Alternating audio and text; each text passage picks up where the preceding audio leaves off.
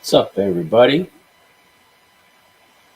Just doing some inking.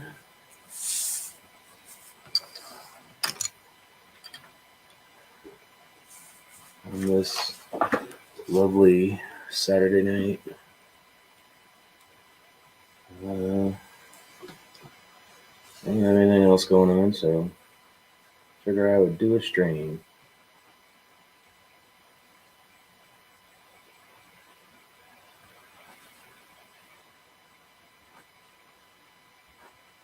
See if anybody shows up. Suppose I should probably share this out, huh? That'd probably be smart. But when have I ever been smart, right? Do do do do do do do do do. Da da da da. Da, da, da, da, da, da.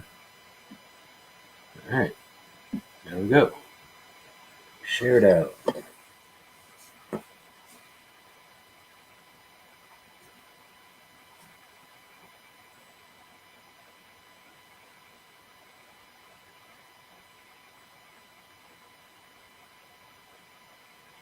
So how's everybody doing? I've been kind of keeping on the down low with some stuff going on. Hopefully things are going to start turning around here soon, though. We'll see. Hey, Nicholas Gear, what's up, buddy?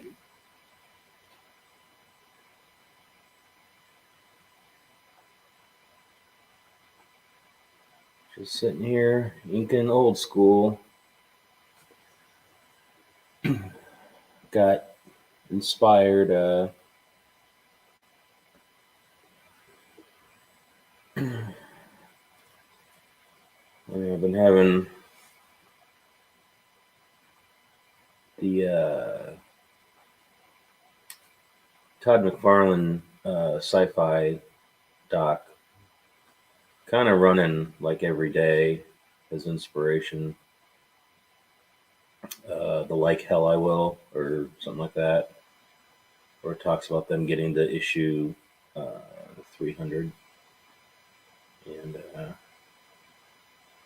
yeah, I got inspired to do some old school inking. Got my different kinds of quills, got my brush. And just gonna draw some happy little lines. Bob Ross would be so proud. Probably not. Probably like, ah, where are the trees? Where are the happy little trees?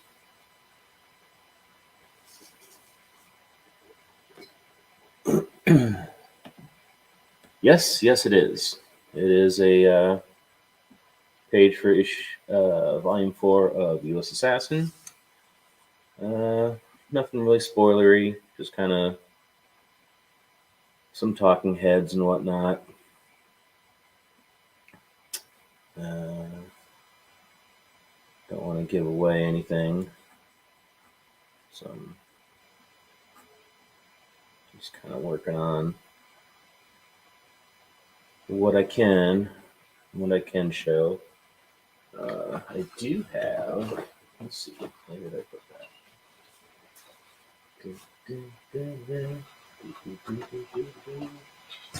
Somewhere. There it is.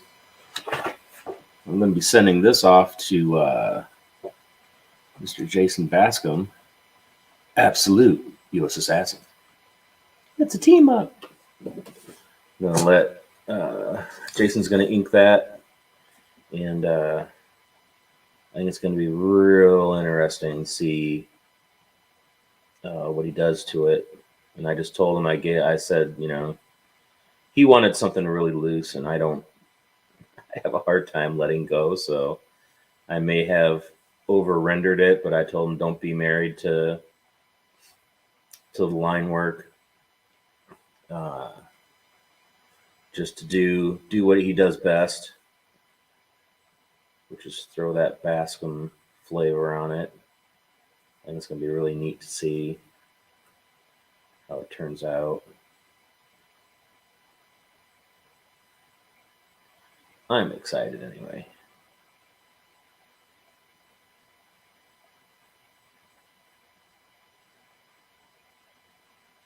So yeah, just inking away. Hung out with my mom today. She likes, I introduced her to Amazon Prime Video. So she's hooked on watching this show called Bosch. And it's a good show. I like it. But I needed to get some drawing done and there's some inking, I guess. Inking.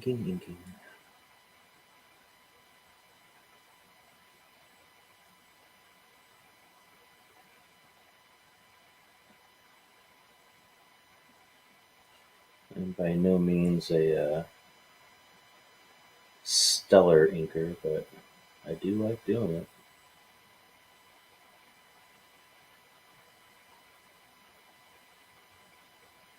And I know after what went on with Volume 1 of U.S. Assassin that I think people are happier with me inking my own work.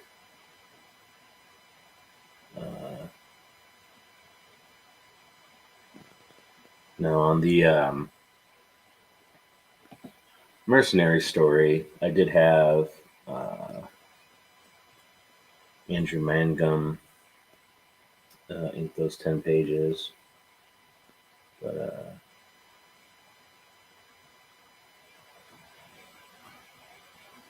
don't think that's going to go any further than that.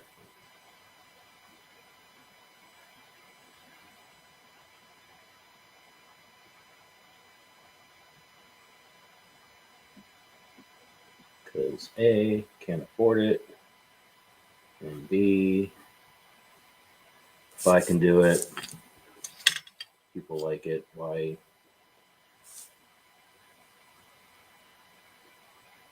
I don't know.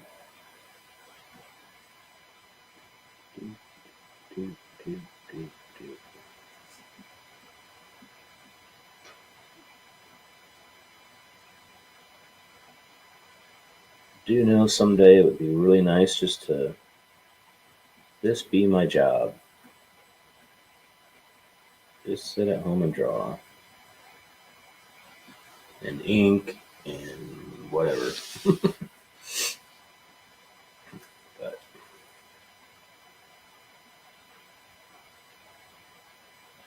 maybe next go around we'll get closer to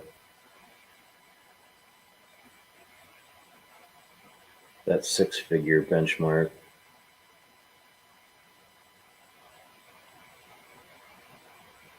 That'd be cool.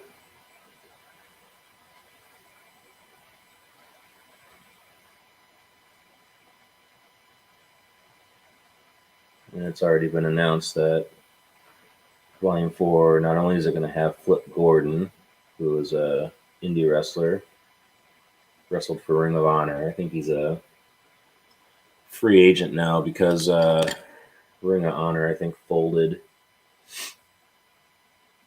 But we're also going to have Roddy Piper. He's going to be our kind of our Sergeant Slaughter to our G.I. Joe. I think, I'm not sure how long we get to use him, but I think it's going to be awesome. So I remember being a kid watching Roddy Piper, and he was like the ultimate bad guy. Just when you think you have the answers, I go and change the question. And then him in the movies, like They Live, and what was it? Something Comes to Frogtown, something like that.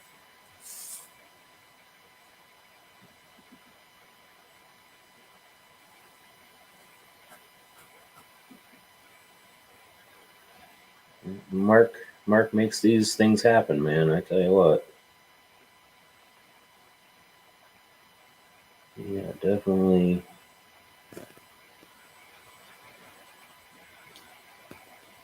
Oh, cool.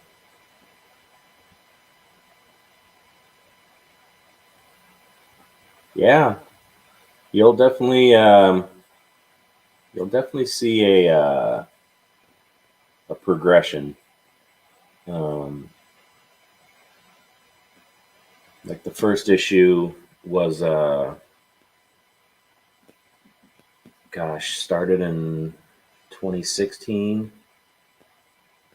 um, and it had 4 different inkers on it. Um,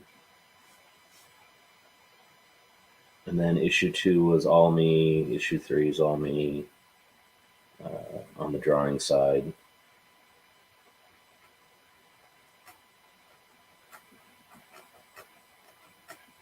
So hopefully you'll see it get better. But awesomely written by Mark Polton.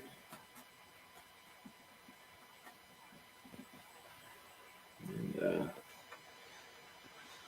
I probably should have cleaned this thing with water first. Let's give it a clog. But I have a hard time finding 102s anymore. They like I bought a box, I think from Amazon. Gosh, it cost me like $30 or something like that for like 12. It was weird.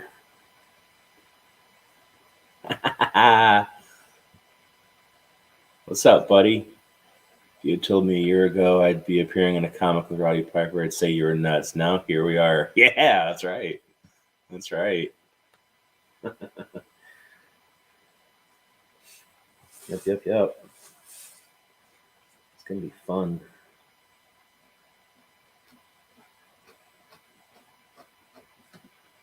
Because let me use up some of this ink real quick.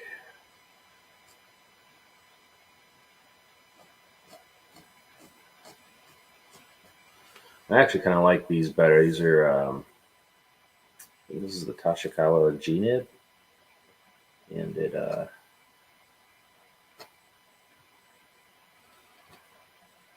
not as flimsy as a 102. I don't know. 102s used to not be flimsy, but I think they're using inferior steel with them. Because, of course, everybody's trying to do cost cutting, and it's not about making a quality product anymore, kids. It's about what affects the bottom line.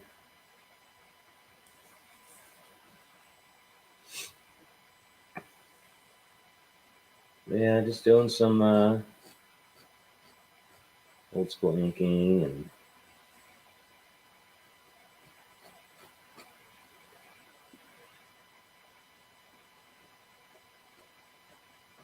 keeping myself preoccupied, staying out of trouble.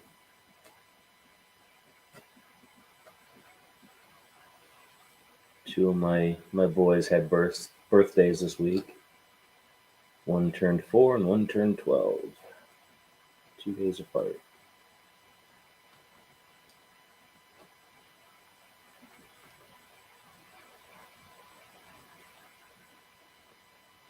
We're a little busy around here. And I invited some people. I don't know if anyone will show up tonight, but it was just me and you guys, that's cool with me too. Just gonna hear me ramble and talk about back in my day. All right, real quick, let's see, since bat on my face is here. Let's see.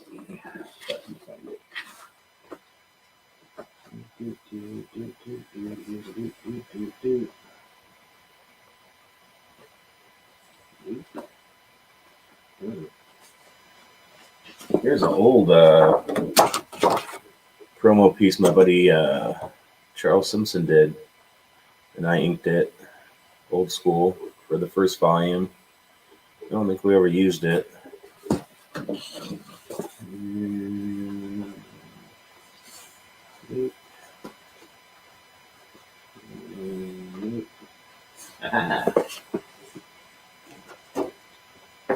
Who's that handsome guy right there? Dun, dun, dun. Of course, it's not going to focus. There's bat on my face. There's Nefarious. And some other folks. There's OC Steve. They're all squaring off. Sensei Steel. And after they do that, they're going to get a tongue lashing from Roddy Piper.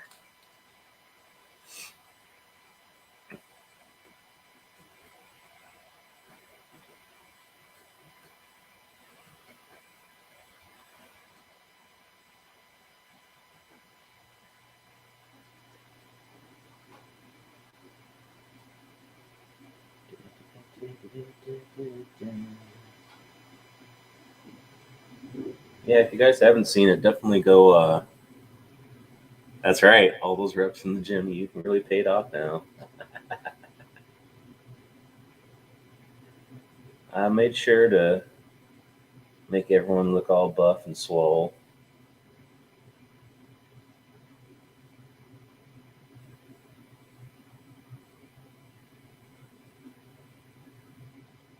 I'm gonna let you down.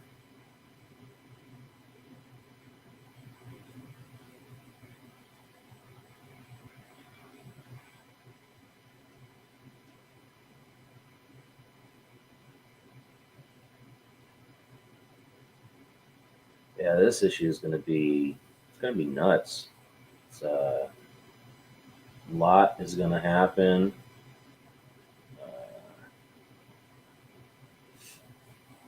I know you guys already have your issues, so it's no spoiler that who makes appearances in the back of it. So that's just tip of the iceberg. So you got all that, and outstanding. I'm used to being swole, but not buff. Oh man, I need to get to the gym. Start lifting something other than donuts to my face. That'd be nice.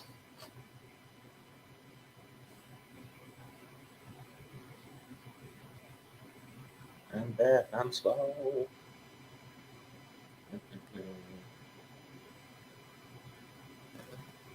Yeah, I sent the link out to Mr. Jason Unhinged Entertainment Bascom, but he might be working tonight. I didn't know.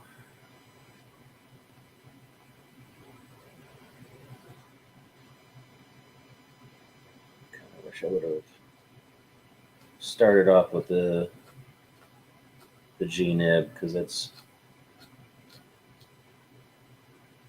behaving more like what I wanted out of the Croquel that I was not getting. So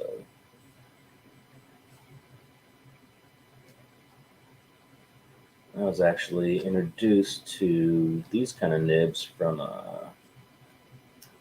watching some videos of an artist named Simon Fraser, who worked for 2000 AD.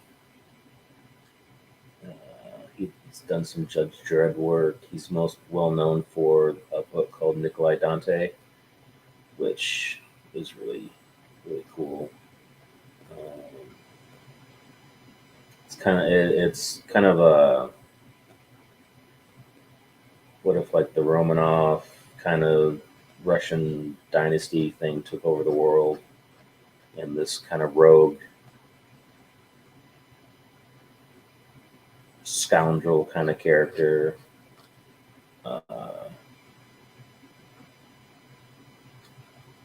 had some like royalty in him that he didn't know about. It's really cool. It's a lot of cool volumes. I think DC put some of the trades out. I don't think I have any of them with me here, but they're all up in the bookshelf. Um, yeah, there were some YouTube videos where I think he's drawing a cover for one of the trades, or one of the issues, and he talks about his tools, and he's a collector of old nibs and stuff. Talks about kind of the history of nib inking and stuff like that. It's really cool. He's a cool dude. I actually started talking to him on Facebook, and then I think he accidentally thought I was Mick McMahon, the famous Judge Dredd artist. And, but he still talked to me after he found out I wasn't him, which was cool. Yeah, some more figure work. It's hockey. What's up? What's up? Don't you and Allie normally stream late at night, or is that just on certain days?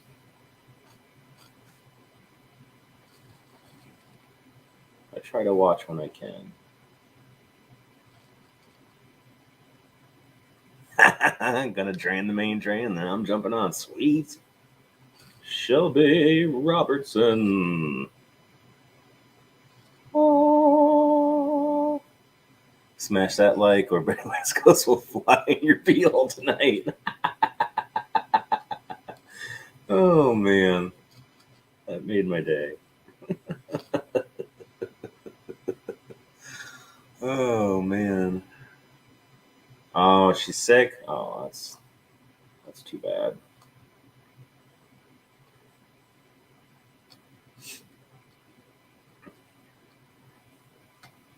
Well, I hope she gets to feeling better. I hope it isn't the vid that got her. Seems like everybody is getting that, especially at my day job. People are gone for a couple days, and then, or for a day, and then if they're gone for more than a day, you realize, oh yeah, they're out because they have to quarantine, which kind of sucks. But start a new position on Monday where I will be all by my lonesome. I don't have to deal with any of the day job BS. People just want to cause drama, so I'm going to be driving a fork truck. So the worst thing that I'll have to deal with is people yelling at me for their parts, which is fine by me.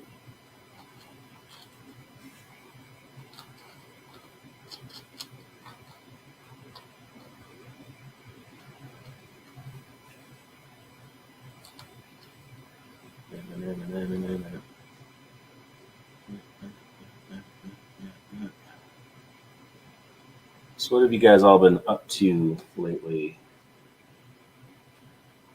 Anything interesting going on in the wide world outside of the basement?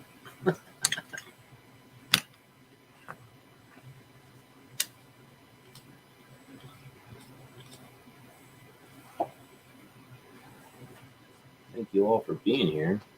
Appreciate it. Dun, dun, dun. Speak of the devil. El Diablo. El Diablo. Hello, You- Mr. And yeah. Huh? Oh, I have YouTube on like an idiot. Did you send me that picture yet? The picture I drew Yeah, for yeah. you? Yeah. Not yet. I have to get Okay. to. No, I was just curious. I didn't know if I like missed it. What's up? What's going on, man? Just doing some old school inking and stuff. Nice. Yeah, I have to get to the house that has the scanner printer.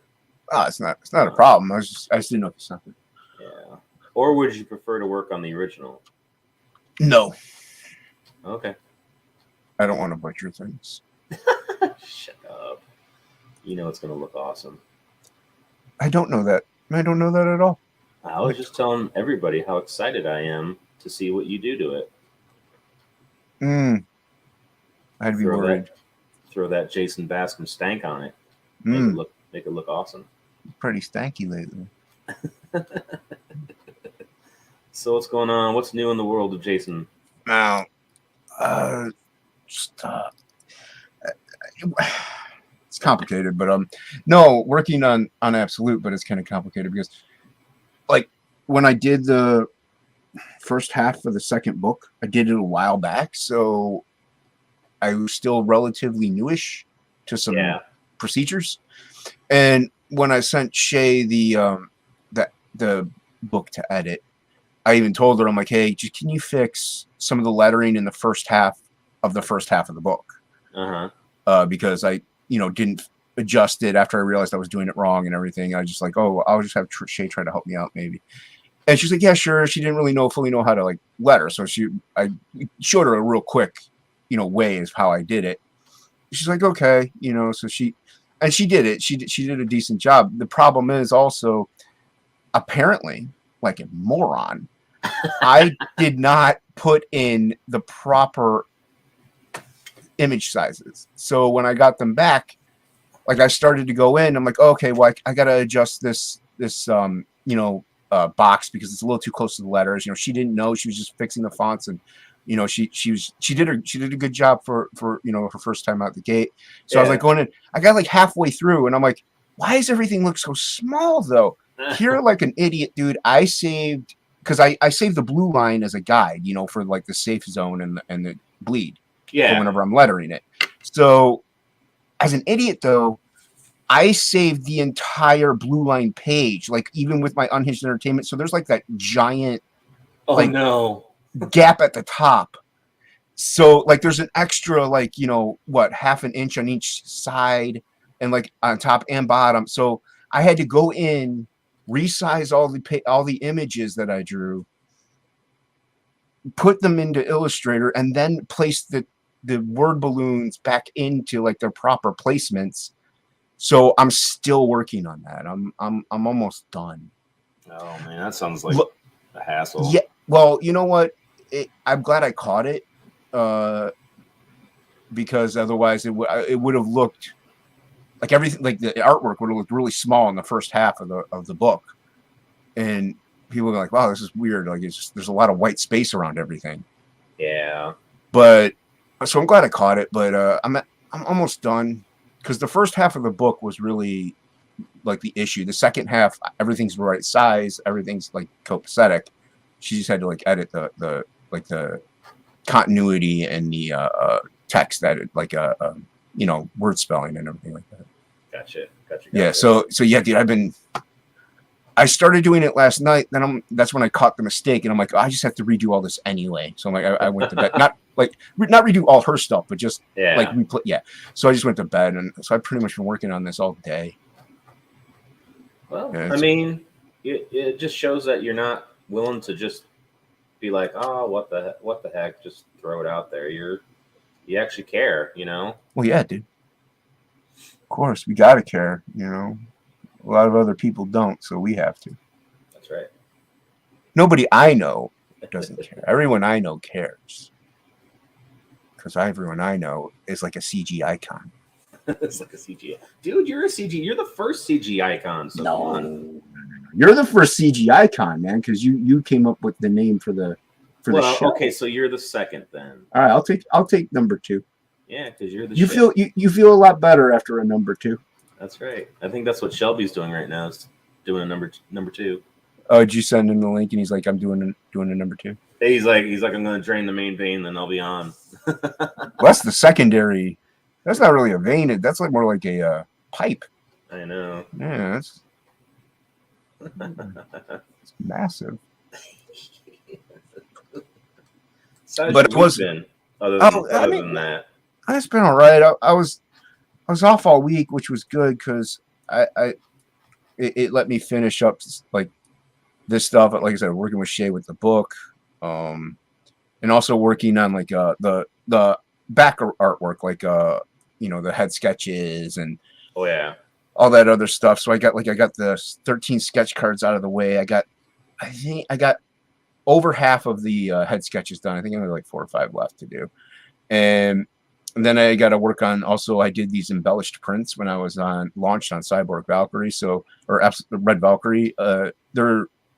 I drew Psy, for the trading card and stuff. Like I drew that, but what I did was I take that line art and then I make an 11x17 print of it, black and white, or like maybe like a hint of color for something. But then I add watercolor on it. And I'll ink it. And so it's like it's an embellished print at that point. So it's like an original piece of art. Nice. Yeah. So I got to finish those. So those are like the kind of the last. Those might go out last almost. But I've also been sketching up some Frog G stuff. So. Nice. It's been a busy week. The Frog G stuff. Yeah, dude. We're Ink and I are working on it, man. We're chiseling away at stuff. Talked with him for a little bit. Fleshed out some more ideas. So we're gearing up things, man. We're gonna have a few pages done, hopefully, maybe 3 or 4 pages done before we do the pre-launch. That way, we'll have artwork on the pre-launch. Nice. Yeah. So it's gonna be cool, man. I think it's always good to have like a couple of projects going. Oh, dun dun dun dun.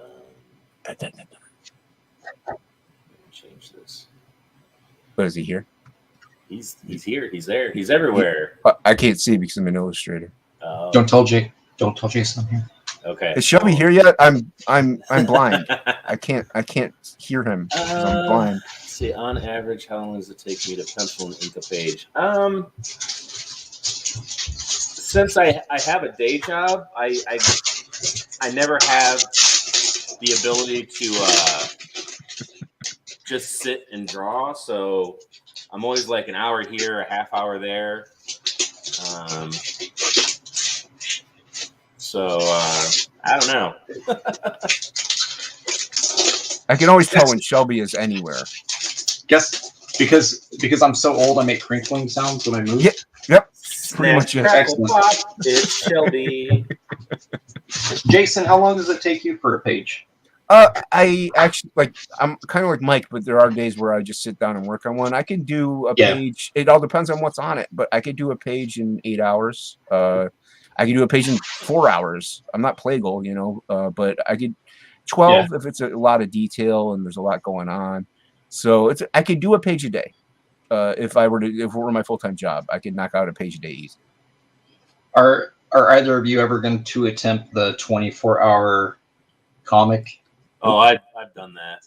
It's you did. How many pages did you finish? 8. 8. Oh wow! I did one in 2012. 2012, I did one, and we managed to finish 16 pages. I just did pencils. Oh wow! But my approach, they were basically just very rendered layouts. Right. And also I made the mistake. I should have drawn them. like flipped an 1117 sideways. I was drawing them full size Oh, for yeah. some stupid reason. I wish I would have And thought of yeah, we never completed it because the letterer left and never came back. that. Yeah, you kind of need a It was some letterer for DC. He lives up in Mesa, Arizona, and they do. They bounced, and so yeah, we never finished it. But yeah, the I got the artwork all done. scans. I got the scans of all the art. I gave the originals away. I don't remember Yeah, who but got them. You finished the book. You finished your part within the 24 hours, though. Yeah. I mean, Yeah, I was pretty yeah. much, dude. I was around hour 20 because I had finished working a 12 or 16-hour shift after only having 4 hours sleep the night prior. Oh, That's yeah. crazy. So it was basically like 4 hours sleep on 2 days after. So around like hour 18, 19 of it, I was fading. I was like doing that falling asleep with a pencil in my hand thing, like nodding Yep. off. Oh, You're yeah. not okay.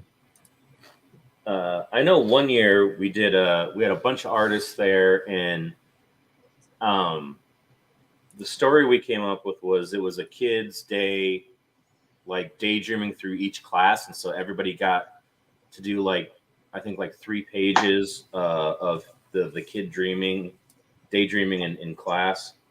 Mhm. And I think one person got like gym class and he fought like this basketball robot or something, playing dodgeball.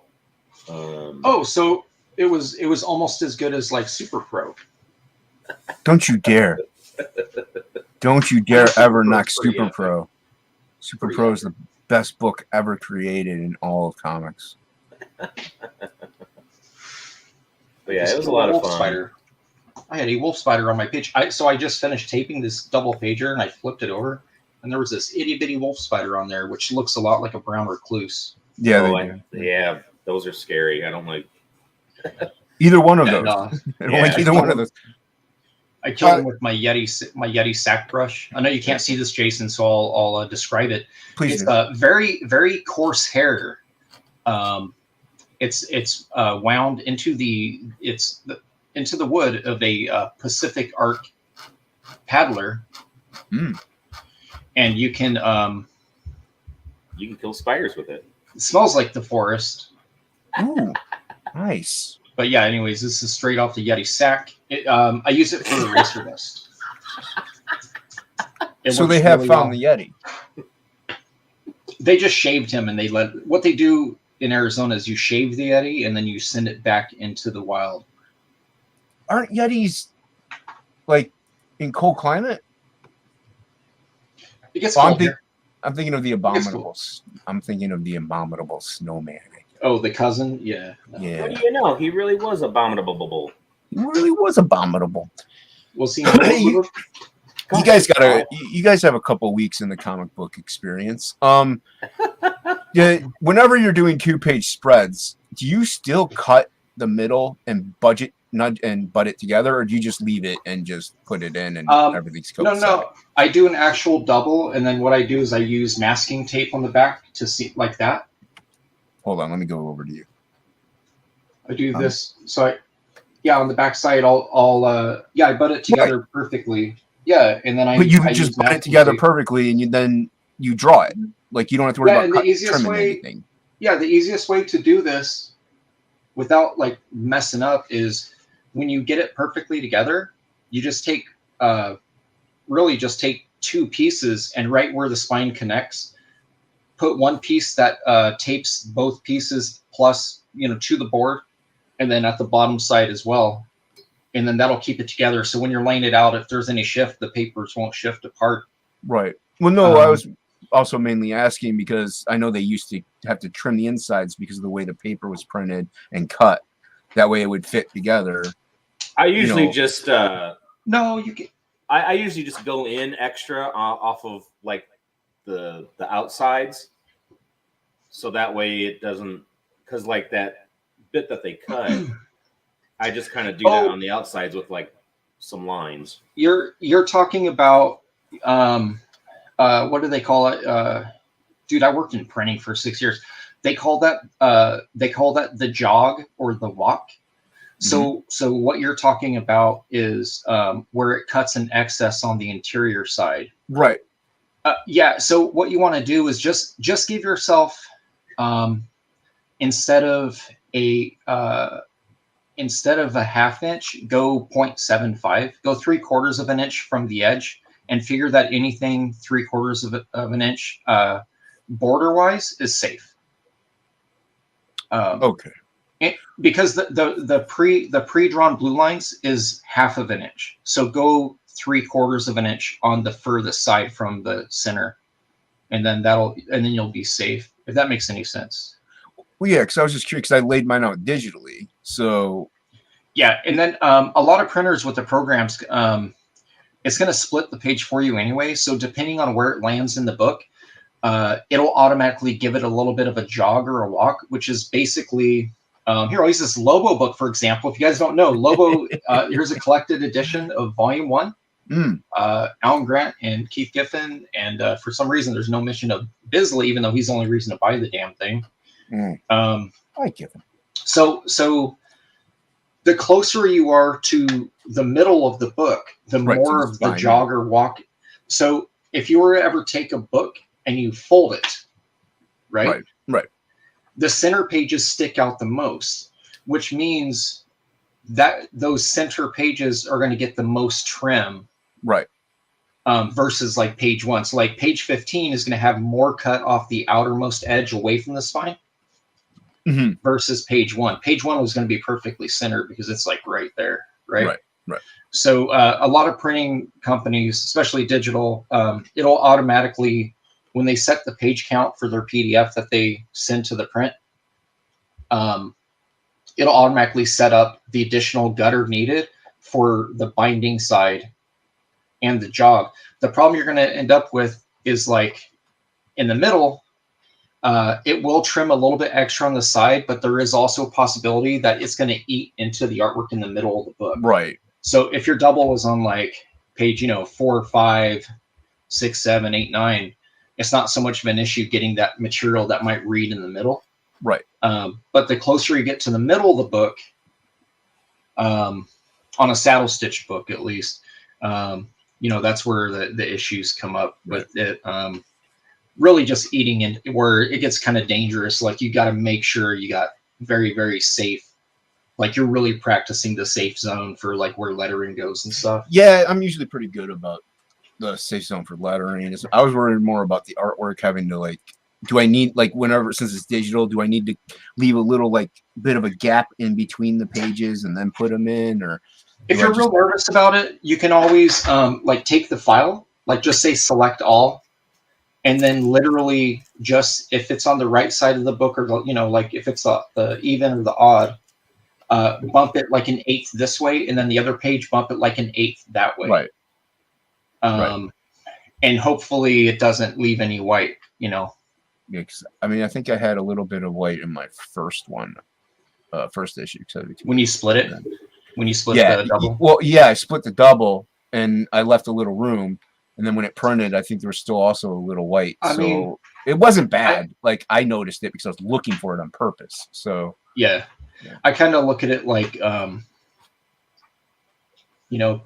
like comic books. I mean, you know how it is. Like comic books are comic books. Like I've seen it in professional books, and then I've seen, especially in the Image, because everyone during the beginning of Image, everyone was doing those double pagers.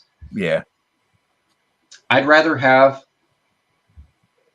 a double that eats too much artwork in the spine versus this thing where it shimmies. Yeah. Well, no. Where sometimes they would hand off the colors, like one colorist does half and the other colorist does the other half, and then someone does the central figure portion, right?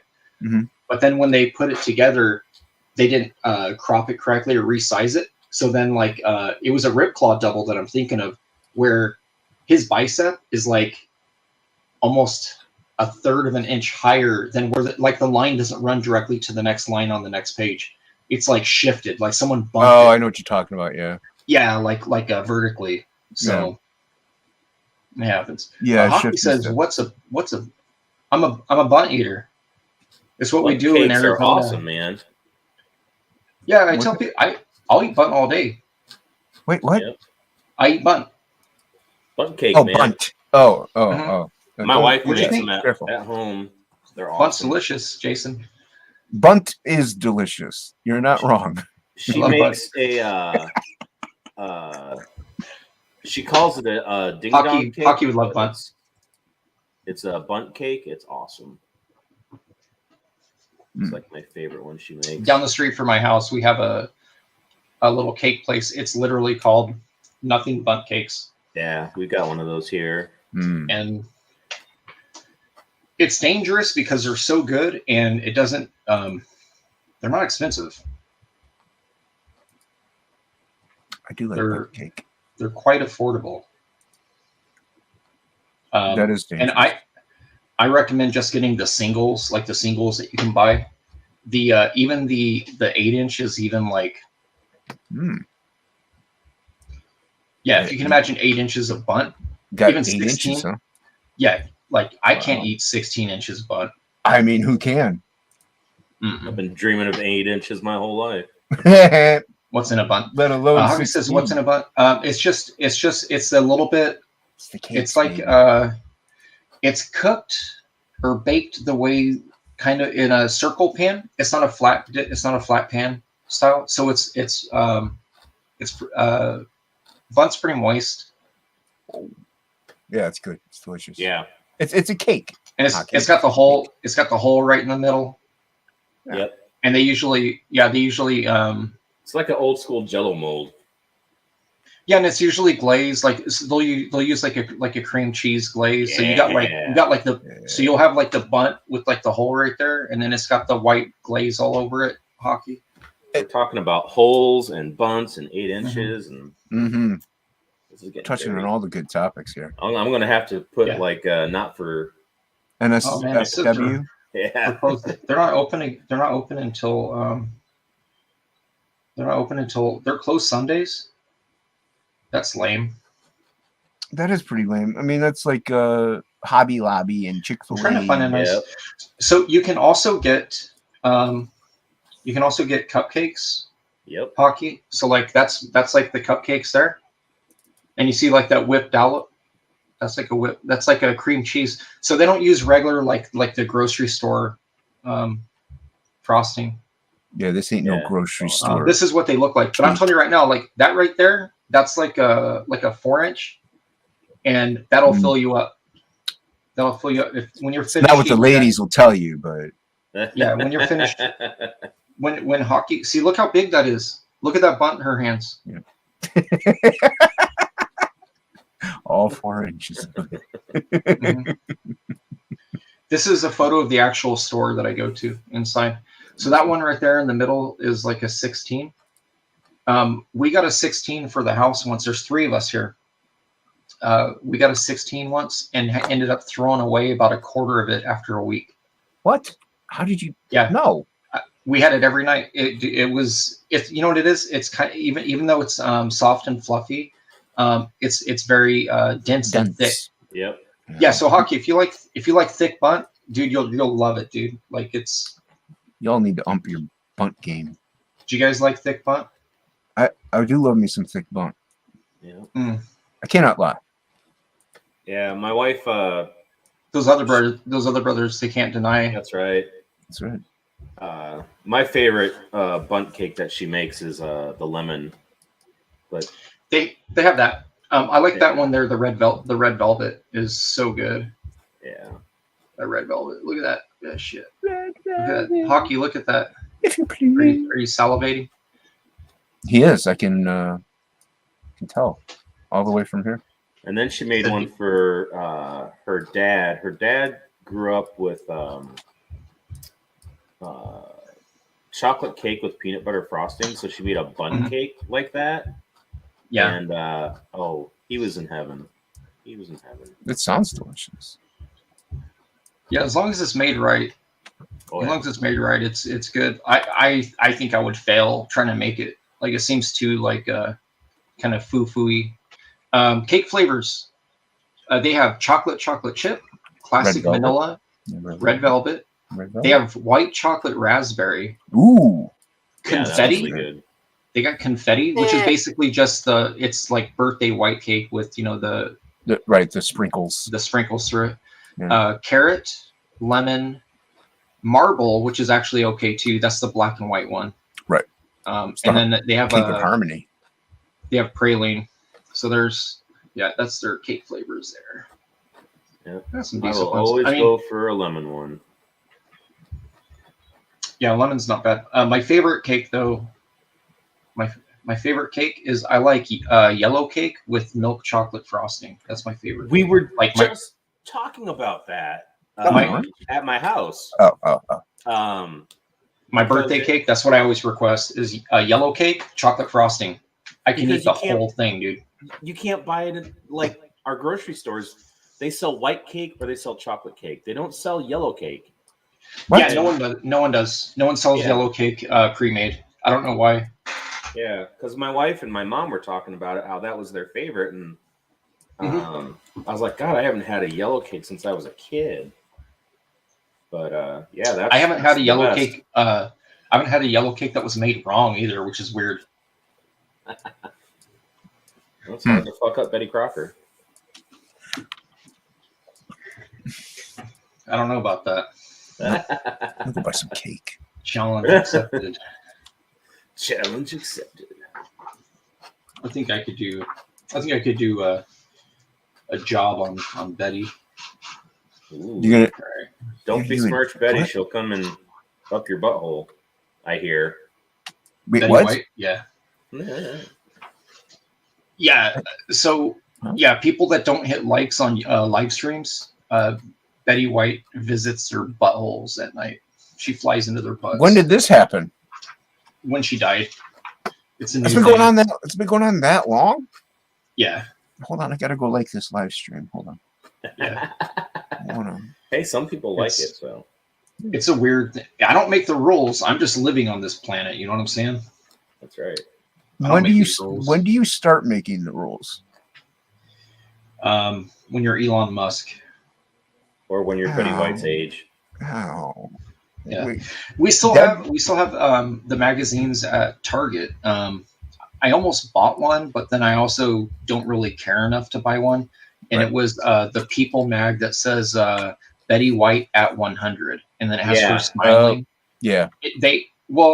They have to print those like a month in advance. Yep. So, and then she died right before. But they all shipped. But when that happened, everyone who had a subscription got theirs a week early, so they were eBaying them for like 40 to 60 a pop. I saw one for 100. That's because ridiculous. It didn't have the stamp. It didn't have their address stamp, you know. So I don't know. Mom still has hers. It's a bubble, pretty much. I mean, they're going to be worthless in about a week. Like in all reality, there's so many. They're already, they're as worthless as a Greg Jeffries rated rookie Donruss trading card. Who? Ouch. What's up, Double Flyer? Double Flyer says hi to everybody. Oh, what's up? Hockey says, okay, back, educate me, yellow cake. We already talked about yellow cake. What time is it? 9:53. He was here. He heard it. It's 11:53. Oh, I'm looking at my time. It's 10:55 for me. I'm in Russia, guys. All this time, AM. All these times are inaccurate. It's ridiculous. Yeah, it's 9 a.m. here in Moscow. 9:55 a.m. Are you hanging out with Phil? Is that what it is? The commie? Oh no, that's Billy. Oh, Billy's Billy. the commie. No, you're talking about Billy, dude. Talking about Billy, yeah. Yeah, Sorry, Billy. Billy.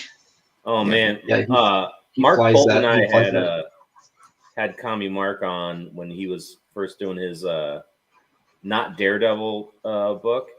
Oh my God, my face hurt so bad from laughing. Like I had never laughed so hard in my whole life. That dude is hilarious. Yeah, like Commie Mark. He at least says he's a commie. Unlike some people, Billy. I know Billy's watching. I know he's watching.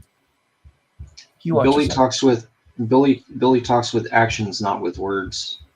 That's right. And his actions are him burning the American flag while dancing on its ashes. He's actually the one. He's actually the one that was happy about Superman. What? Not saying the American way. Yeah. Yeah. Oh, Billy. Well, I thought Silly you were talking Billy. about he was happy that Christopher Reeve fell off his horse. Oh, geez. Oh. I was like, that's Oh, okay. horrible. That's pretty bad. That's pretty hardcore, Billy. Billy, why are you laughing at Christopher Reeve falling off his horse? It's not funny.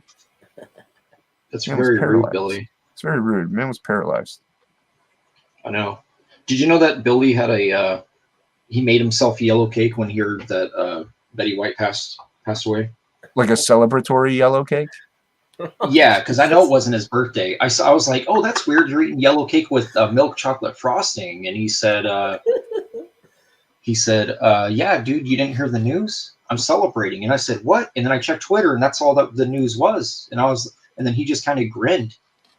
I was like, okay, Billy, that's not very nice. Yeah, that's pretty morbid. You're a monster, Billy. He's a monster. Yeah. Meant to have a word with him or two. But I said, I had asked him. I said, I know you didn't get that from the store, so who made you that yellow cake? And he said, oh, you mean my golden cake? Some girl. Look, Oh. that is just horrible. Yeah, he's throwing shade. Oh, Billy. Sadie, No. so Billy. Sadie's- Oh, Billy. Sadie's so Billy. Yeah, I thought we can't were believe that friends. guy sometimes, man. But yeah, he's got that great big communist flag. Yep, hanging in his window. Yeah, it's right there so his neighbors can see it. It's just right in their faces. Mm-hmm. It's like, Letting them take know. that, America. Yeah. In your face. Well, he's like, I mean, he was sent here to usher that shit in, so I'm not surprised. He was first in line, really. The bread line. Mhm. I'm almost done. It's the first half of the book. Are you working on some rage-tality, Shelby? Yeah. I'm doing a double pager right now. What issue are you on? 14? Yeah, I finished 3 issues yesterday, so I'm on issue 28. Oh, nice, man. They're all $5 100-page graphic novels. Yeah, they're $4. They're $4.99 free ship Oh, of course. each book. Sounds about right. God, everybody's channeling Plagal, man. Well, we gotta pump them numbers, man. We gotta up our game. That's right. I mean, it doesn't matter what the books look like, as long as they're out there. Yeah, I was just gonna say I could do a book a week. Whether or not backers would stick around is another question. This is true. Yeah, I heard Dan's like already like 12, 15 pages in on that 64-page Goblin War book already. Like, whatever. That's crazy. Hockey said Billy Tabasco. Double Flyer is asking how much money you raise for your little one show. Oh yeah, yesterday I did a stream for my daughters. They have a readathon for school. Oh yeah. So I was like, you know what? I'll just throw the link up. We raised $125. Oh wow. Like that. Nice. I mean, for kids, like, and also thank you for any and everyone that supported that. That's it's a thing they do with school. Right. Yeah, I know about it. I don't remember my boys doing that. Yeah. But every kid, it's funny because every kid has their own link, so that they can track which kids bring in what. And then what they're doing is the classroom combined, who brings in the most. They're doing things like where they get to duct tape their teacher to the wall, and then another one. It's kind of crazy, man. Another one is where the teacher has to spend the night on the roof. That's Oh sounds geez. Well, let me just torturous. tell you right now, it's like 28 degrees at 1 a.m. here. So I don't know how that's Right. going to work. I don't think they'll do it in the wintertime. I mean, they might, dude. Meth is People are one hell of a stupid now. drug. You know what I'm saying? Okay, you ain't lying, So- Bell. Yeah, they That's- might. It's pretty impressive, man. 100 and something bucks. Yeah, dude. Yeah, she's happy. I'm glad. I thought she Yeah. might get like one. Oh no. So, yeah, she got a handful of tins and whatever. Right. Yeah. So, but the thing is too, they want to make sure they're like parents because they see the names. Right. They're like They want to make parents sure it's can't- not your. Yeah, it's not you Yeah, doing it. which I mean, we did. We had grandma has a different last name, so we had her. Well, do one. I mean, also here at Comicsgate, we know how to funnel money through channels to make it look like other people. have Yeah, all you do is donated, Yeah, so every time you hit that like, it allows me to send another $1 to my agents, right? Is that Right. how it works? We have agents. Yeah. It's easy. Sweet. Sounds legal to me. Perfectly legal. Yeah.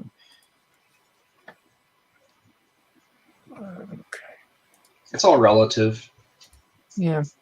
As in, my uncle does all my funneling. Hey, family, it's family. They don't betray each other. Right.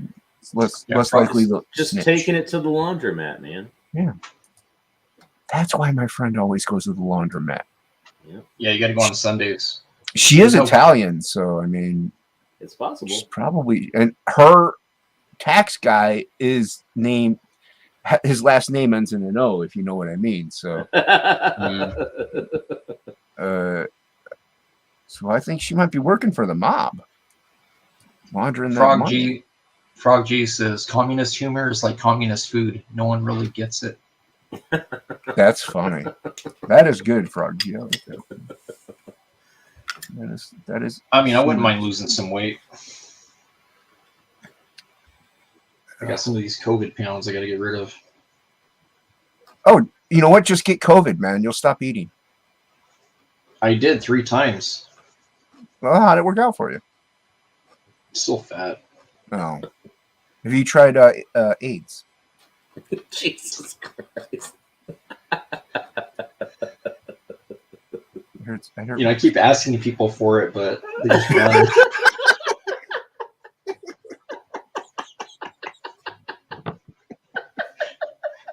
I'm like, I just need someone to spot me, please. Man, I can't even lift weights anymore.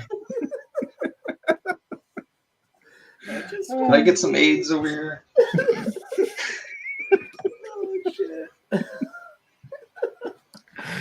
Oh, shit. we're the worst humans ever. Every day's late day, I guess. Oh, why is there a red dot there? Oh. Oh, that's the FBI. That's why the red dot's there. Aren't FBI guys? As long as it's not pointed at your head. Oh, it's on. Every time I hear someone say something about dots, I always think of this guy that I used to work with who he used to say, I got to go make dots. And I just thought that was a really weird way of saying you got to go take a dump. That's hilarious. Yeah. It's so weird. Like, why would you call it that? Yeah, I got to take the Browns to the Super Bowl is what my brother used to say. Yeah. I've heard that one because I live in Cleveland. So, yeah. Oh, that's why I have that there. Jason, you're an idiot. Jason, you are not an idiot. You are a genius. Not whenever. Yes, No. whenever. He's gonna blame it on me. Whenever Shelby's around. It is Shelby's fault. It's all right. I'm used to it. Something has to Got a be house of Shelby's women, fault. dude. Oh, Yeah, tell me it's about definitely Shelby's fault. It's the way it is. Sure, hockey knows. it. Just the way it is. Well, it actually is always hockey's fault, though. So there's nothing to do with this living situation.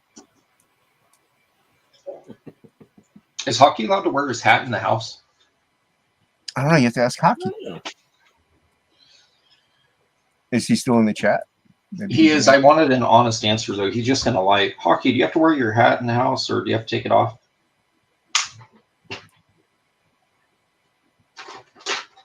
Is that like a representation of his manhood?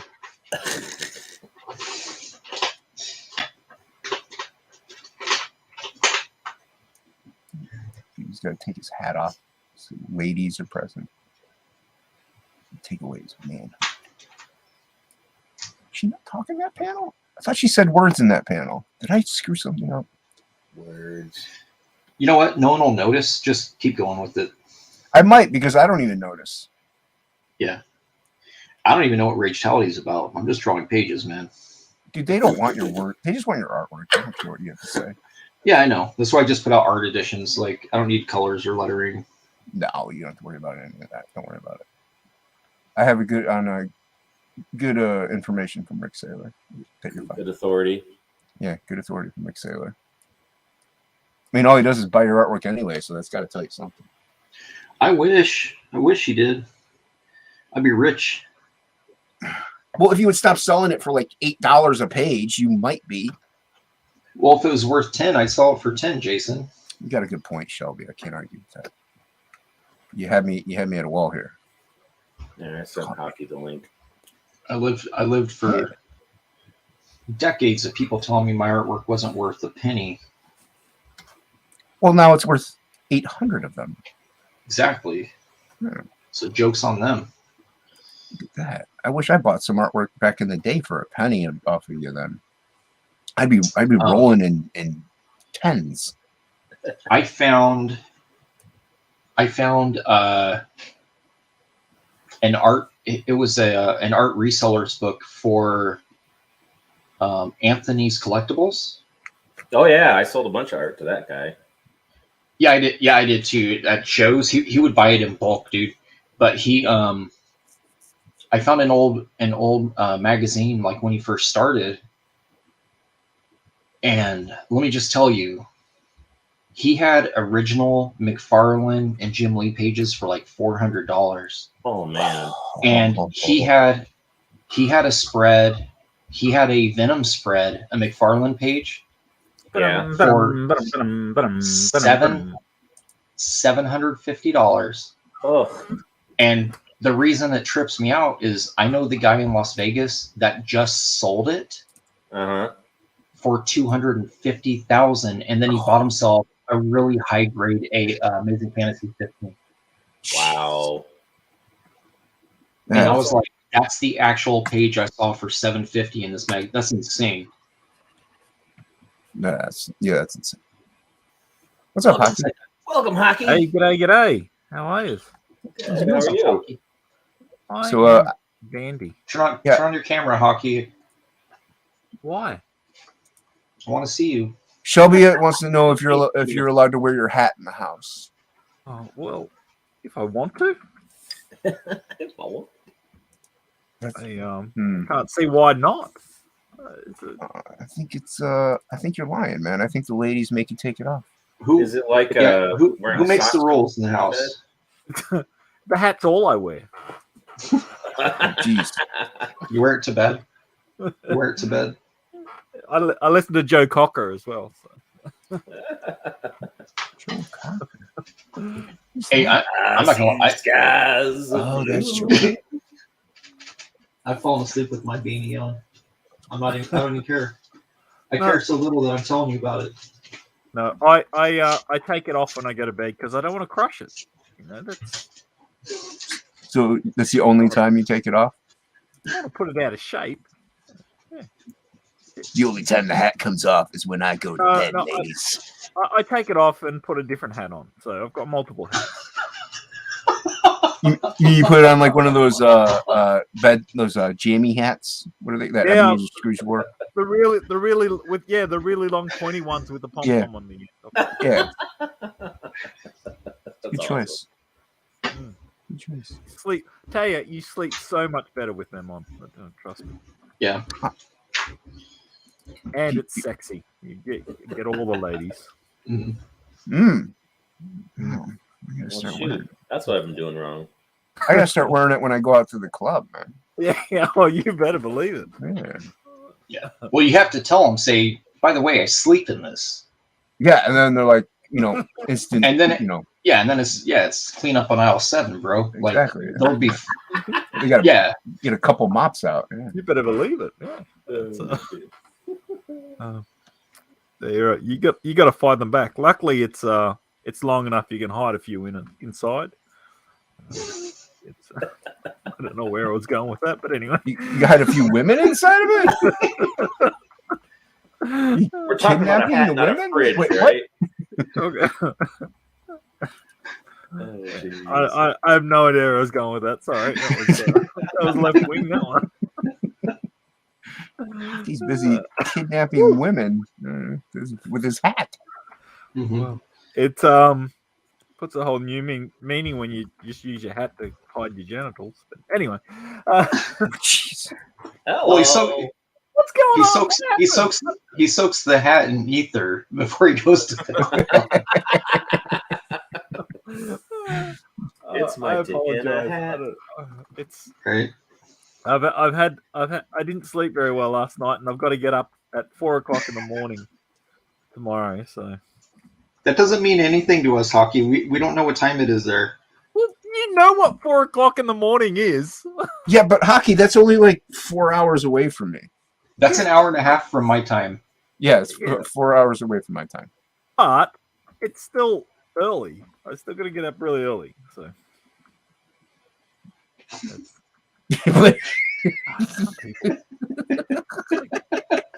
Can I buy you a drink? Smell my hat. Smell my hat. Does it smell like chloroform to you? Smell my hat. Smell my hat. Does this smell funny to you? You think he just goes with like an empty van and just loads it up and then like leaves? Smell my hat. Oh my. Windowless van. Smell it. You need to put that in a frog G. Smell my hat. Do No. you smell the smelly smell? You know, maybe we'll make him wear a hat the first couple pages, just to work that joke. Or Just in put the background. Just in the background, just put a weird. Make me like if it's an anamorphic creature, make me a sloth and just put me in. Have him Yeah. stuffing women in the back of a van. We'll just do it while Frog G is fighting like the first villain, and just way in the background is a sloth with a hat on, and you can With a see a hat. little bubble. You have to kind of zoom in to read it. If you do digital, you have to scan it, zoom it in, and it'll say "Smell my hat." Smell my hat. That's it. That's it. I want to actually. I want to see you draw a sloth with a hat and a bow tie. So, Why do I have to draw it? aren't you drawing Frog G? Yeah, but you could draw a sloth with a hat and a three. You could draw a 3-point baller. Baller. I wish I was a little bit taller. See? Yeah, I wish I was a baller. Wish I had a girl if it did, I would call her. I learned about that yesterday. Yeah, Hockey's well versed now on Skilo. I can't say I was happy to learn it. But, Oh, you were overjoyed. Don't lie. you got me there. You went around smelling hats afterwards. This one's musky. Mm. I want to be in that Facebook group. Hat smellers. Hat smellers. That smellers unite. That sounds like it would be in a Facebook group, right? Way in the background, Hockey's haberdashery. Haberdashery. All right, so these next few pages should actually be the right sizes because I scanned them in and I did them right. It's tasty. Yeah, I notice Hockey keeps getting better. Every time Hockey posts a new sketch, it looks better than his last sketches. Better. Yeah, always improving.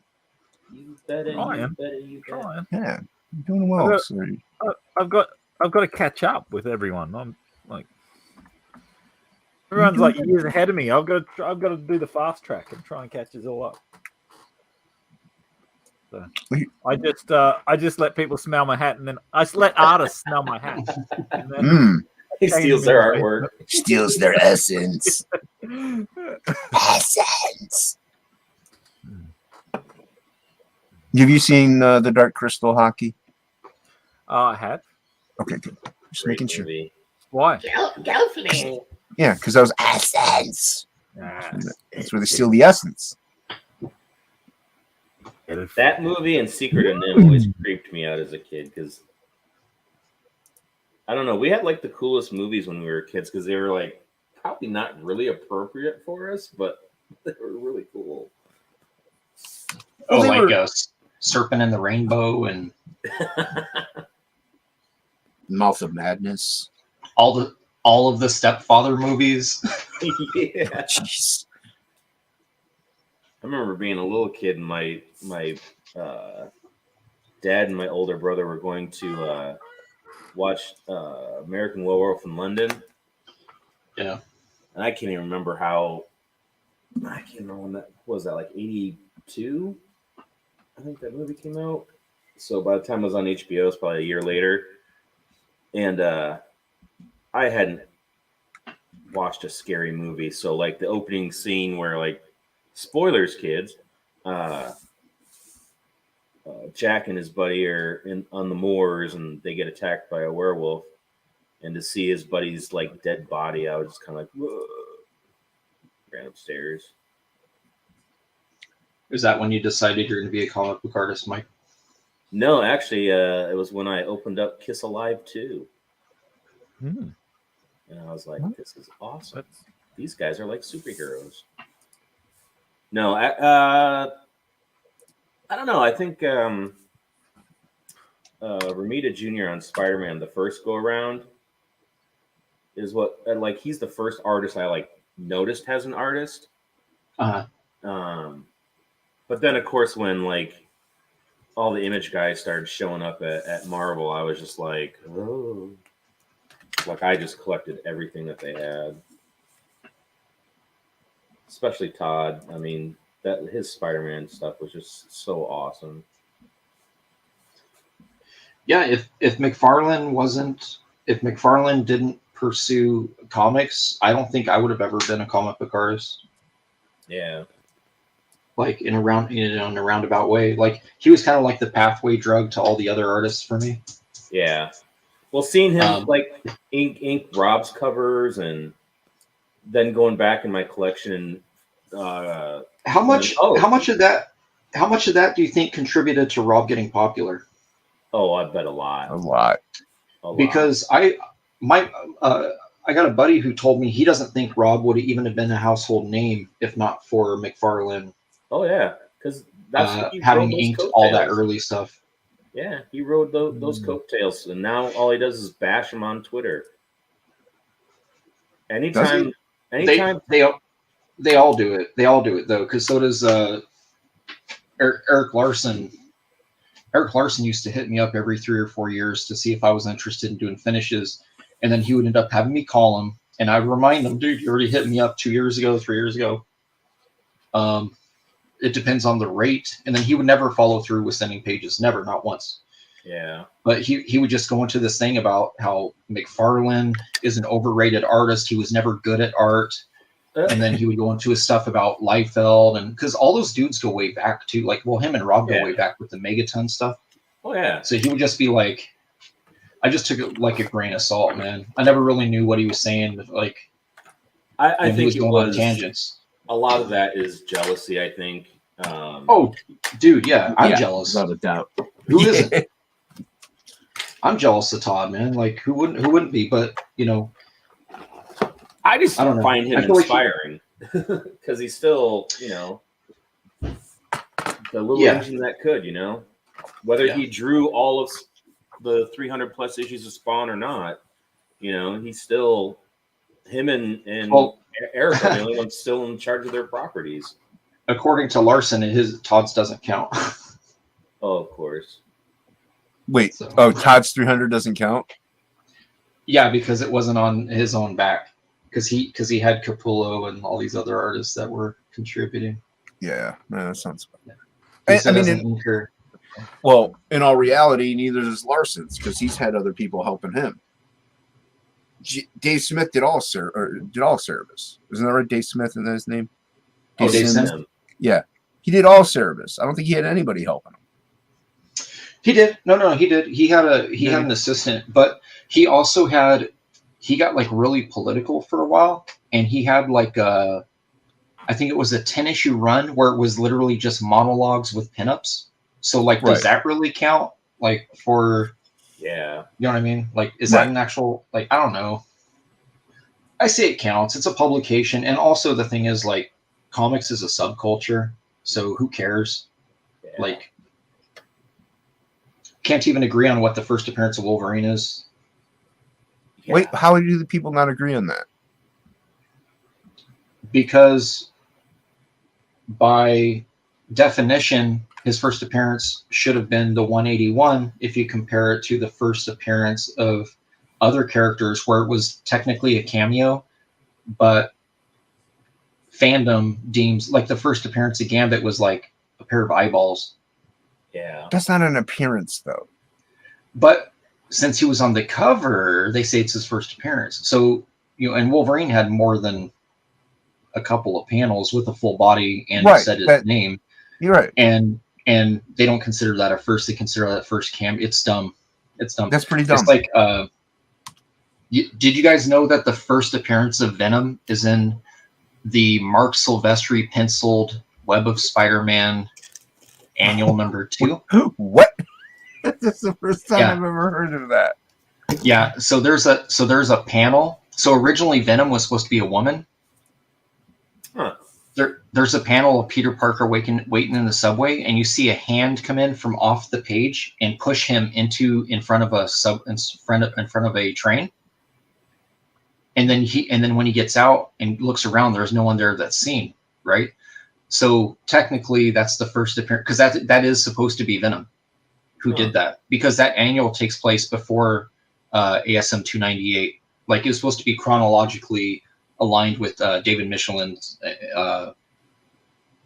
his idea for the character, and then they switched it up later. Interesting. Think you're a nerd, Shelby.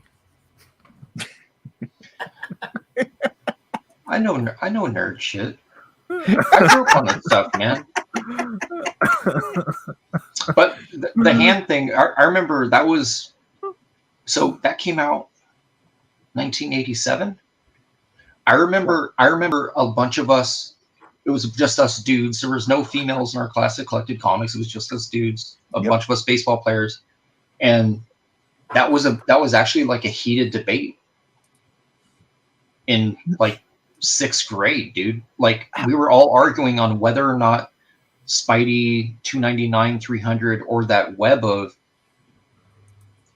was the first. And there's people saying, well, he's not even in Web. And we were like explaining, like, no, if you read it and you see what happens, that's actually Venom's hand pushing Peter Parker. Like, he already had a grudge against him, but they flipped the character, so it looks like feminine hands pushing him in front of the train. Yeah, but and they never explain it, dude. They never explain it. But that was Dave Michelin's idea, is that it was going to be this like unseen person that's like messing with Peter Parker through like a few issues, and then reveals himself to be Venom. Yeah, but that's not a first appearance. I don't, like 299 isn't. That's a cameo. It's first appearance is a first appearance. Like, And cameo exists to be cameo, right? So I don't know. Did you know that Cameo had that song "Word Up"? Word up. Do you like that song "Word Up," Hockey? Can you sing a few bars so I know what it is? I don't think you can. No, I have the voice of an angel. It'll actually get a copyright strike on mine because I'll sing it so good. They'll be like, "Oh, these guys are streaming live music, copyrighted music."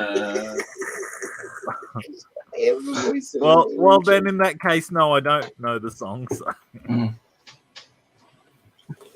Here, Did anybody get this? You can just pull up the What is music that? video. It is the Wildstorm No, Legends. Are they going to offer that again? I just got accepted to the freaking group, dude. This is I the want that. second. This is the second printing. I don't care. I still want So it. I don't know if they will. So But, there's a Wildstorm group on Facebook that does, and those are all actual like photo scans, like just like the artist editions you normally get, and they do small runs of Wildstorm artists, and you have to buy it in the group, and they only run it once.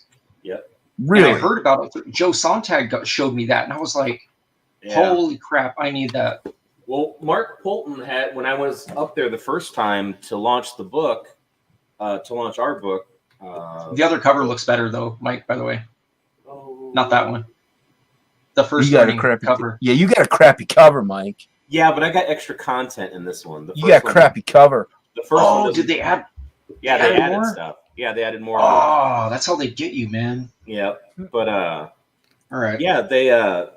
I saw it at Mark's, and he also has the Nick Manabat one. And I was like, man, this is really cool. Where'd you get it? And he explained. He's like, you're part of the Wildstorm group. You didn't see it? I was like, no. So then he goes, I hear they're doing a second printing. Mhm. And at the time, I didn't have the money for it. But Dan Fraga's brother, Robert, we worked out a deal where he got some artwork. And he paid for it for me.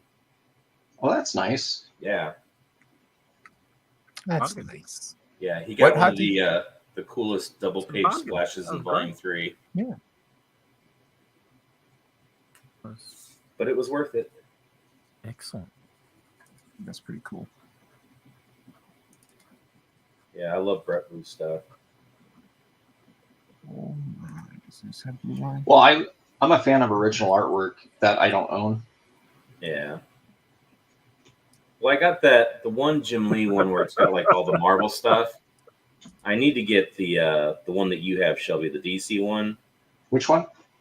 I need to get the DC one. The DC Legends. The DC Legends. Yeah, because I've got the X-Men one that he did. Yeah. How is that one? I didn't get that one. It's good. It's not complete like issues. There, it's very a couple pages from this issue, a couple pages from that issue, Right. kind of thing. So you're talking about this one, Yeah, that one I the need to DC get. Legends. Yeah, that one I need to get. Dude, this thing's way out of print, and I'm gonna tell you right now. Just go to IDW's website. They have it. No, they don't. They don't. This thing has been sold out for over a year. Huh. They'll refund it if you buy it. Well, that sucks. So I like this one a lot, man. I What like is this it? one a lot. Can you show a bit? It's the DC Legends, the Jim Lee DC Legends artifact, Okay. and it's a true to comic size. Yeah, Book? love my 17. It says there's 463 in stock. Well, buy it and see if they'll send it, man. Because, like I said, this one, I got a deal off Mercari for it, Uh-huh. and I had two other people that refunded that I tried to buy from. So this one here is all now. When it says DC hockey, it's not just DC. It's it's like early Wildstorm, because Wildstorm is owned by Warner. Oh, it is now. It wasn't before though. Right, but it doesn't matter. So he's got Gen 13 and Wildcats pages in here too, Oh, nice. Yeah. of the original stuff, like old school, and then he has like a bunch of remember like the old school those pinups he was doing in like the Spotlight book. Like this is a badass pinup, like this one right Oh here yeah. That thing's Oh, with awesome. the Gen wow. 13 kids. Yeah, He was actually Yeah. drawing that in the Hero Illustrated VHS tape. Oh right. Yeah, and then he's got like that cover with the void, and then the pinup in the cover, or the page in the cover, and that. Yeah. So this thing basically spans the last 30 years of like pieces that he's done. This is the line art to the oversized, Yeah, I got that. That's an the awesome absolute slip absolute cover. hardcover. It's really And the good. fact that it's true to life size too. That's really Yeah. And you get to see all the smudges and like booger marks and shit. Like if you, Yeah. like there's like coffee stains on some of it. So like you get to see like the Deathblow originals, a bunch of this stuff. That's cool. Jim Lee was kind of my inspiration to get into comics. Yeah. And you get to see like all the stuff that like his underdrawing like all the sketchy crap that Scott Williams nice. forgot to erase. Yeah, I like Yeah. it when they have that It's stuff. Yeah. It's got all the exactly. it's got all that crap on it. Yeah. So it's got a bunch of Divine Right, the Gen 13, a bunch of sketches like commission stuff that he scanned. So like, well, he drew this on an X-Men page, a Marvel X-Men page. So this thing like predates him actually working at DC. Yep. Wow. Yeah, Batman. Yeah. But yeah, it's got a bunch of different stuff. Some of his Superman stuff, some of his Batman Hush stuff. Yeah, but it's like it's 300 or 400 pages. It's like huge. Yeah, I love the size. Hey, more importantly, look what I found today. Oh yeah, I've yeah. seen that online, and I was really tempted to get one. It's going, I don't have the money for it. Yes. Yeah, so I found it in the wild. Kid. Yeah, Strider. This is Fisto's horse. Fisto. The most unfortunate name in all of Eternia. Right? But he's Right awesome. He's got a metal. Dude. Hey, do you think that Fisto was the inspiration for Hellboy with the metal fist? Probably. Nah. I don't think so. Look, it's even on his right hand. Yeah. What the right hand to do? Well, most people are Just saying. right-handed though. Yeah, but so anyways, yeah, it's a cool toy, man. Like, yeah, so Target had it for 28, man. I almost pulled the trigger on eBay. Someone had one for like 70 on hand, and I was like, man, but I've been seeing it since last Christmas, and I'm like, yeah, no one has this damn thing, man. I saw it online in Australian dollars for I think about $40, and I just gone Plus ship. Yeah, that's only a $10 markup. But I don't think the shipping was too bad. So, yeah, they might have bought a case of them, and just like flipped them. I haven't got the money at the moment, but I was going to buy Castle Grayskull. I saw it and I was going, I want to get that. Oh, I got mine. Like way early last year. They were doing a pre-sale on some website called Toy Amok, AMOK. Oh, nice. Just because they sent me, I've been on their mailing list for about 30 years. And all because I used to buy Spawn figures through there. Like they would do pre-sales, but the catch was you had to buy the whole set to get a deal. So like you would spend $80 and get all 6 or 7 figures, but then of course 1 or 2 of them are the ones you would have passed on. But it's like, well, I still would have spent more than this. Yeah. Just because retail, Yeah. Plague's getting me a few ones that he can find, so that he can find in Walmart and Target and all that type of stuff. So that's nice. Yeah, you know which one I'm finding a lot right now is that disappeared for a long time. The real fur Panther, the one with the he's got a suede fur instead of just plastic, and dude, I can never pull the trigger on it, man. I'm just like, because I already have them, I'm like, do I need 2 Panthers? Like, I don't feel like I do. But the original one had the fur on it, so. Yeah. Did it? I never had the original. I had the original had the fur. Yeah, the original had the fur. Damn. So. Thanks a lot, man. I'm not going to grab it. Can't be buying toys right now. No, well, I can't. I start a new job tomorrow, and I don't get paid for a few weeks, and then that's got to go towards bills and rubbish. So, are you already saving tabs for stuff you're gonna buy? Yeah, that's it. Well, I'll just put that in a cart. Right.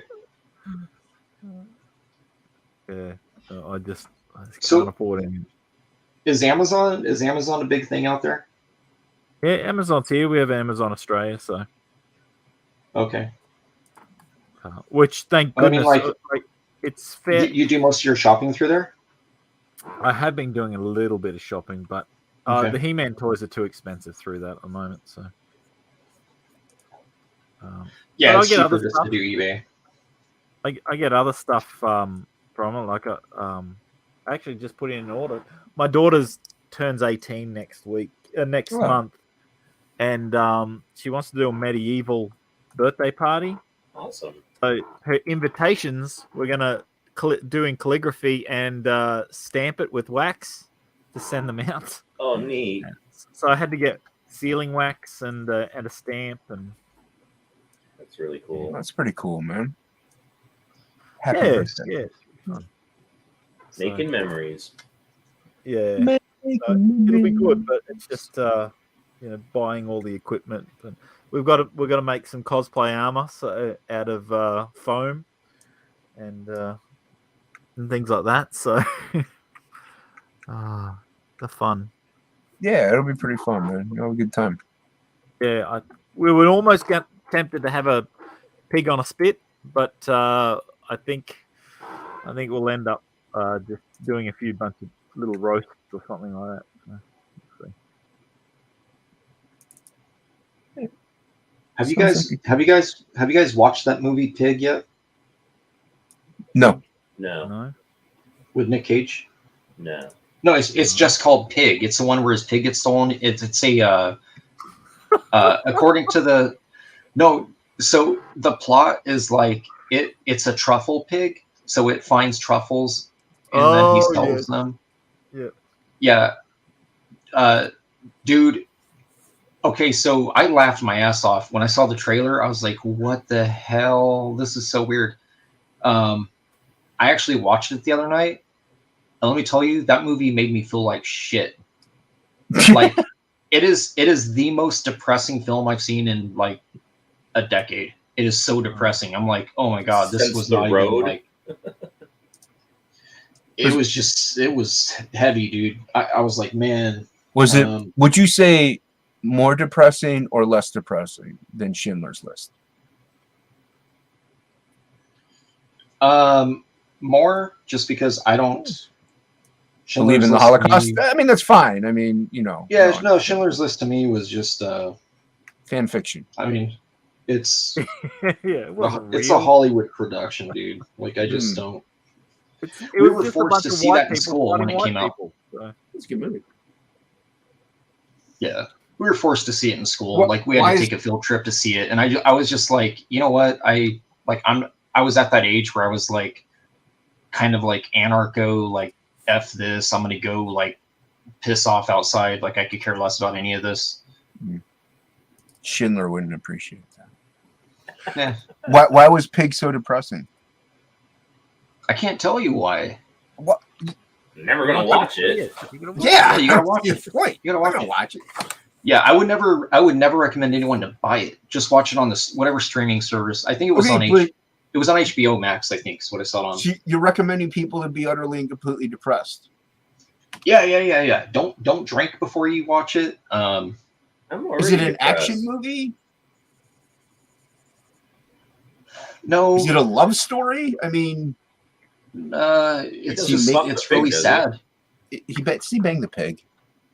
No, and they make a point of that in the movie because the guy makes a joke to him and he goes, "I don't fuck the pig." Yeah. No, it's so mad. They do. They actually say that in the movie, and it's That's awesome. Oh, no, I gotta watch it. Last Nick Cage movie I watched was the one where he's stuck in like the Showbiz Pizza place thing with all the animatronics. Uh-huh.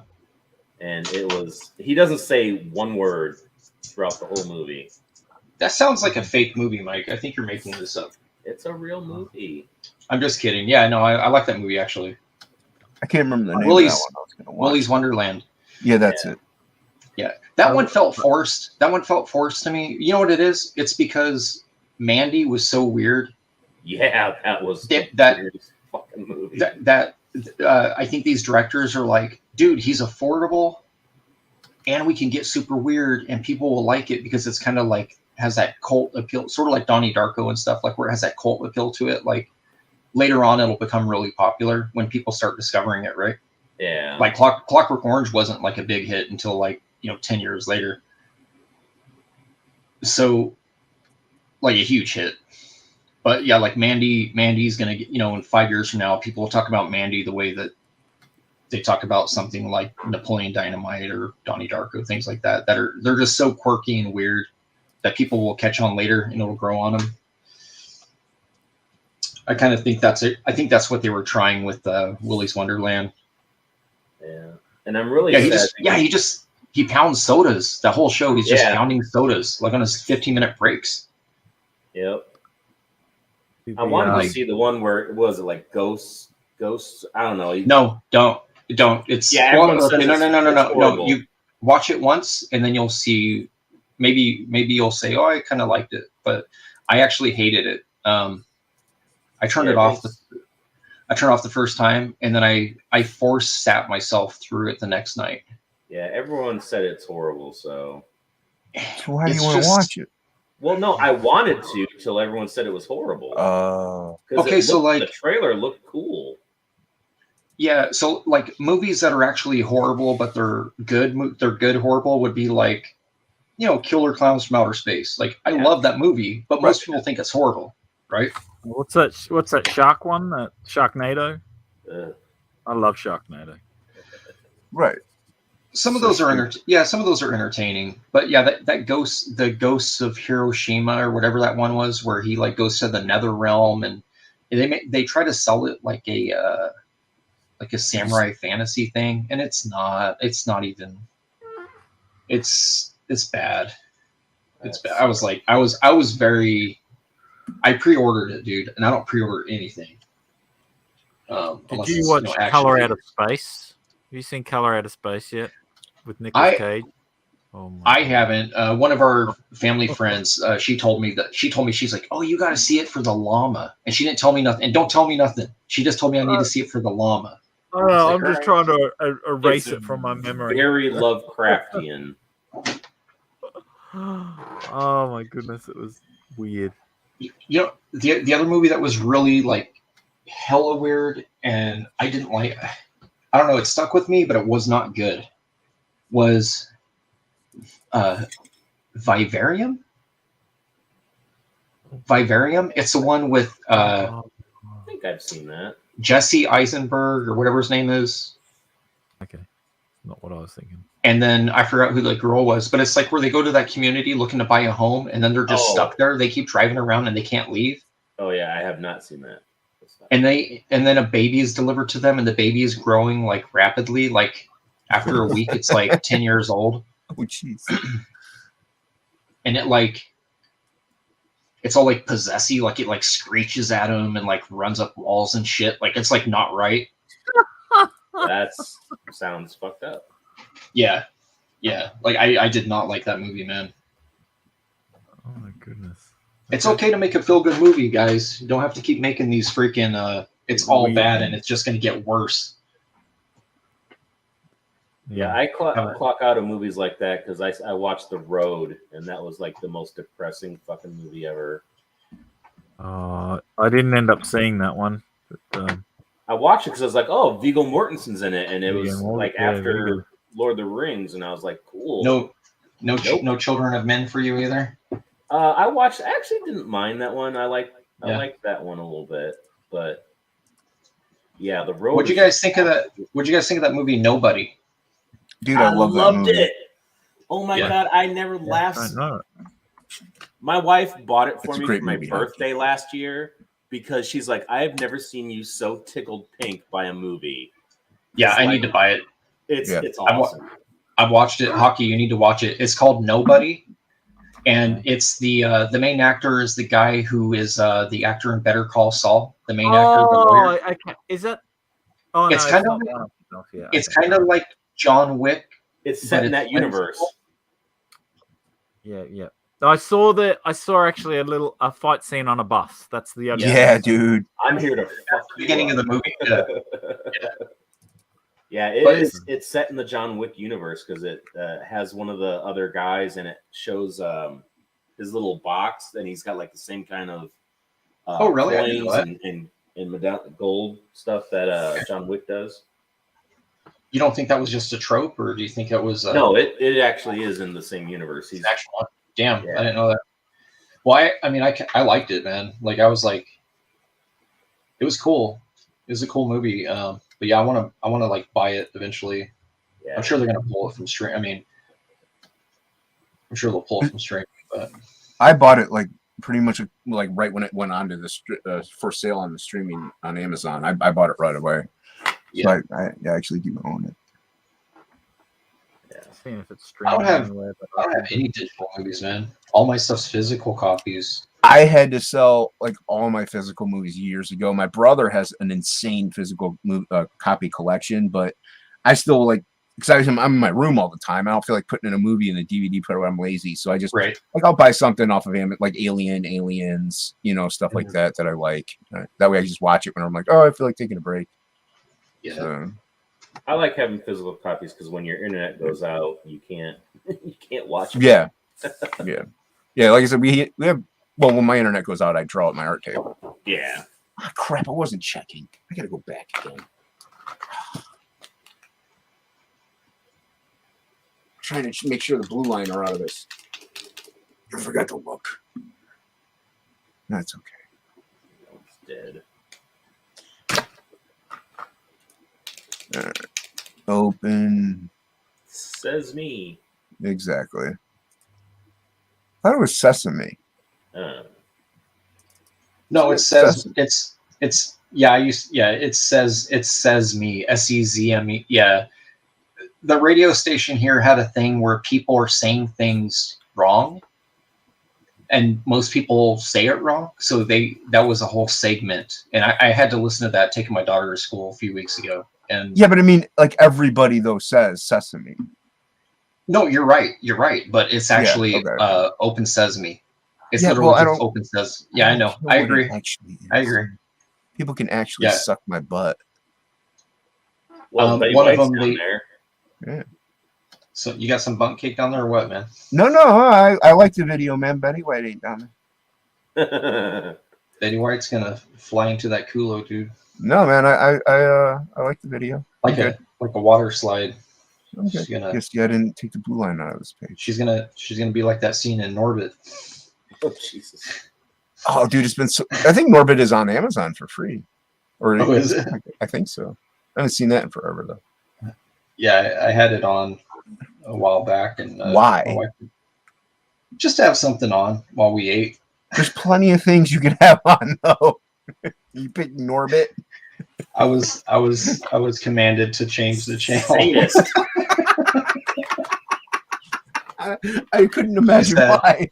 She said this isn't okay for her to watch, and I was like, why not? Because it's a horrible movie. What's up, Christopher John? I see Christopher Yo, John in Christopher chat. John, Saying, what's he's saying hi to up? all. He's saying hi to all of you, except for hockey. Christopher John does not like hockey for some reason. he said hello to me. Nah, he I don't doesn't see really care much for Australians. He's Oh, told me that's himself, true. yeah. He's like those upside down hat wearing, kangaroo loving. They wear hats Yeah, to bed. Yeah, they wear hats, but he doesn't get it, man. No, it's fair enough. Most hatest man in CG. Not today. Who is it today? That was hockey. The Hat Club. Hockey is king. Hockey. Have you ever gone home before and had like a kangaroo in your house that broken? No. Does that happen? No. I live in a town that has other properties around it, so it's very rare for a kangaroo to come into. Well, actually, I don't think I think someone might have seen one across the road from me. I live across the road from the cemetery, so there might have been one there once upon a time. Oh, Well, aren't Say kangaroo no like more. deer? Like they wander everywhere? Pretty much. Well, that's my question. Pretty Are like, are university they all the time. are they all over the place, or are they just in certain places? They're pretty much everywhere in Australia. So, I'm just but asking because we don't have one. I can go 5 minutes You don't? and I can see a family of kangaroos. if What I was wanted to. What did I see you hopping down the street last night? That wasn't a kangaroo. No, that was a low rider. That was a cholo. Oh, okay. That was a meth head. Yeah, those are a little bit farther away. Because I'm a gangster.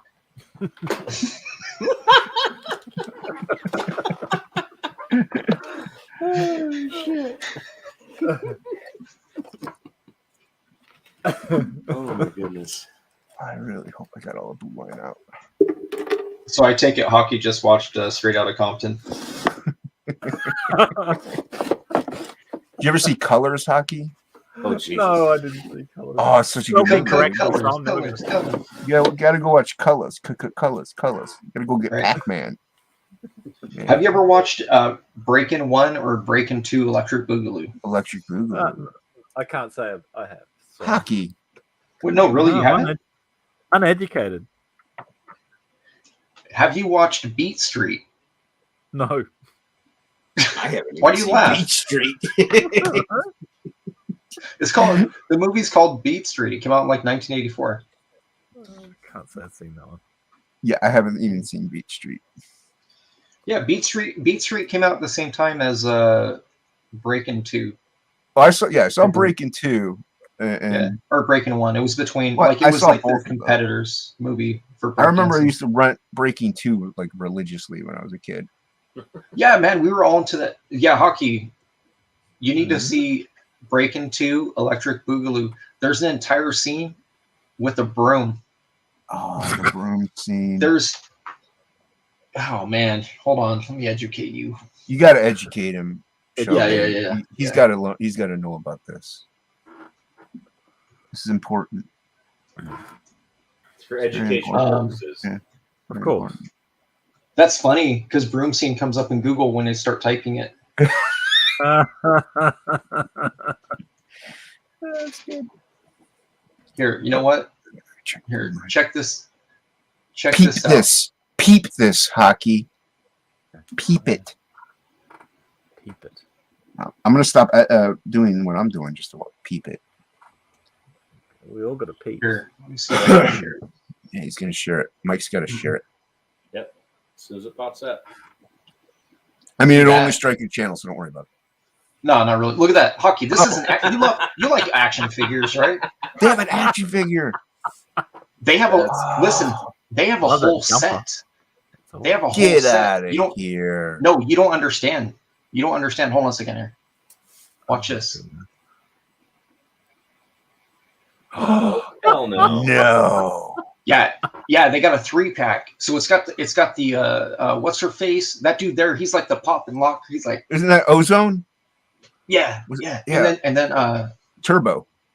mm-hmm. Yeah. What is her name? I can't remember her name. White chick. Her name was White Chick. Token. Yeah. She's Yeah. Token and she's Token in Breakin' 2. So anyways, yeah, these are actual figures from that company Reaction. They make like the Transformer toys that are like only bend at like the arms Yeah. and the legs. Oh yeah. Yeah, it's that company. Yeah, these are awesome. That's Anyways, awesome. Goodness. yeah, man, like why would you say no to this, Hockey? Exactly. That's what I'm look at that. I just want that broom. Yeah, man. He comes with the broom. That's so cool. This is what kids got in the city when the rest of us rural kids were watching Karate Kid. That's right. That's right, man. They were living it up, man. Didn't know. Look at that. Look, it looks like he's wearing a bullet belt of truth right there. What is that? A bullet belt of truth. Oh, it's the Michael Jackson bullet belt. I don't even know. No, yeah. Yeah, dude. Hockey, you got to watch it. Breaking 2, Electric Boogaloo. Yeah, like, there goes Shelby. Shelby's breaking. There you But go. be walking on the ceiling and everything. Hey, so you got a question in chat here. Christopher John says cemeteries are everywhere in Australia? ? Well, they're at least outside my window. No, well, we were talking about kangaroos, Christopher John. Kangaroos are everywhere in Australia. Yeah. No, Hockey was just saying Hockey was saying that he runs a cemetery that he buries kangaroos in. That he doesn't see them until they're dead. That's why he doesn't see them until they're dead, because they're dead. I don't want to get struck, Christopher John. Why? He wants you to play the breaking Yeah. scene. You'll be fine. You'll get struck. It's just a copyright strike. It's okay. A what? Shelby's gotten a bunch of copyright strikes for looking like Dave Grohl. Dave Grohl, yeah. So Yeah. it's fine. Well, if you want to look at it, Mike, I put it in the private. No, I've seen it. It's Christopher John that wants to see it. Funny. I wish Hockey wanted to see it, is my point. Oh, yeah. Hockey, do you want to see it? You know what? I'll take. get back the to you on strike. that one. I'll take the. Yeah, he's strike. going to take the strike. Look at it, taking it for the team. Oh my Take it for the goodness. team. Well, all you'll do is all you'll do after the video, you just clip that section out. If you care. I never clip anything. I don't care enough to do it. Yeah, I kept getting. Actually, it's been a few months, but I did keep getting strikes for Foo Fighters' My Hero official video, which was weird because it's just me sitting in this chair. Maybe YouTube finally realized you didn't look like the video of My Hero. I don't know. I would just clip it. I mean, I argued a couple of them, but then it would just like kick back and say that it was copyright. So I was like, you know what? I just started doing that thing where you can auto clip out that section. Oh, I leave the copyright strike. I don't care. Let's see. I'm not one for caring. I only care about the fans. That's all I care about. And hockey. And fans are important, Fans are important. especially when it's hot. I have one in my room right now. I go to sleep. Oh man, All right, hold on. hold on. Hockey's in luck. Oh, look at this. Check this out, Hockey. What do I do now? Well, Mike's going to show the clip. I want him to see this. He's going to show the clip. You can own this. What's it say at the top there? Dang. What's it say at the top there, guys? 2 times the popping, 2 times the locking. Look at Ooh. that. That's right. You can get the Blu-ray edition of Breakin' and Breakin' 2 Electric Boogaloo. Look at those. Is this 4K? Is it just It's just Blu-ray? Blu-ray. Oh, come on. We need 4K. It's 0.75K, I'm sure. It's upscaled to 2K, and you get to see all the grit, Nice. All the all grain. the grit all the grain that existed on the original, like the original production that had to budget and go cheap on their Kodak film. I know. If I let's- don't see the beads of sweat flying off, it's not worth it. Get to see the beads flying. All above right, the you guys ready? Oh, yeah. Here you go. Look at this. As I'll ever be. Of my peers that makes all those agonizing days of teaching ozone everything I know. That's Hey, I don't want to stay here all night, do you? award winners don't push brooms. Oh yeah, why don't you go? Yeah, out and fast sweep forward a then? little bit. This is Who do you think you are anyway? Fred Astaire. Who? There it Go on is. to Sweep, knucklehead.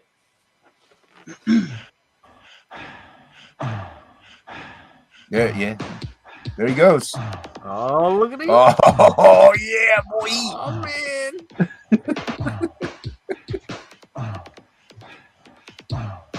All that music. This is how you swept back then, man. That's how you sweep. This is how Americans sweep hockey. That's why there's always trash everywhere.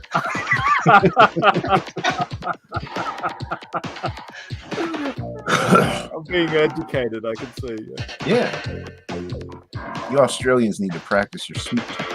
We do. Maybe someday you'll have an Australian with a broom action figure. Usually we just push our dirt into a pile. I've been doing it wrong the whole time. Yeah. Get some parachute pants, you're good to go. I have one of them ever since MC Hammer. Look at that. Look at what we did. Look at it. That's look at- magic. Oh, Americans he's do getting this, around. Barbara. Yeah. Look at He's my hero. Oh, greatest Oh movie. no! Oh, he's got it covered. Don't worry about it. You watch. Look at that. Oh. See that? Magic. Look at this. Beautiful. This is expert sweep. Look at this. I bet Australians can't do this hockey. When it was No, close no. up, you could see the strings holding it in his hand.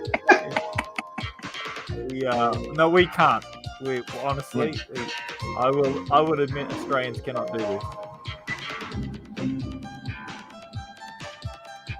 It's beautiful. He's been fun. That's my favorite part about breakdancing is studying the dark arts. It's my favorite, my absolute favorite. Yeah. So Australia's got to step it up. Yeah. We do. I'll go see the Prime Minister now. And Tell him we must rut Breaking 2 Electric Boogaloo. yeah. We need Breaking 3. I don't know. I can't think of any Breaking puns to 3 go with it. didgeridoo. Yeah, Breaking 3, kangaroos in the cemetery. Yeah, that's it. Oh my goodness. Christopher Johnson muted.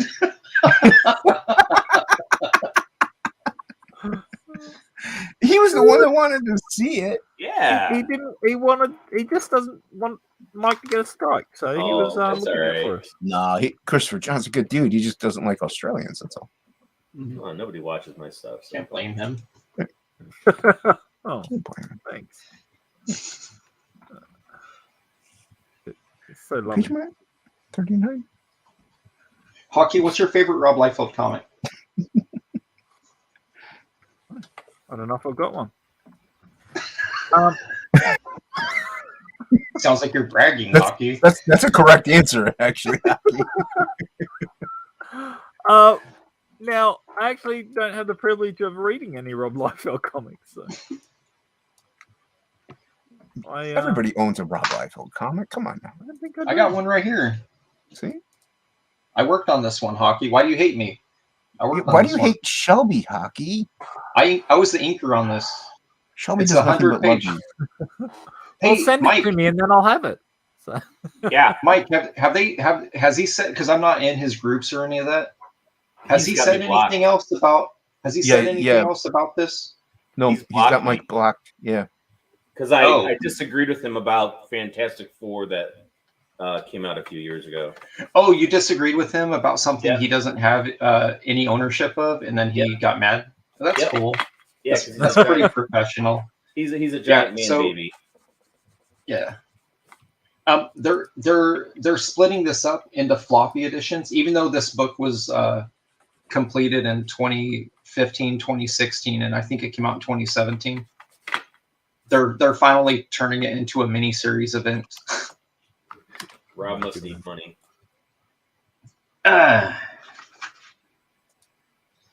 Got to keep it from going. No, up I the don't. road. I don't. It comes out in April. It starts in April, Hockey. I'm just letting you know. You could get Breaking 2 and Deadpool Bad Blood in the floppy edition. in April. I'm. That's it. Wait a second. Let me go to my local. Oh, wait a sec. I don't have a local comic shop. Well, do you have? Well, I don't know if it'd be. You have down there. Amazon. Yeah. You Amazon. can get it off Midtown. Do you have a Books a Million down there? I 'Cause don't. you can get it for know $6 what that is. because it's discounted. Ooh, Books a Million. That's The hardcover is? Yeah. Yeah, Oh they're my $6. gosh. They're like $6 at Books a Million. So you're saying I need to buy like 50 copies of it? If there are 50 copies. Well, what I do is I do headshot remarks and then I sell them for like, Yeah. $40. I I just got flip- one from you. I got the best one from you. You do actually have the best one. Andy has the next to best one. And then no one else has the best one. I'm trying to think. Oh, that's not true. I got this guy Alex that buys. He actually he's old school. Like he buys everything I do. and usually hits me up for my originals too. But he got a really nice sketch for me in Vegas.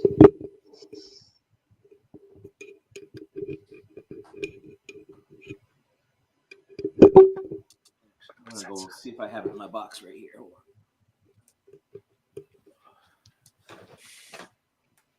If you look at the top right panel that Mike's drawing there, Hockey, he's actually drawing a scene featuring those characters you just saw do the broom dance from Breaking 2. Yeah, that's So it is. Yeah.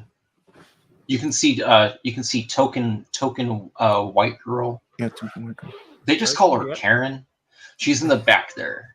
If you look real closely, you see her. Ah, nice. There you go. Look at this. And then you see if you complete the broom dance, you summon that dude. You see the next to last panel. Yeah. Excellent. Well, that sounds like I'm gonna have to get onto that. Like, I'm gonna have to learn the moves now because I want to summon him. So. Yeah. Look at You that. also summon Look, Mike has Cthulhu his. when you do that. So. Oh, jeez. Except it's a rapper Cthulhu. Oh, it's Rapper Cthulhu. I'm missing Rapper Yeah. Cthulhu. Oh, fuck. Why is Mike licking his microphone? Like Well, David Lee. It's like Twitch. You know, that's what they do now. I want to see Mike pull his mic down and it has like the 2 ears on it. What do they call that? Yeah, look at that sketch. That's you're sexy. looking- It's the best sketch I've ever done on one. He won that on an auction from me. Look at that. It's all drawn in white. So the interior cover is black on those. So I drew it with white out. Yeah. That's cool, man. Look, he's got Cable, Domino, Deadpool, Shatterstar. And the most important thing. My autograph. Yeah, and if you look in the back, you can see a baked potato. I hid it in the background. You can't see it unless you look for it real hard. There's a baked potato with sour cream, chives, a little bit, a dash of garlic salt. Live. Real butter, not none of this margarine. Ooh. Clog your wow. heart butter. Yeah. Hey, you go. What's he looking at there? Look at that. That looks familiar. I'm pretty sure I inked that. Oh, look, I inked that. Hey, look, 2 pages inked. Left side. Both sides. Right side. He didn't give me any of the splashes. But I think It's kind of a jerk move. like this is the He did the staple splashes of himself. Rob right here. Figures. Yeah, I've seen that on there, like 5 covers. and Yeah. Then, and then like the colorist has to come in and put it in a background so you Yeah. actually know that they're on ground or something. So lazy. No, neither side on that one. Right side and left. No, right, just right on that.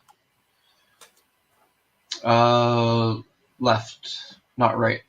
I did not do the right side. I wish I did. That cannonball shot's actually cool. I didn't get that one either. That was Adelso. I think Adelso did a few in there. I don't know. That doesn't look like Adelso's hatching on her face. That looks Maybe, well, so you know who helped him out early on when he started it? It was Adelso Murat. So it's either one of the two or himself. I would say it's himself because usually Adelso. You can tell. So the easiest way to tell when Rob inks himself is there's no line variation on his fades. It's just literally just the same loose width line because he uses Pigmas on everything. Everything is a Pigma line, like a 0.3 or a 0.5. Yeah, I didn't do either one of those two. No, those were the early ones when he was trying to get it approved. Yeah, no, that's Rob. That page right there is all Rob. Floating in air. It's a good trick. Yeah. Yeah, you just saw Turbo do it. Well, what's funny is some of the stuff, like the panel layouts, remind me of Snake Eyes. No, well, Snake Eyes, but before that, the Blood Strike, like the 2 issues he did, and like I think one was like in the back of a Young Blood, So- issue, something like that. Yeah, Mike. there were pages sent to me for the Youngblood pages that had Deadpool's eyes on the character. He didn't fix it. Jeez. They're like repurposed. He repurposes everything. They're repurposed pages. Yeah. It's like, And I told him, I just stopped telling him. I just started fixing it. I was like, well, the file says Youngblood, and this is obviously not Deadpool. So I'm going to spike these eyes. One of the villains kept getting, he would draw the ovals. yeah, And I'm like, it's supposed to have like the kiss eyes where it's like a spike sort of thing. Right. Yeah. So I would just redraw it. And then I just started redrawing everything. I was like, I'm just going to draw this. I'm making this book my own. yeah. Ugh. Because I was spending half of my time trying to like conform and fix at the same time. So finally I was like, screw it. It's all fixed. Everything is fixed. It's an easy way to Because fix otherwise, it. otherwise I would just get stuck and be sitting on the same page for like 2 days, you know? Yeah, Right. Couldn't do that. because he never gets back to anybody anyway. No, only if you had something ready to go. Oh, I am gonna have to bail. Aw. Well, thanks Okay. for being here, being Yeah. the latest addition to CG Icon, sir. Yeah, you're an icon. Thank you. It was fun. I'd stick around if I could, but unfortunately, I got dad stuff to do. So Oh, yeah. You can just abandon Very that, hockey. you know. I just abandoned them. That's it. Yeah, that's fine.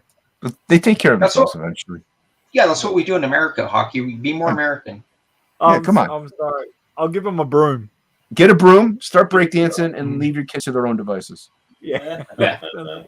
Sounds like a plan. Oh, Amanda. Hello, Amanda B. What's See, up, you're- Amanda? Amanda B! All right, hockey. Amanda- It's my favorite Amanda. Thanks, everyone. I'll catch you Yeah. later. Bye. Later. All right, see ya, hockey. And then there was 3. Wait, why did it pick up a fourth voice? What are you Who else talking is in about? here? I don't know. Who else is in here? It's Plague. Plague's in here. I heard a voice. Look at me, Amanda B. What page am I on? Shelby, you distracted me with your beauty. Amanda, what's your favorite Rob Liefeld comic? Why is everyone laughing at my questions? I don't feel very welcome here. I'm just asking a question. What is your I'm favorite very- Liefeld comic, and why is it this one? I'm very partial to New Mutants number 86. Oh, really? The first Cable? That's 87. Or wait. Is 86 the one that Before- he... Didn't do. Oh, was it? He New did the Mutants cover? 87 was his first one. Didn't he I do the think. cover in 86? Wasn't it? It was I don't know, it I was a didn't- John. It I was a didn't John quite- Buscema cover that he. It was a splash from like Conan that he took and flipped it into a cover. It was the one of Siren, or what's his name? Sauron fighting Richter in the air, like in the middle of the air. Yeah. I don't know. I Wasn't didn't collect that it? New Mutants. My brother did. Okay. No, it's just messing with you. Christopher John says, "I liked the Youngblood." I like the Youngbloods. Amanda doesn't want to answer me. It's all right, Amanda. Well, that's because it's a ridiculous question. The answer is all of them, Shelby. Well, the answer is Dead Game, or whatever that is. Well, what? Whatever book you want it. to That be, one. Yeah, Dead Game. I Yeah, don't that's know my what we're favorite talking one. about. Yeah, Dead Game. Mike, what's the last Rob Liefeld comic you purchased? I bought the one that you, the one that had all just the black and white line art. That Snake The Eyes. the Shield book? Oh, the Snake Eyes one. Okay. Yeah. Did you grab that Shield book? Yeah. And that was horrible. Yeah. So it's weird because like I want to like it. You know what I mean? Yeah. Like I like those it's a characters. weird. It's a weird thing, man. Like I actually want to like it, but You want to like Rob Liefeld's art or just that book? Kind of both. Hmm. I don't know. I was picking up the Archie books back in the 90s or early 80s, late 80s off of like the newsstand. And so like Yeah. I would get the Shield, the Fly, Black Hood. The Comet was cool because I liked Tom Lyle's artwork. Oh, yeah, I remember those. I have Crusaders and the Fly, or two of them that I would get once in a while. But they were usually, what do you call a purchase when you're underage and you're looking at pornography and then they catch you and you act like you're looking at a comic? What's that called? What? It's not a pity purchase. It's Shelby at 12. Yeah. Yeah, because this local corner store, he used to have all of the comics tiered up on like 2 or 3 rows going up, and it was off to the side, so he couldn't see. He only knew what you're looking at based on your geography. So if you sat down and leaned down like, in front of the comics, your hand would go over this way and grab something else, and he'd pull it in front of you because he thought you were looking at the comics. Yeah. And we all did that, man. Like, we all knew the trick. So yeah, we'd be looking at, Swank and Hustler and all that, and then once in a while he would catch you and you'd put the mag back real quick and stand up and be like, I'm looking at this. And he's like, are you gonna buy that? And you're like, yeah, I'm gonna buy it. And then you're like looking at it and you're like, damn it, I don't want this book.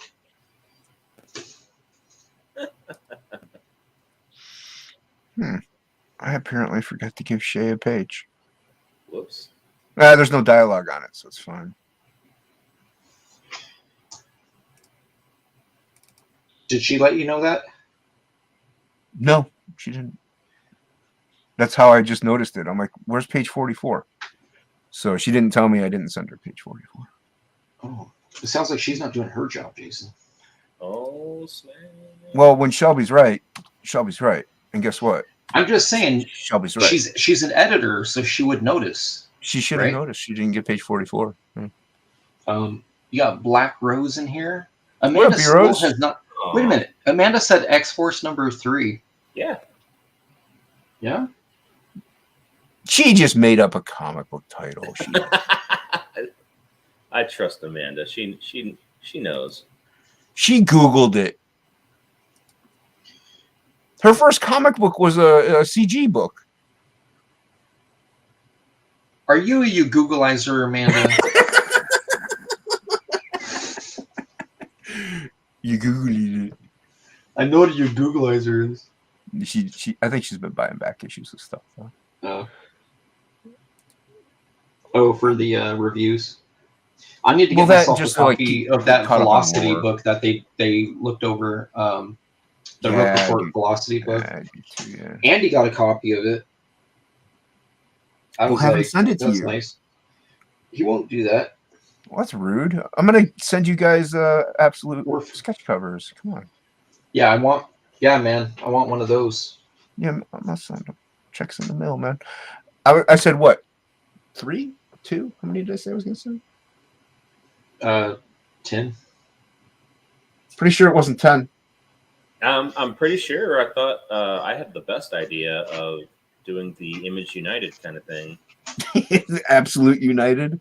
That's right. Unhinged United, huh? That ain't with gonna. everyone- Yeah, it ain't gonna. With everyone's characters? Yeah, well, you don't have to send. You just have one person do the layouts. So all we need Will Spertaccio to do all of our layouts for us. Hmm.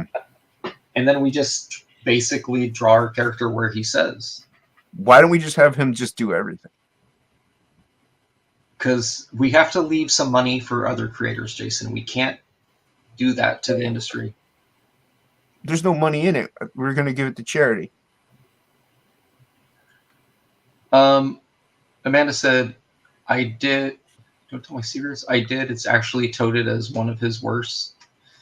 She did Google it.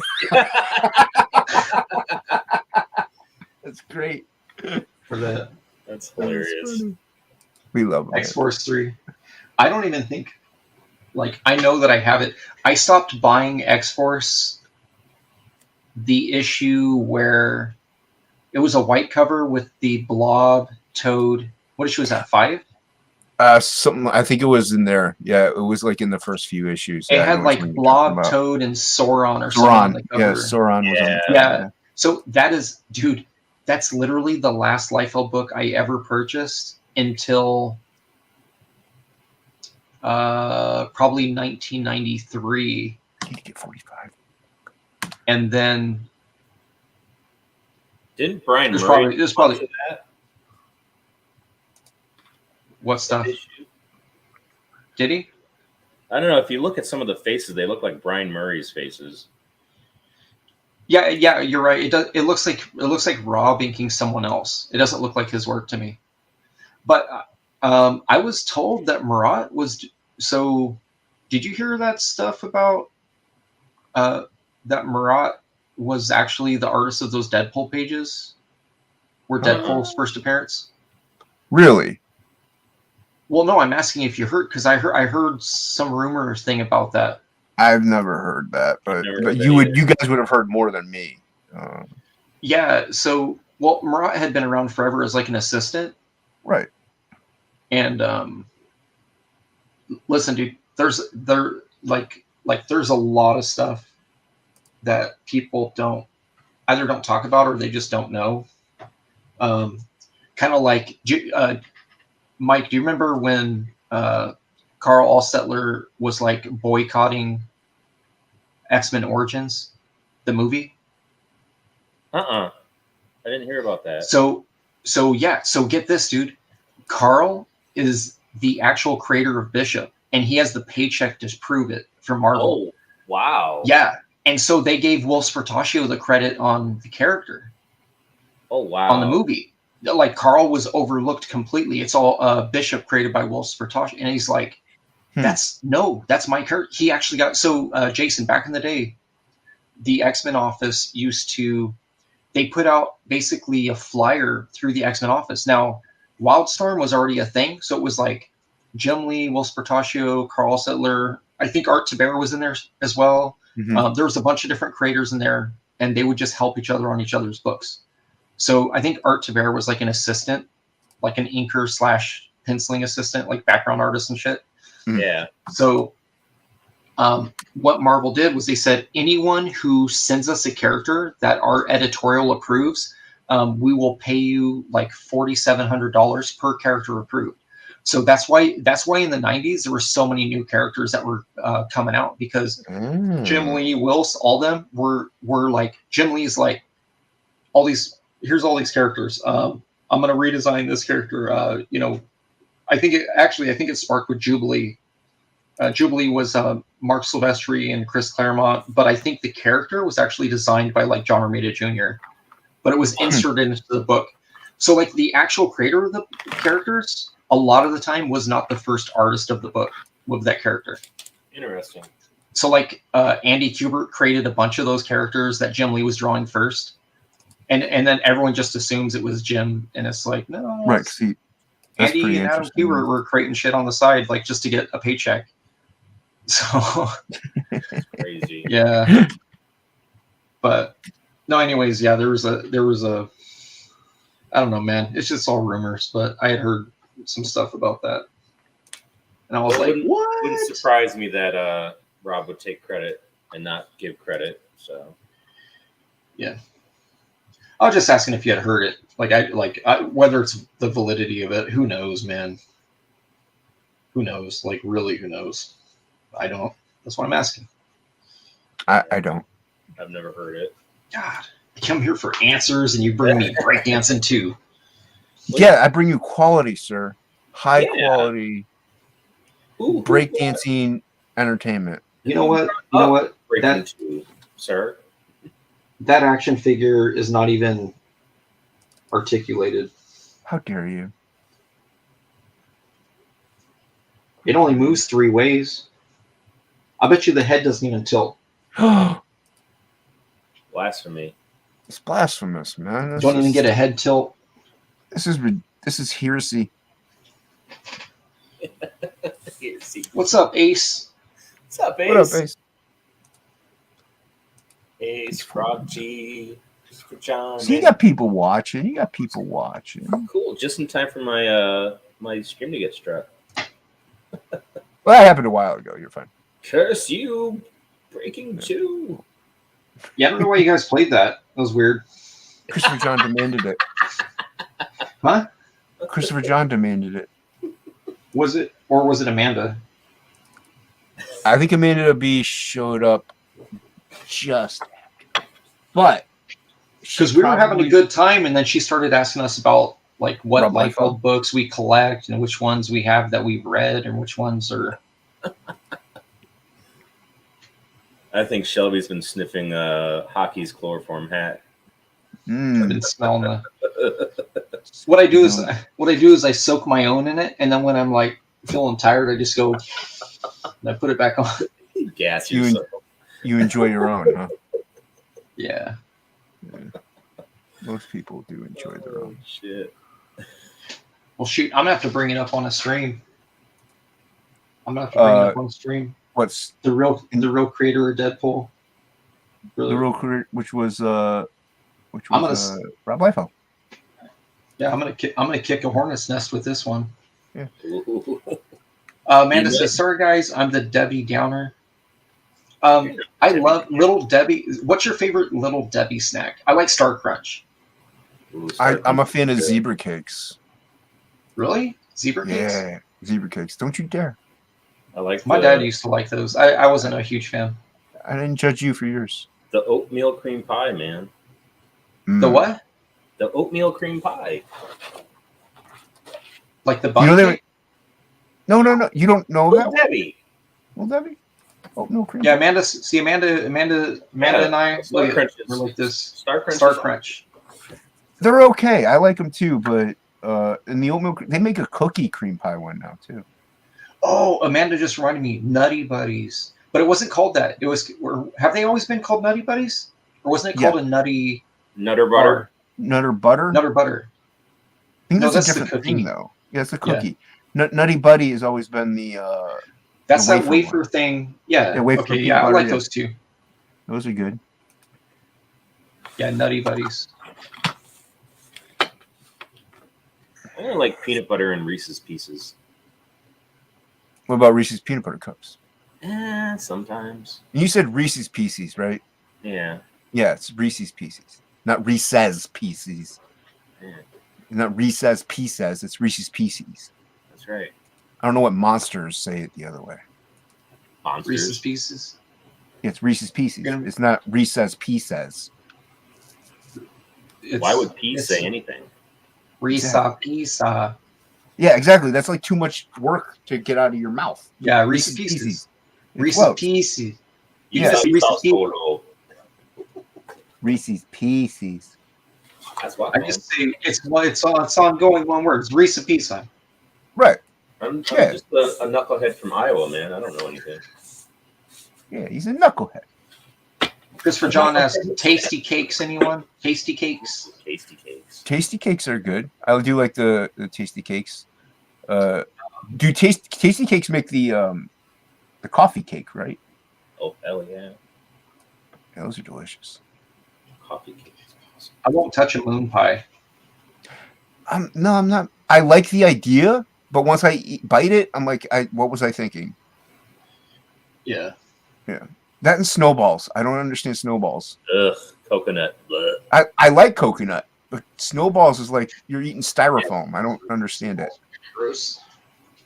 The texture of coconut, I can't. No, snowballs and I will not eat Peeps, man. I know it's different, but Peeps. I can eat like one, maybe two Peeps. After that, I want to vomit. Yeah. I got sick when I was younger off Peeps, man. And Peeps do are kind of like I'll pass on them, but if I really want a marshmallow that is just coated in sugar, sure, which not often. The stores down here, it's weird. So like they break out the Peeps usually around Easter and that. I noticed something. They always have a displayer right next to women's yoga pants. I don't know if you guys have noticed this. They have, but it's not just once. This is not isolated. It's Target and Walmart both do it down here. They'll have that like that 6-foot tower where it has like a bunch of the 3 and 4 packs, and then the bottom one has like the 18s, like like the flat. They're like, here's a flat of Peeps, right? Yeah. They're all multicolor in that. Yeah. Yeah, they're always right next to yoga pants or like Adidas workout pants. Like they're always there. And I'm like, dude, we're like half a mile away from like the food section. Like, why is this over here? That's odd. I've never seen that. Yeah. And they do sell Peeps almost all year round now because they have Valentine's Peeps. They have, Leprechaun Peeps, and they have all different ones now. Mm-hmm. It's everywhere. Christmas Peeps. Well, it's that cross marketing, kind of like when in the 90s where they had those potato chips that had Olean that would make you shit yourself right away. They always put it next to the diuretics. Yeah, you gotta sell more brands. They probably made them both. Probably. Same company, old both things. Same ingredients. Both make you shit. Yeah. Did I tell you guys my I worked in the pharmacy for like exactly 10 years before I quit. Yes. I had a regular customer who's actually a pretty cool guy, but he took me off to the side. He's like, "Hey, Shelfster, come out here for a second. I gotta show you something." Did he actually call you Shelfster? Yeah. I thought it was something like dirty on his phone or something because he used to send me stuff like that. And it wasn't. He took me into the aisle with next to the condoms and that. And we used to sell this stuff called Alli, right? ALLI. And it's a diet pill. And so he goes, "Hey," he goes, "I just got to tell you something real quick." He goes, I play poker on the weekends at my homie's house. And he said, "So, we all dress up. I was going to go out. Me and the old lady, we're going to go out and eat afterwards and this and that." So he's like, "Man, I was wearing like all white." Like him and his wife, like dressed the same that night. Like they were wearing all white. They were going to do line dancing. Yeah. So he's wearing like white Levi's, white snakeskin boots, hat, and all that. And he says he was sitting playing poker, and he says he felt his chair kind of like slippery, And he's like, so I kind of looked down, and I'm like, "What the hell?" And he goes, "Shelby, my butt was leaking." I was like, "What?" He goes, "Yeah." He goes, "I figured since we're gonna be like, very like doing a lot of line dancing and sweating, it's kind of like a workout almost. That I would just maybe pop a few and maybe cut a few more pounds this night, because he was taking them before and he didn't have any problem like that." And I was like, "Oh, yeah, that sucks, man." And he's like, "No, you don't understand." He's like, "I was wearing all white." He goes, "Man, I've never been that embarrassed in my life." He goes, "I had to leave my friend's house. Like," he goes, "Man, whole time just smelled poopy the whole way home, and just it was horrible." That's hilarious. Anyways, don't wear white Levi's if you're going to be taking some diet pills. Because was he watching Voltron also? Was his name John Malin? Was his name John Malin? he didn't. Yeah, no, he was not into geek culture stuff at all. Oh, he was he was a dairy owner. But yeah, that's his embarrassing story I wanted to share with you guys. Thank you for opening up about somebody else's horrific, terrifying experience that they'll never outgrow or live. Yeah, so if anyone in chat ever has a story about like feel free to tell Shelby. Yeah, tell me so I can tell it on a stream. Yeah, he needs more content. As soon as I get this scan, this is headed towards Mr. Jason Bascom. Oh, there it is. Yeah, I'm going to destroy this. Yeah. You are not going to destroy this. You're going to make this badass. That apparently is a loose sketch, by the way. I couldn't help myself. It's a very... It's the tightest loose sketch I've ever seen in my life. What's up, Jim? Jim Cox is in your chat. Yes, I already said hi to Ace. I forgot if I said hi. I know I said hi to Frog. I say hi, Black Rose. We said hey, B Rose. Yeah. We cut B Rose. They're talking about brownies. Man, Jim says I like Little Debbie brownies. Jim Cox says he likes Little Debbie brownies, and Amanda says Eh. brownies homemade are better than the cosmic Little Debbie. I like the the ones with peanuts on them a little bit. I kind of not big on the Little Debbie brownies. I could do without them. What about like home run pies? You guys down with that or what? Home What the hell run is that? pies. Never heard of it. You Like feel me? Hostess pies? Oh, the Hostess pies, like with lemon and Mhm. Yeah, I dude, miss pudding pies. Hostess pudding pies were the best. I like the lemon one. That's kind of close to it. They have a chocolate one I've never had. It sounds kind of disgusting to me, but I like the apple and the lemon ones. Those ones are good. What about you, Shelby? I used to just do chocolate or vanilla. I would just There's do only those two. Well, the vanilla was the pudding one then. Yes. Yeah. Yeah, that was good. Yeah. No, I used to just do the two. But they would always the chocolate one was always burnt for some reason. It tastes burnt to me. It just sounds deplorable.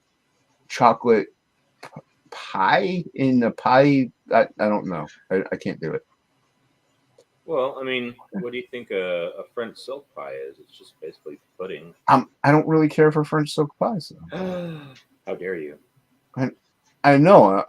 I'm a very He barely likes the French, Mike. yeah. They smell. Do you have Village Inns by you, Jason? No. Have you ever Wait. heard of Village Inn?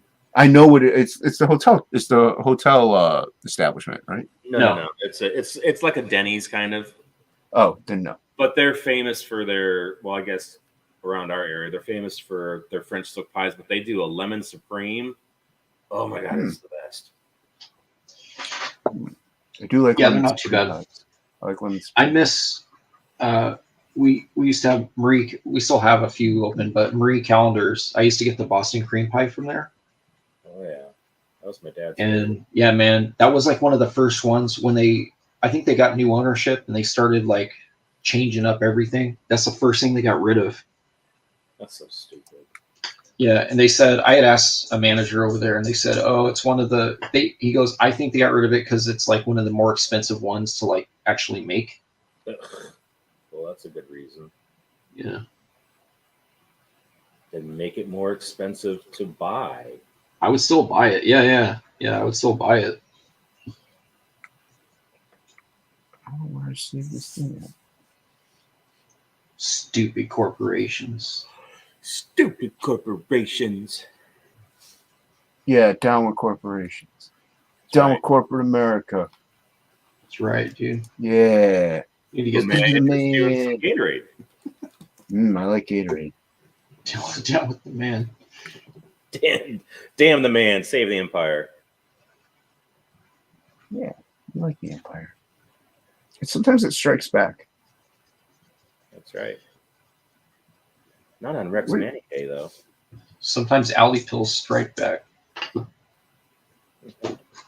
Is it just Untitled? Did I not name it? Oh no, that's What'd you baby do, fuck. Jason? I can't That find. sounds like a Can't find- shade problem to me. I can't find the two pictures I drew like a couple days ago of Frog G and a villain. I don't know where I thought I saved them. I know I saved them. Didn't I save them?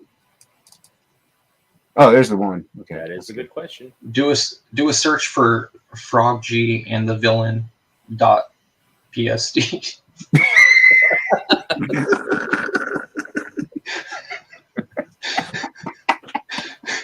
Oh my God. Oh, look at that. Mike, tell him what I named your file. Like I actually named files stupid shit. So like Mike's file was named Hold on, let me pull it up. like it's literally like Ragetality by Mike or something like that. Rage McMahon. Yeah. Rage McMahon. Yeah. Man, that turned out awesome though. I love it. So cool. No, I name mine usually with zeros and then the name of the thing or Z's, like a bunch of Z's. To Like put your it at the front sleeve. or the back of the Yeah, folder? yeah, Is that yeah, why? exactly. Okay. Yep. That way I know where it is. Yeah. And I just closed Photoshop. That's smart. You didn't need that file. Shay didn't need that file either. No one needs She that doesn't file. need it. It's part of Frog G. She's not doing anything. in Oh, Frog G she's yet. not editing that. She's editing Frog G, but her and I are gonna have words. I wouldn't. Yeah, I wouldn't let her do that.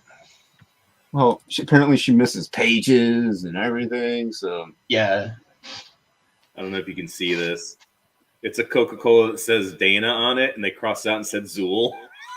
There is no That's Dana. great. There is only Zool. Our refrigerator light flashes like a disco thing, and I say that when I open it. Zool. Do eggs cook on your countertop? Is that not supposed to happen? I thought that was Say normal. AIDS. Jason, Eggs. run. Jason, do your AIDS cook? My aides cook pretty well. It's a great diet plan. Oh, shit. What is this name? Frog? What? Let me get up. I gotta zoom in on this one. Tasty. Yeah. Ugh. Frog. What is this? What did I name this file? Oh, the turnaround. Frog G turnaround. That's what it says. Yeah. Okay. I did a turnaround, Shelby, like you suggested. Well, I was saying in case you have someone that wants to do fan art, because it's too, dude. It's like, okay, so like when someone has a campaign that has, I don't know, 1 or 2 images, and one of them is a face shot of a character, and then you're like, oh, I'm having an art contest. Like, let's see all these entries on my character, and it's like, there's literally like one shot cuts at the knees or the waist. Like, you have no idea what the rest of the body is, Right. Yeah, no, I did a turnaround. Posted it on Twitter. Turn I didn't see that. Yeah, I posted it on Twitter. Inkspot shared it. Inkspot's even colored it. Turn around. See, Mike was concerned about copyright strikes on Breaking And 2 Breaking Electric 2. Boogaloo, but it's going to be copyright strikes on Turn who around. sings that? I don't Who know. sings that? No, there will be no copyright strikes on that song Sheena. because they'll be like, Jesus, that's horrible. Sheena can't Easton. Sing? Sheena Easton. No, who sings that? I don't know. Turn around. I can't find this. I just drew this frog. Where'd it go? That's not that great. Jason. Oh, Jim Cox said oatmeal Yeah. cream. Little Debbie's are my second favorite. Yeah, we I don't discussed the remember. oatmeal creams. I don't remember having those. I do like the what is the brand? They make the oatmeal frosted cookies that are usually like super stale, but they're good, man. Like, Bonnie Tyler sings that song. Total Eclipse of the Heart. yeah. The stale oatmeal cookies. Oh, I know what you're talking about. They got like the pink icing on them sometimes, or they got an icing on them. Yeah, And yeah. they're crunchy as all get out. They're like dollar store brand, dude. They're really not. They're good though. They are good. You're not wrong. They have oatmeal cookie animal crackers that are like that. They're delicious. Oh, yeah, those are awesome. Yeah. Maybe it's in this folder. No wonder I'm fat. Can somebody in chat please get a hold of Will Sportaccio, please? Thank you. Oh, that's all you need, dude. I could do that. I just need Will Sportaccio in here right now. You want me to text him? Yeah, you can do that. He might be asleep though. He doesn't care. I think- He's up drawing right now. He's on his iPad right now practicing colors for something that'll never come out. Well, he's doing the reissue of that book Stone with Brian. Yeah, I know. I backed it. Actually, I need to check. I just got a thing from Backer Kit for the Cyber. I guess Cyberforce is ready to go already. Did you see that, Mike? The collected edition. Yeah, the Silvestri collected Cyberforce. It says I got a thing for Backer Kit, and it's like it's dumb because you have to like do this thing or else they won't like. Yeah, they won't send it to you. I I Yeah. hate backer kit. That's I why hate everyone hates backer kit, dude. Nobody likes it. That's one reason why I kind of try not to back Kickstarter campaigns. Is because I really utterly loathe backer kit. So what's really weird is Stone. They originally announced that it was a Kickstarter, right? Yeah. Did you see he has it in demand on Indiegogo right now? What? Yeah, Stone's on Indiegogo. That's where I was going to back it. No, I backed it a long time. I backed it in well, it says January. I backed it in January, but I was late. I think it launched in December. Yeah, it's on Indiegogo. No, Weird. it was on Kickstarter, No, and then it's on they brought Indiegogo. it. They did the backwards. They brought it to Indiegogo when it ended. Yeah, that's what it But is. that wasn't the deal. The deal was that it was going to be a Kickstarter, and that's why I jumped on it. Because I was like, shit, I guess I have to go over there and spend some money. Well, And somebody lied to you. no, they did. And the thing that sucks is the Indiegogo pricing is the early bird pricing that I missed out on, I believe, on the Kickstarter. So I'm like, oh, it's annoying, man. Hey, I But found my dude, file. It was named ATYA. Attaboy. I'm serious. It's ATYA.psd. I don't know what that means. No idea what that means. I don't even know. Do you know that they pulled an additional 442 Indiegogo backers for $21,520? That's What do on you top of their Kickstarter for Stone. Oh, Wow. That's crazy. that's what they did on Kickstarter? No, this is like the second thing. Like this is their Or Indiegogo. yeah. Indiegogo, I thought it was at 60K. Yeah, so that means that they did almost six figures. Well, it's most potassium. It's the pistachio nuts. It's so crazy Yeah, that it's not even. Yeah, Christopher John said not a Kickstarter fan. I avoid Kickstarter as much as I can. So Yeah, me so too. far I've backed 5 over there, and 3 of them are friends campaigns. Like it was like they're my friends, so I'm gonna back them. I Yeah. 2 think of them I'm, I did. Actually, Yeah, 3 of them I did covers. So I've only backed campaigns that I've done covers for. two were friends, and I think I backed like 1 or 2 other. Like one was Painkiller Jane. I backed that one. Oh, But- I heard about that one. I didn't. I got I a just- lot of those books already. No, it wasn't an omnibus. It was like a new issue. So Wasn't it remember. an omnibus? I think it was an omnibus, and then you could add on the book, or you could do either or. But it was it might have you're been right. either or It's- because I didn't get no omnibus. I just got a comic. Yeah, that one. Yeah, it was a. Yeah, If because I I have remember like right, it all was of a them. collective. Mhm. Yeah, I have like all of them. So I was like, I just want the comic. But no, I backed Skinner's skin magazine thing, the Skin Crawl magazine. I backed that. That was cool. But yeah, I've only backed like 4 or 5 campaigns as well on Kickstarter. I try to avoid it. And like you said, it's mainly the backer kit, and also I don't like that they take the money out after the campaign ends or something like that. Yeah, I don't like that. I hate So, that. so okay, so the way that both of these have worked for me so far is they actually took the money. I think that Kickstarter's copying Indiegogo. It took my money immediately, but Really? but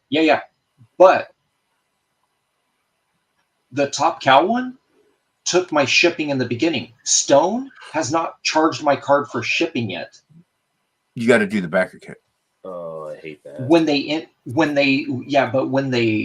said that when the book is ready to ship is when they're going to let you know. So they give you if you go on the Kickstarter and read the actual thing, they straight up say it. Brian Haberlin says, we're going to guesstimate, but anything can change. If shipping goes up, that's what you're paying. Like they straight up say it. Like if there's any increase, that's where it's going to be at. So there's no like getting locked into like the shipping on it. Right. That's dumb. Wow. Yeah. I mean, Yeah. They just don't want to. If you eat like $100 in shipping because of something like that, oh well, you eat $100 in shipping. Like if you have like a $30,000 campaign, you can afford it. In all reality, I had a $10,000 campaign and I ate whatever shipping cost I would have had to have eaten. So I don't know. Whatever. But I'm still probably I'm gonna be back in Indiegogo. I just gotta have money first. I don't know how long it's gonna be up there either, though. I've only backed like I think three campaigns this year so far. I don't have any money. I don't know. I haven't been back that many. I'll Back tell like you 2. there. Yeah, and they were both for like $25. I didn't like go like $70 why feature is- tiers or anything. It's saying backer kit surveys coming your way. All backer kit does is it just gives you more add-ons and shit. Like You can add on the add-ons, but you can just not, and it pretty much verifies your address is what it does. Yep. That's all it does. Like it just asks for your address again to make sure that you are you and you still live there. right, which is important. It is, Just but at the same time, it's still obnoxious. Like people move and they update their information on Indiegogo. It's been happening throughout my whole campaign. I get messages saying so and so has updated their information. So it's all you gotta do is just update your information. You forget that you're lost. Thank you for pledging our campaign. Yeah, they sent me an email. This is different. Usually, if you forget, you just hit up the creator though, and they'll hook you up. Yeah. See, I don't know.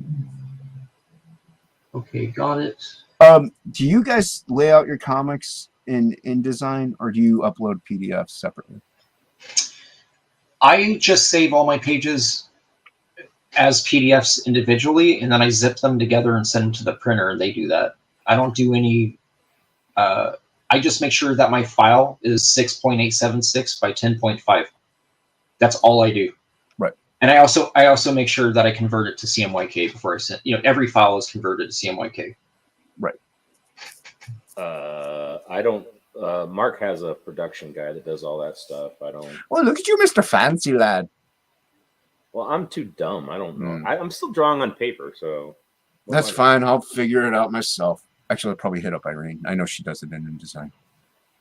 Come on, Irene. That's not. Can you explain to me why there is a Cyberforce 1 reprint with a Brett Booth cover? Yeah. There's Brett, 2. Brett Booth There's is 2. doing all the #1 issue covers, recreating them for the 30th anniversary. Not on this one. This one looks like an original. He did 2 originals for Kickstarter. Oh. I really wish people would just go to Indiegogo. Come on. He did. This one has a bunch of booty shots, like a swimsuit style looking one, and then the other one is just Ripclaw jumping like off a rock. There's 2, and it's weird because, well, I guess they're both 10. Share the link in the private chat. Well, I can't share the link. Why not? You can, You're going to see his information. I'm not gonna see his information if he shares the Kickstarter link. here, If you copy and paste the Kickstarter link in the private chat, it'll take me to the Kickstarter page. it's not on the front page. It's on the backer kit. Oh, okay, never mind then. Don't worry about it. I thought it was like still going. You don't have to worry about it, I'm looking at a different. I'm looking at a different thing. Yeah. Okay. Yeah. I get confused sometimes.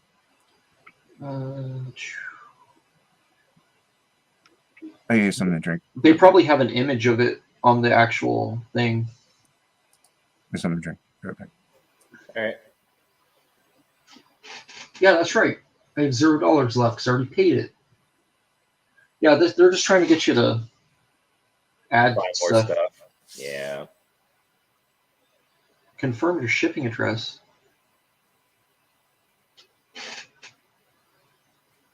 PC load letter. Hey, can I share my screen so I can show chat my shipping address? Yeah, sure. Thank you.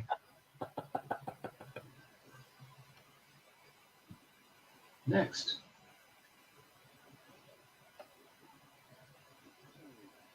Suggested.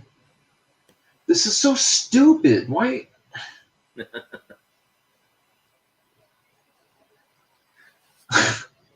This is so dumb, man. This is so dumb. Like, I swear this is the stupidest thing. Yes, place my order. Thank you.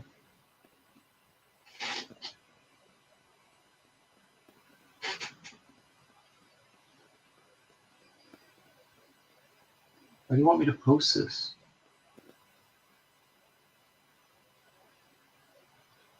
Crowd, I guess. I don't know. Whatever. Am I the only one here? No, I'm here. Oh, okay. No, quiet. I'm like talking to myself, getting mad and shit.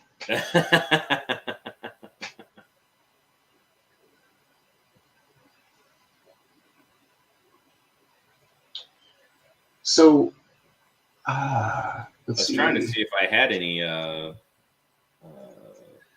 You have to go to your email to find this stuff. You can't. What's weird is you can't access it on the site. You can't access it on the Kickstarter. It's like because it was in my junk mail, and I went. If you go to the comments on that Cyberforce Kickstarter, there's a bunch of people saying they haven't received the confirmation stuff, which they basically need to fill out to be able to get their stuff.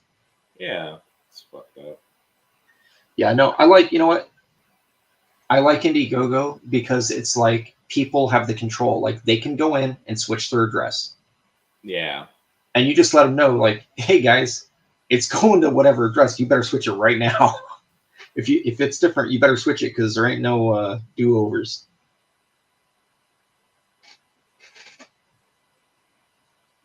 Yeah. Let's see. See, yeah, so yeah, I paid for that Stone Omnibus, dude. Fairly cheap, $30 for 400. It's like an entire year. It's like 400 pages. Nice.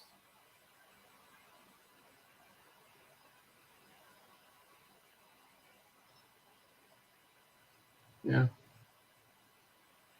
Well, there's that. I just logged into my Kickstarter because I haven't done one in so long. It says you need to verify your address for this campaign. I'm like, oh. Yeah. Have you guys talked about putting anything up there just like No. to see? No? Just We to see won't. like if they would boot it? Do you think they would boot it? Like just to be like, I was told that one chick quit, the one that not banned all of us, but she blocked all of us on Yeah, on Twitter. yeah. I'm not sure. I just know that Mark is very much against putting his stuff on Kickstarter because of all the shit that they've been doing. So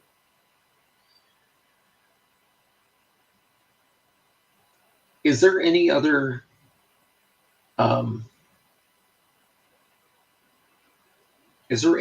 platform for crowdfunding? I don't Comics. think so. Well, the reason I ask is I mean, Indiegogo is kind of woke, dude. Like, if you haven't noticed, they just don't push it the way Kickstarter does. Yeah. But they're definitely, you know what I'm saying? Yeah, it's getting hard. I know like a couple of years ago, the bigger CG guys were talking about, you know, if Indiegogo leans more towards how Kickstarter treats them, that they try to figure out a way to do their own crowdfunding platform. Yeah.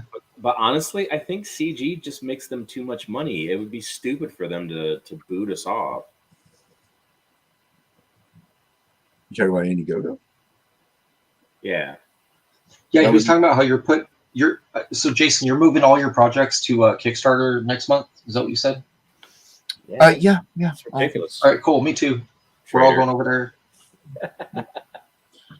No, but I mean, I gotta talk to Inc. But if we can make more money by launching an Indiegogo, and then once it closes, putting Frog G on Kickstarter, why not?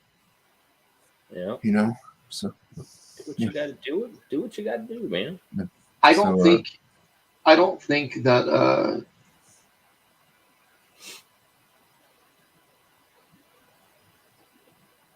What the hell is an AMP file?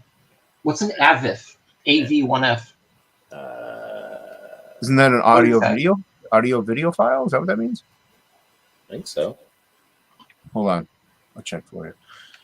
No, I mean, like I said, we'll look into it. And I would probably have Shay set up the Kickstarter because I don't know the back end of it. AV file. No, AV1F, the number 1. AV1. Well, there's very cool colored images on Kickstarter that I want to steal the colors from, and I can't save these images, and I'm trying to figure out. I want to steal their colors. You don't understand. Okay, there's one. I found. You know what I did? When you right-click Save As, I just did right-click Copy Image, and then I opened it. I opened Photoshop and paste it. Mm-hmm.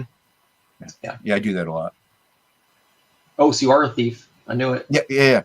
It's not hard to do. God, I see. I kept defending you. I kept defending you. Yeah, here's that Brett Booth. Here, let me. Can I share screen? Yeah. Here. No, I'm just making a point though. Like seriously, that because I've had a lot of backers say like, "Oh no," because Kickstarter's woke, and I'm like, Indiegogo's woke too, though. Like, you do realize this. There's campaigns on both sides there. That's cool. Yeah. Yeah. So this is one of the covers here. That I was saying. Is this still live? So you can add these on your checkout screen. Right. On Backer Kit. So they got this one, and then this is that other cover I was telling you with the booty shot. Oh wow, that's nice. And that's a Brett Booth too. But I'm just saying it doesn't really make sense to me because. Yeah. Well, actually, neither does this one. The reason I say is these people had nothing to do with that book. Like, this one makes sense because hell yeah, Mark Silvestri, dude. Like, that's his book. Yeah. And this is also an homage. I mean, this is a straight up homage to himself. You know, didn't Brett Booth do Velocity as well? No, that was Roquefort. No, but there was a book before the Roquefort one. No, that was Brett Booth was doing Backlash. Yeah, he was doing Backlash. That's what I was thinking. And he was doing a book called Wildcore. Yeah, Wildcore. Yeah, and Kindred. Right? He did Kindred. Look at Mike showing off. He's like, let me look through my original art book, and I can tell you what he's worked on. Well, no, I was seeing if that picture was in here because they have a bunch of he's like newer doing stuff. A bunch of Let me disconnect this. Like, that's cool, dude. He's got like the Gen 13. I don't really like the inks on this piece. No, it's a cool piece. I don't like the inks on it. Okay. I think he inked himself. I like his face on it. That's mainly what I like. Yeah. You know what? I think he digitally inked himself because what it is, it looks like really smooth. Like he doesn't have any like edginess to it. Yeah. Like if you look right here, look how smooth these are. Yeah, it's pretty smooth. Yeah. This one looks like something maybe Adelso inked because it's a little more like that face. Like that looks like an Adelso ink piece. It reminds me of the Bloodshot pieces. But this campaign is currently on Kickstarter, right? I think it's ended. Oh, okay. Let's see. No, you can still get it. It looks like. Yeah, so it's an add-on. Yeah, so they're just leaving it open, I guess, until. Dude. Jason, what would you do if you had 2,000 backers, dude? If I had 2,000 backers, I'd be extremely overjoyed and happy and stressed out that I got to ship it all. But I'd be eternally thankful. Like, I don't know what I would do. That would be insane. Like, that's 10 times what I have. Realistically, like, I'm going to be honest, man. I feel like this campaign should have had 12,000 backers. Well, yeah. And my reasoning behind this is that, do you know how many little nerds bought Cyberforce when it first came out? Yeah. We're all one Millions, of them. Yeah, millions, not thousands, millions. right. How do you only rake in 2,000 backers on a collection of the stuff that is literally just it's fan servicing us, right? Right. Like, how do you only get 2,000 backers on something like that? Like, Bad advertisement. People that outgrew the comic book industry, You think so? comic books. Yeah, People people do. are- I mean, a lot of people outgrew it. Yeah.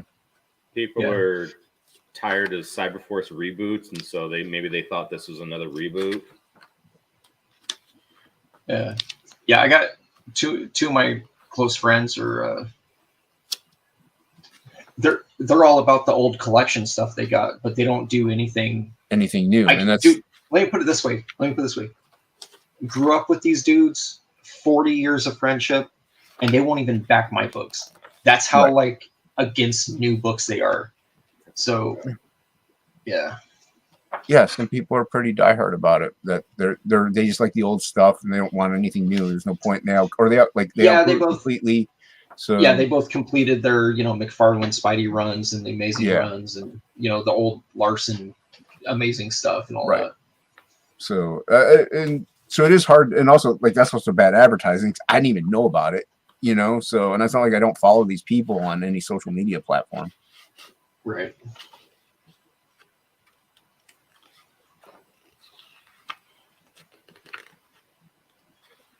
So yeah. I can't imagine my life without comics, dude. Yeah, I just can't. sure. Yeah, I can't. I don't know. It doesn't. It's just different because working in the industry, Well, not only that, but like even collecting it and in some way, some like absorbing it in some manner, I'd have to like Yeah. even if it's like collecting just like a statue here and there or something like that. I mean, or even picking up like an omnibus here or there or artist. I have to. It's Yeah. Well, I started kind of getting out of physical books when McFarlane went real heavy with figures. Like variants never bothered me. I would actually just pick the one that I thought was the strongest link. You know what I mean? I'm like, if there's 3 covers, I'd be like, well, you pick the best one you I like. Campbell, and even though I like Lee, this Turner cover is the best one. So I'm gonna get that. You know what I mean? Like I would Right. literally pick the best one that I like. It had nothing to do with value, none of that. Yeah. It's got to look So- cool. Yeah, I mean with books, but when Todd started making a bunch of those horror action figures and stuff, I started like money from comics like made a huge shift towards toys. Yeah. So Todd was technically comics were still getting my money, but it was all going in Todd's pocket, Like I was in that McFarlane club. Like, do you remember he had all those figures, like the all the different demons? He had like the biker chick and the variant biker chick and the gold painted. Like I was getting all those. I have totes. I got totes and stored away of opened figures. I had so many figures that I had to start cracking them and putting them in totes because I was thinking about it. I'm like, I'm never gonna sell these. Yeah. And I'm displaying them like literally my room. What I did that whole thing where around the top of your room and then making rows from the ceiling down of action figures pinned, like the whole thing. And then we lost when we moved down here. I lost a 1,400 square foot office because we had to downsize, move into here, and so I still have all my stuff. It's just in crates. yeah, I can't even it's like I'm not gonna pull it all down. It's heavy as hell. So it's just gonna stay there until something changes, I guess. But Weren't you guys going to be moving last year or something? So my wife was working at NASA before we came down here. Oh. And that was that was a contract that ended. And then her contract ended when she got her, like the week or the week before, when she got her master's degree. Uh-huh. Her regular job contract ended. So we went like a few months, dude. Her with her masters and not finding anything, dude. Like we Oh, were looking wow. all over. That's Yeah. Yeah, and so she ended up landing. She has a job now. It's she had to get clearance for it, and she has a federal. She works for the feds, dude. So she got a federal Wow. job now. But dude, their pay is not great, you know. So, and she's got her student loans and all that. So Ugh. Yeah. yeah, I love that. it's kind of tough. But yeah, it's just bills, bills and stuff, and it's good. It's good that she got her. It's good she got her degree and stuff because It'll open doors. before me, I don't even think she got her GED until late. Like she was like a dropout and didn't do anything, and then after we had our baby, she started getting like, oh, I'm gonna go back to school. I'm like, all right. She started doing it all online, and then went to Arizona State University and got her degree there. Got her associates, bachelor's, and then we moved down here for her master's, and then. But she's always been able to roll into another contract, like a 3-year. Yeah. So 2 or 3 3-year contracts is what we've been through so far. And then she's got there's some other stuff she's got on the side, like weekends for another contract, but it's like it's work from home, so we don't have to like move to like Chicago Oh, nice. or any of that. Well, then you'd be closer to me. I don't want to deal with snow. I don't know. Arizona's a weird place, man. I got buddies trying to like leave California, and I'm like, look, man, I'm telling you right now, it's not your first summer here is going to be pure hell. You're going to hate life. But I said, I'm convinced that we're all like lizard people because my blood is, I'm acclimated to this now. It'll be 115 degrees. And I'm not sweating profusely the way that I used to 10 years ago. Oh, wow. I'm like a little bit of like that deodorant. I'm like, oh, it's kind of hot today, and then that's it. And then I just go and do my stuff, come home. The only inconvenience is, leather steering wheel, interior of your car, because it hurts. It hurts to sit. Sizzle. Yeah, but other than that, I'm like, no, I'm totally acclimated to it. The downside to it is 60 degrees outside. I'm wearing a sweater and a jacket because I'm freezing my ass off.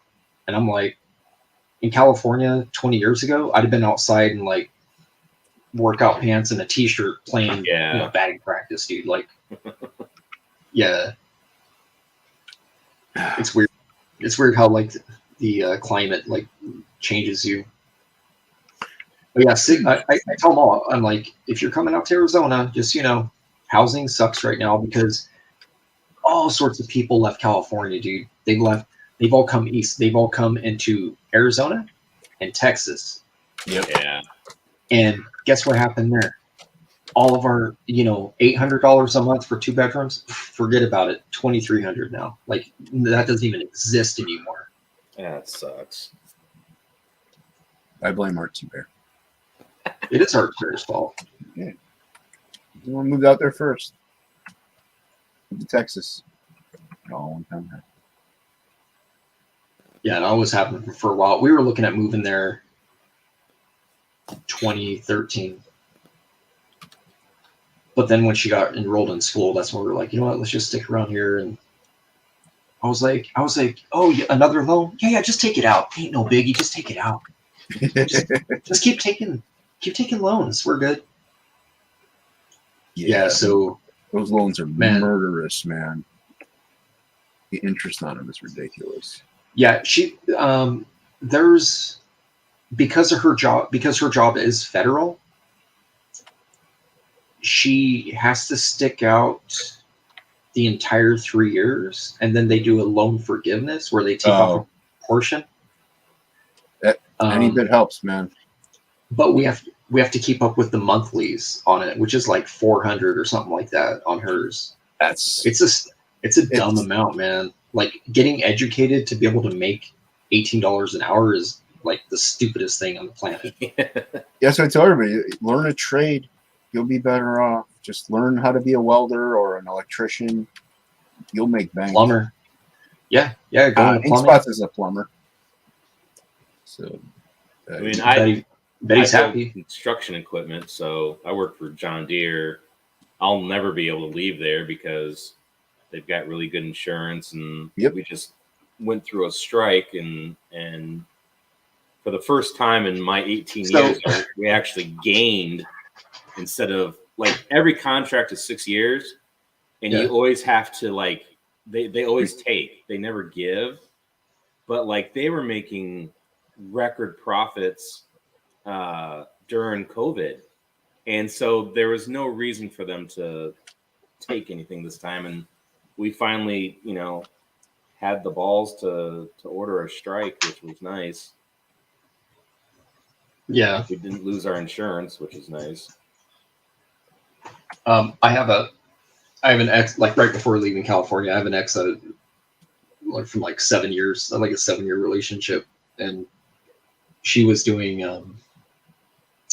payroll and then also billing at John Deere out there in California. And dude, I just saw, it's not even funny. I saw, we have mutual friends, Facebook and stuff. And I was going through and I was like, her dad had passed in December, right? Yeah. And I was like, I was just kind of like, it's not even funny. It's kind of ridiculous. So her parents are like the second largest dairy owners in California. Oh, Jesus. And the brothers want nothing to do with the business, like way back. Like they hated farming. They both do race cars. Like they're in like NASCAR circuit and shit. Like they spend dairy money on their race cars. They don't even work on the farm. Her son did, but not the her brothers, right? Yeah. So I was like, yeah, they're gonna sell this. So anyways, a buddy of mine from high school, he's the realtor selling it.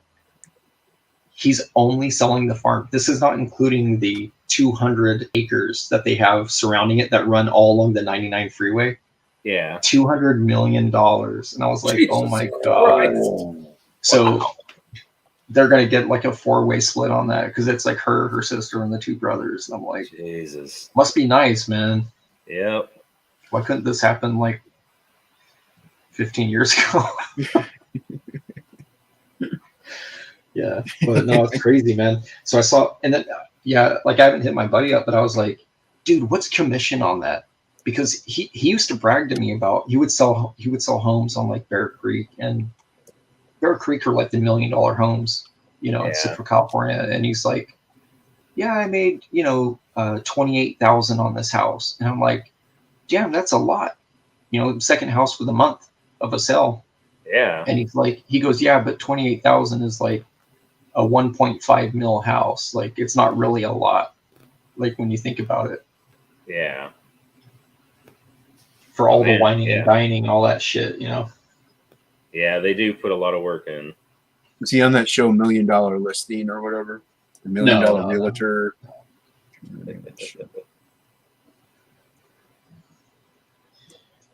He was born. So he has a twin sister, Uh-huh. and I don't know if it's a genetic thing, but like when we were in junior high, they had to remove. He was born with 2 sets of teeth. Oh, weird. Oh, jeez. The second set, so he was getting headaches, I guess, and the second set was in the roof of his mouth, and they had to surgically remove the entire set, including wisdoms that were running. So I guess they were coming in right next to the other teeth and hurting the other teeth, the nerves. They were like rubbing when they were coming in. So they had to go in and remove the top. And then in the bottom, the weird thing was they were in the front. So they weren't behind the teeth. The set that didn't pop out was in the front. Jeez. So basically they were just sitting there, but they took him out too. They were like, he was telling me about it. He's like, yeah, dude, it's crazy. Like, and I was like, hey, maybe you guys were triplets and maybe you ate the third one, dude. Like I just trip them out. I'm like, hey, you're not supposed to have 2 sets of teeth, bro. That's Oh my supposed to God. happen, man. You're supposed to have that. He's going to turn into that chick from Malignant. I was just gonna say that Chipper Malate where like the eyeballs roll back and then like the head pops open and it comes out the back. So it's got this little. That movie was awesome. Oh, it's backward. It's just so weird. Like it starts off as like one thing, and then it turns into this weird fucking kung fu fight at the end. Oh, so ridiculous. Oh man. So yeah, it is. It's like who the hell came up with that, dude? Like it's so bizarre. Yeah, I thought it was gonna be some like dark, like demonic, some weird demonic thing like he's done with the Insidious movies or like what else did James Wan do? I mean, scary stuff, actual scary. Saw 1 wasn't really that scary. It was a budget film. He did The Conjuring and The Conjuring. He did all the Insidious films. Yeah. He also did Dead Silence. Remember Dead Silence? That was the one with all the dolls, and they have that lady that like she had all the they cut her tongue out. Mary something another. Yeah, Mary Tyler Moore. Yeah, Mary Tyler Moore. Oh.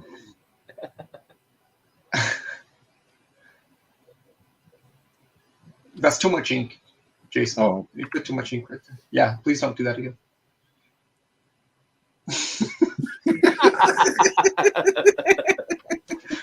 It's the equivalent of a Sharpie. Hey, so, Jason, when you're working, does it record your work?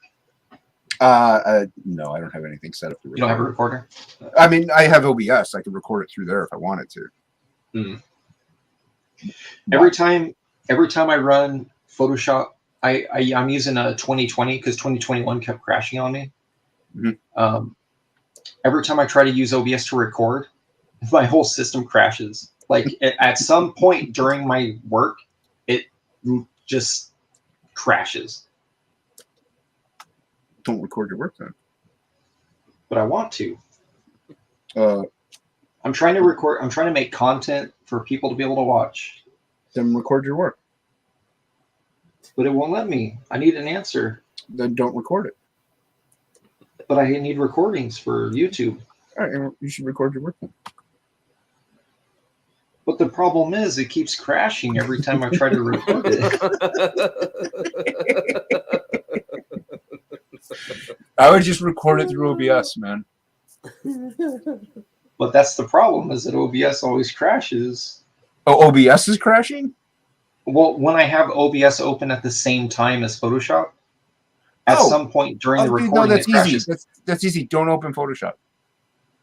Oh, okay, and then I can't record my work.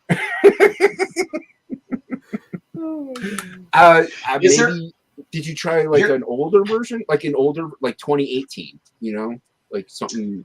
I still have a disc that has 2007 on it. There you go. Is what show? Is there an option in OBS when recording to record it like a speed video? Not that I'm aware of, man. I just, you know what I'm saying? I put mine through when I like a time lapse. You mean? Yeah, because Andy records his stuff on his iPhone and it automatically does it. Right. Yeah, my iPad will do that. Yeah, I want to do that through OBS. You know what you can do? You can draw in Photoshop and then use a gooseneck, clamp your phone to the gooseneck, then do a recording from your camera on your phone. I can't. I have an Android. My Android doesn't do that. Your Android doesn't record things? It doesn't give me the fast forward feature. What Android do you have?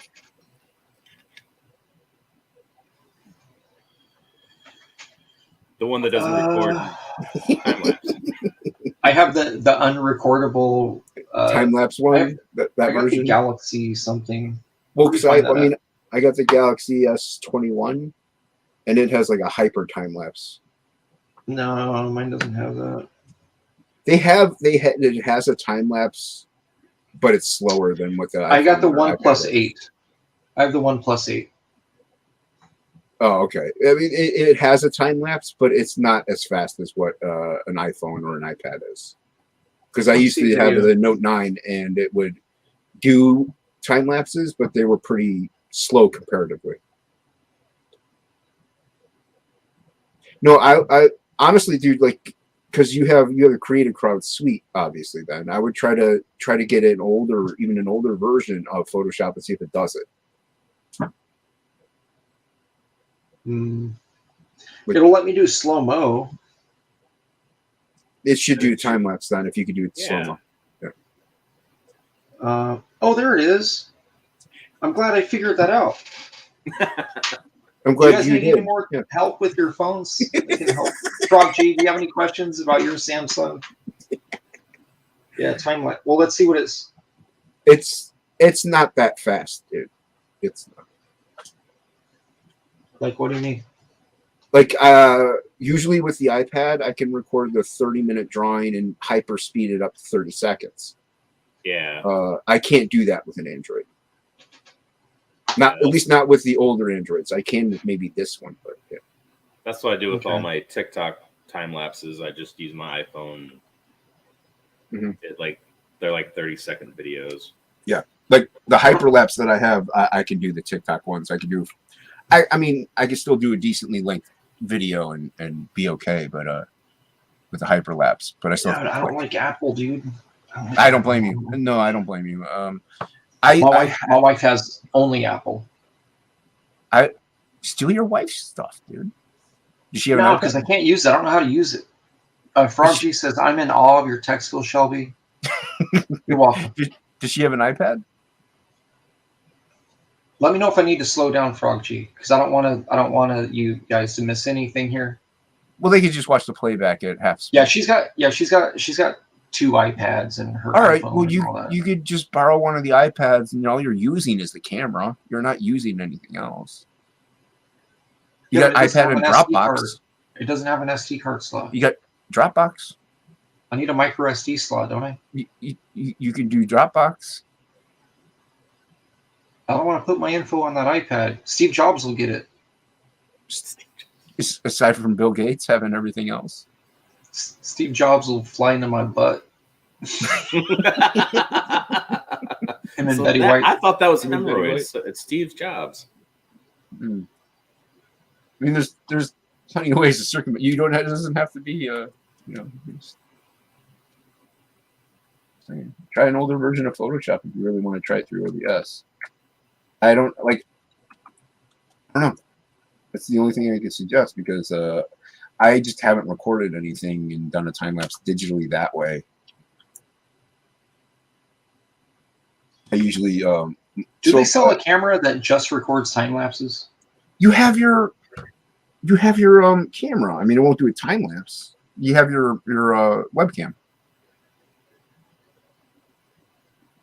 But then it looks stupid though. You want to record it straight in the program. Yeah, I don't want to edit it though. Is there a way to not have to edit? Is there a way to not do anything? How about you just have someone else draw it, do the think time lapse? About these pages? Is that a... Yeah, no, I just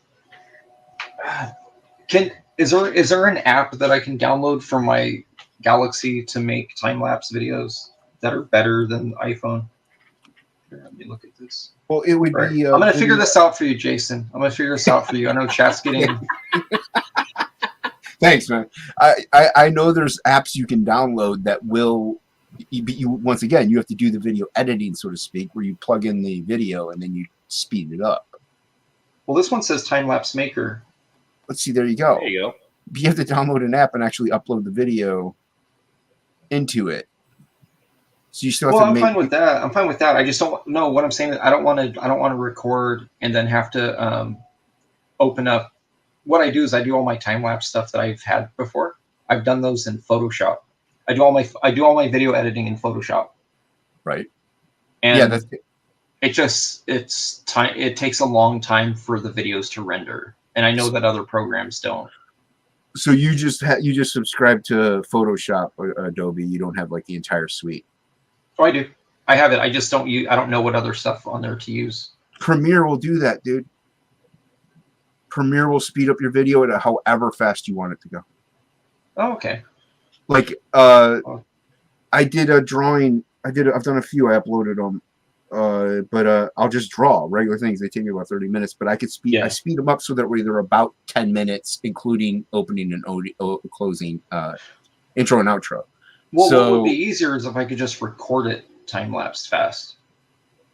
Yeah. Well, that would be easier, but it's essentially what you're doing is downloading an app and plugging the video into that app. It's the same as Premiere. You recorded it, then you just open it in Premiere, and then you just right-click on it, speed duration, increase the speed. You're good to go. Yeah, I think Wolverine needs to come over and What up, Wolverine? do some work on my computer. He is big on tech support. Yeah. Gonna download some. No, that would be a cool feature though for reals though in StreamYard, or not StreamYard, in OBS. Like if they let you do the pre-recorded stuff As a time lapse? Yeah, that'd be kind of cool. Like there might even be a plugin, dude. I don't know about that. You'd have to Google it, see if there's like a plugin you could put into OBS to speed it up. Great. You're having a problem where it crashes on you during Photoshop, so you were trying to circumvent that. Yeah. But if you record it from your phone, it's going to look Who terrible. told you that's circumcised? Who said that? That would be Mike. Okay. I know Mike. nothing. Mr. I don't kiss and tell Mike. Damn it. All right. Jason, Let's see it was supposed to be between you and me. He kissed your circumcision? I kept the meat and mailed it to him. Oh, okay. At least there's a logical explanation. Oh my. Wait, so are you talking about recording like your coloring in Photoshop, or are you talking about recording or drawing like pen and ink? No, just drawing. No, just drawing. Oh, Just yeah, drawing. dude. I gave up on the coloring thing, dude, because it's like literally the thing that's like I was coloring. I colored a piece for Joe Sontag for that mini print that everyone got with the Zash can. Right. And I did a video while coloring that, and so I was saving it, and for whatever reason, when it crashed, it went back like easily 20 steps before where my last save point was. For some reason, I don't know why, and it showed it as a recover file. Even like it didn't even save the original file where I saved it. That's messed up. So I was like, you know what? I'm not doing this again, because like I was really, really close to being finished with that piece when it did that. I was like, there goes 4 hours of work, because it was like 4 hours of me like saving this video, like screen share save. Yeah, if you're just recording your traditional, and then I was gonna flip it to like a 10-minute, when you break it Right. down. Yeah, if you're just gonna record your traditional stuff, I would download that app from your phone, use a gooseneck, and record it that way. Like to hyperlapse it. Did you just call me a gooseneck? Yeah, man. I use You're tall. one of these for my phone, Yeah, the gooseneck. and then You clamp it on, and you can adjust it. But yours is just a freestanding one. I have that. Oh, mine doesn't. or do I've that. got this. Yeah, I got Yeah, several that's things on my that's a desk. gooseneck. Yeah, that's a gooseneck. Yeah, I got some of that. Yeah, I would use that, record it, put it into that time lapse thing, and you're good to go. And then Bob's your uncle. Is Bob your uncle? I don't have an Look what I got, Wolverine. I know I do have an Uncle Bob, actually. He's got comic books. Look at that. Are those Joe Madureira comics? Wolverine really likes Joe Madureira. Or Sam Keith. He loves Sam Keith. Does he actually hate Sam Keith? No, you ask him next He time loves you it. see him. Like he loves Sam Keith. He thinks I he's got these. a genius. He likes Joe Mad. He likes Joe Mad, yeah. He doesn't like Bucklow. Huh? No. Here, I got something that I've debated on whether or not I should sell it. Mike, you've Sell seen this? Oh yeah, F Joe Mad.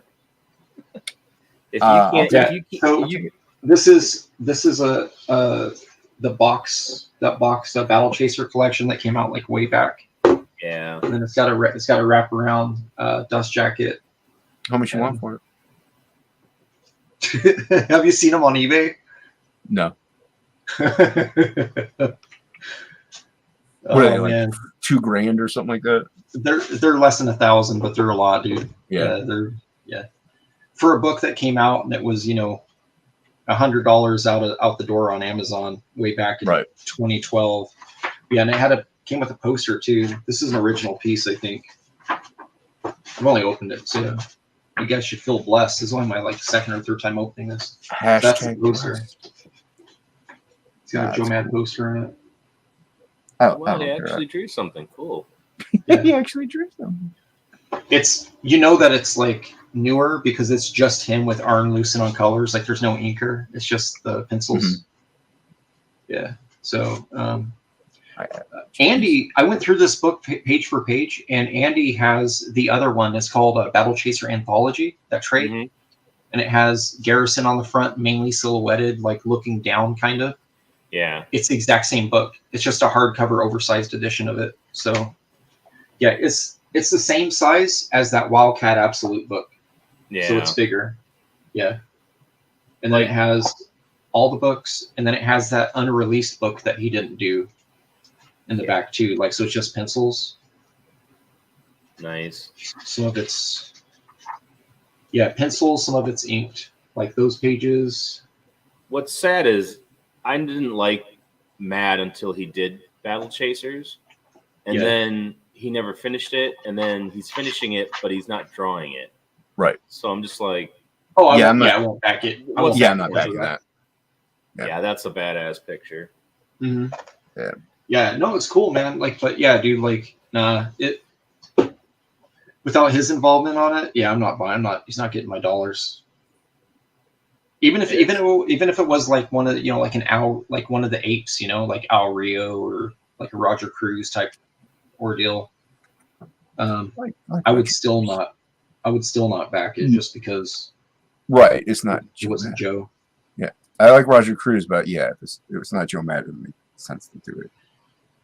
Yeah, and it's got all the covers in the back. But like Andy said, it has all the exact same. He said it's just a hardcover edition of it. So yeah, I've got a smaller hardcover that came out way back of Battle Chasers. It has like a gray cover, and I think Gully is on the front. It's just a regular size hardcover. Did you ever get the Soul Saga 1 collected? Yeah. Is it just the first 2 books? Yeah. Well, what's in it? Okay. I've never cracked one open. That's why I'm asking. I keep seeing it, and I'm like, I think man, I already own all this content. I think there might be some sketches in the back. I haven't looked at it in a while, but I think it's just sketches that you've probably seen everywhere else. Yeah. Nothing fantastic. Are you just saying that because it is fantastic, Mike? Yes. No, it's not that fantastic. I knew it. See, all right. See, I'm gonna get it now. And then when it's not fantastic, I'm gonna yell at you. Okay. You told me. Fair. You told That's me it fair. wasn't, and it's not. What's up, Mike? That's fair. Why did you tell me that?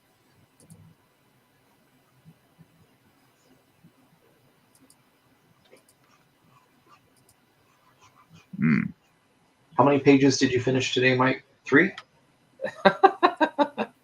I finished inking 1, and I'm penciling 1 right now. I don't get a whole lot of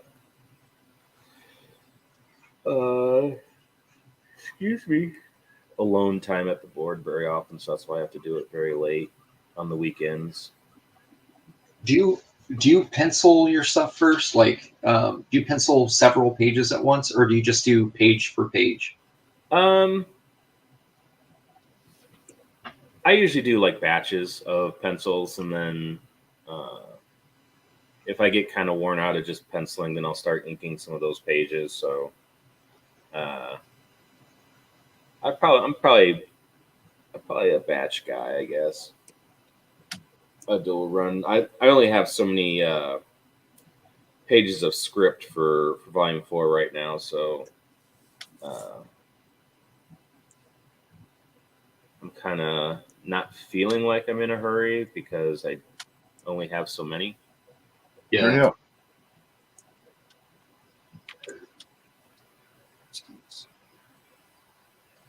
So you're saying that Mark is way too slow to be a comic writer.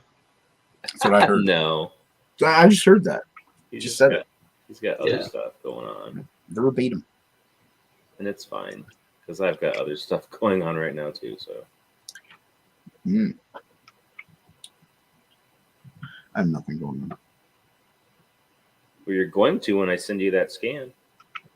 How many? Have you already started interior pages, Jason, on Frog G? No, we just we've been plotting out a couple things, some beats, a little story concept. We've mainly been doing like art pieces, like promotional type stuff. Like I'm gonna print actually this one, and then this one, and then they're both the same image. It look like this one, and then I'm gonna ink them traditionally. How I normally do. Like, so we have stuff to maybe sell, but I'll also send them the ink spots. You can color them. Hey, what's up, man? How do I make you big? You click on me. You click on my little guy. What's going on? Oh, I know what I'm doing wrong. But yeah. So what? You click on what? I usually just drag someone over. Yeah, there's a screen thing you can make somebody solo go in solo mode. But no, like this is 11/17, so I'm gonna print it. I'm gonna add my ink detail, and Nice. then and maybe some background as well as this one. I'm gonna add ink detail and some background stuff because this is a villain in the book too. So, and then once I'm done, I'm gonna scan them in, send them to ink spots, have him color them, and these will be more promotional pieces because we're also gonna have like a supplemental of some kind or like a thing of some kind maybe where you can get all the promotional materials that we worked on throughout all this time. So, but we want to have at least like maybe 4 pages done, 2 to 4 pages done before we do the pre-launch. So Nice. yeah. So yeah, but Absolute isn't done totally yet. So he knows that's my main focus right now. Yeah. You can take me down. Okay.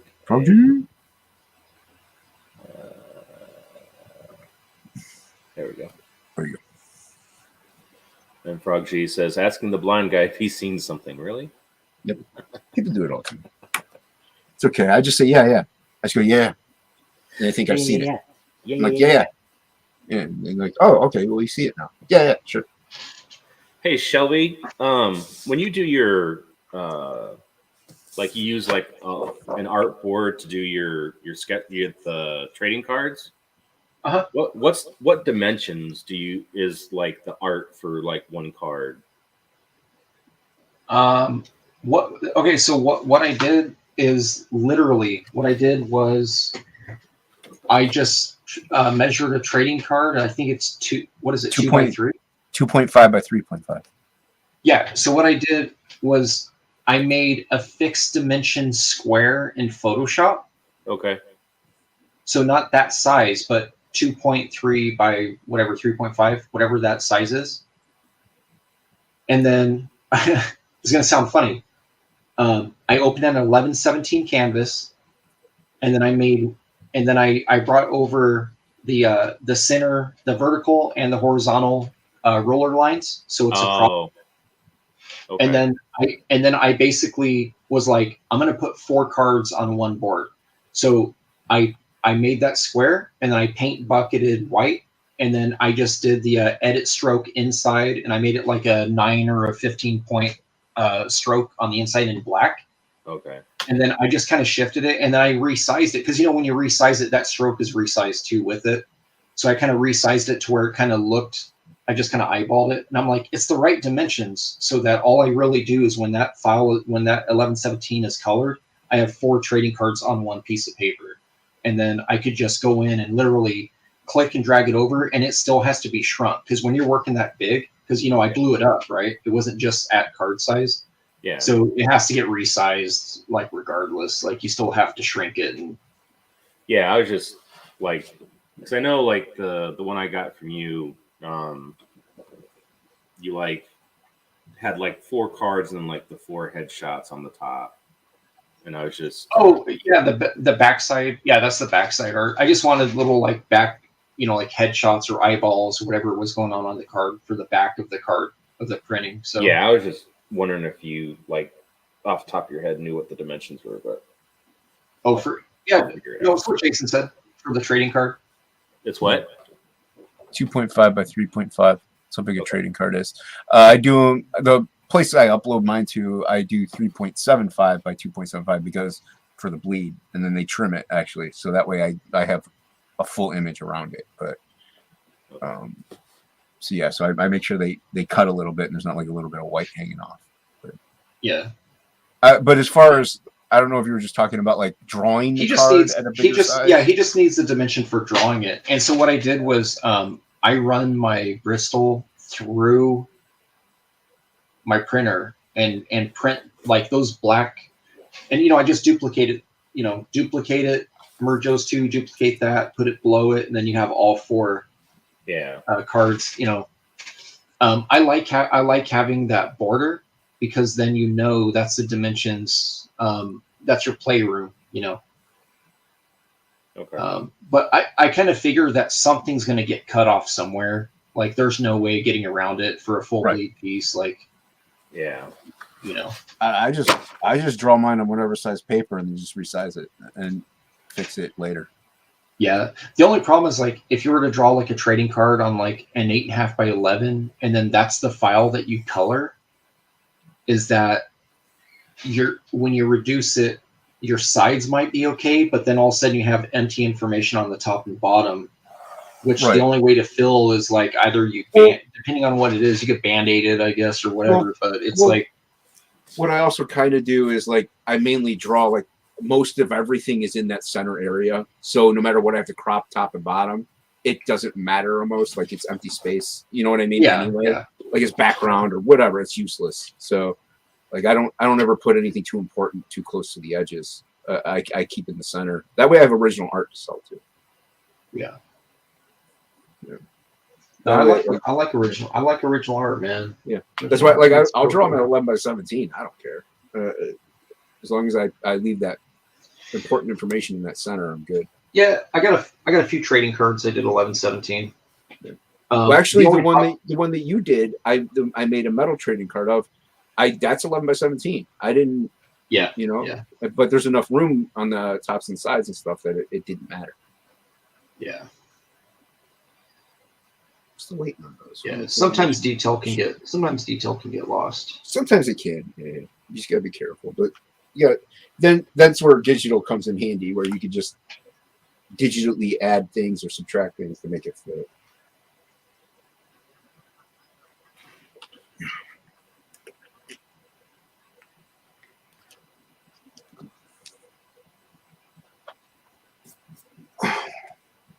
Shelby's or if Billy's in the Discord.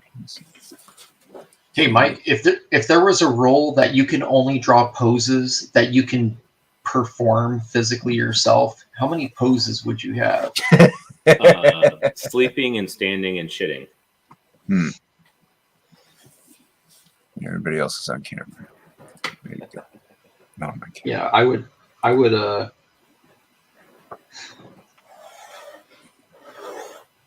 All my characters would have like the sciatia.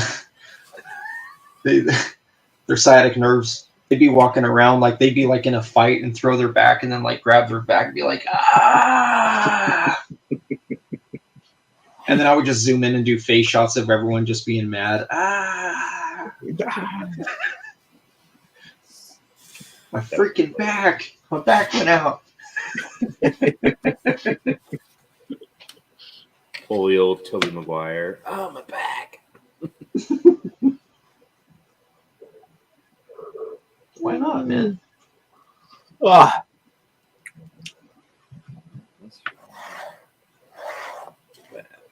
You live on the East Coast, right, Mike? I live in Iowa. right now. Close enough. Yeah, I'm on the Mississippi River. Same thing. East Mississippi River, same thing.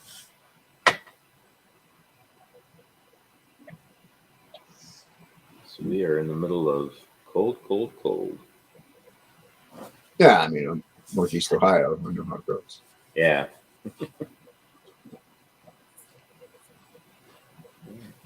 What are we at right now? We're not too bad right now. Well, I take that back.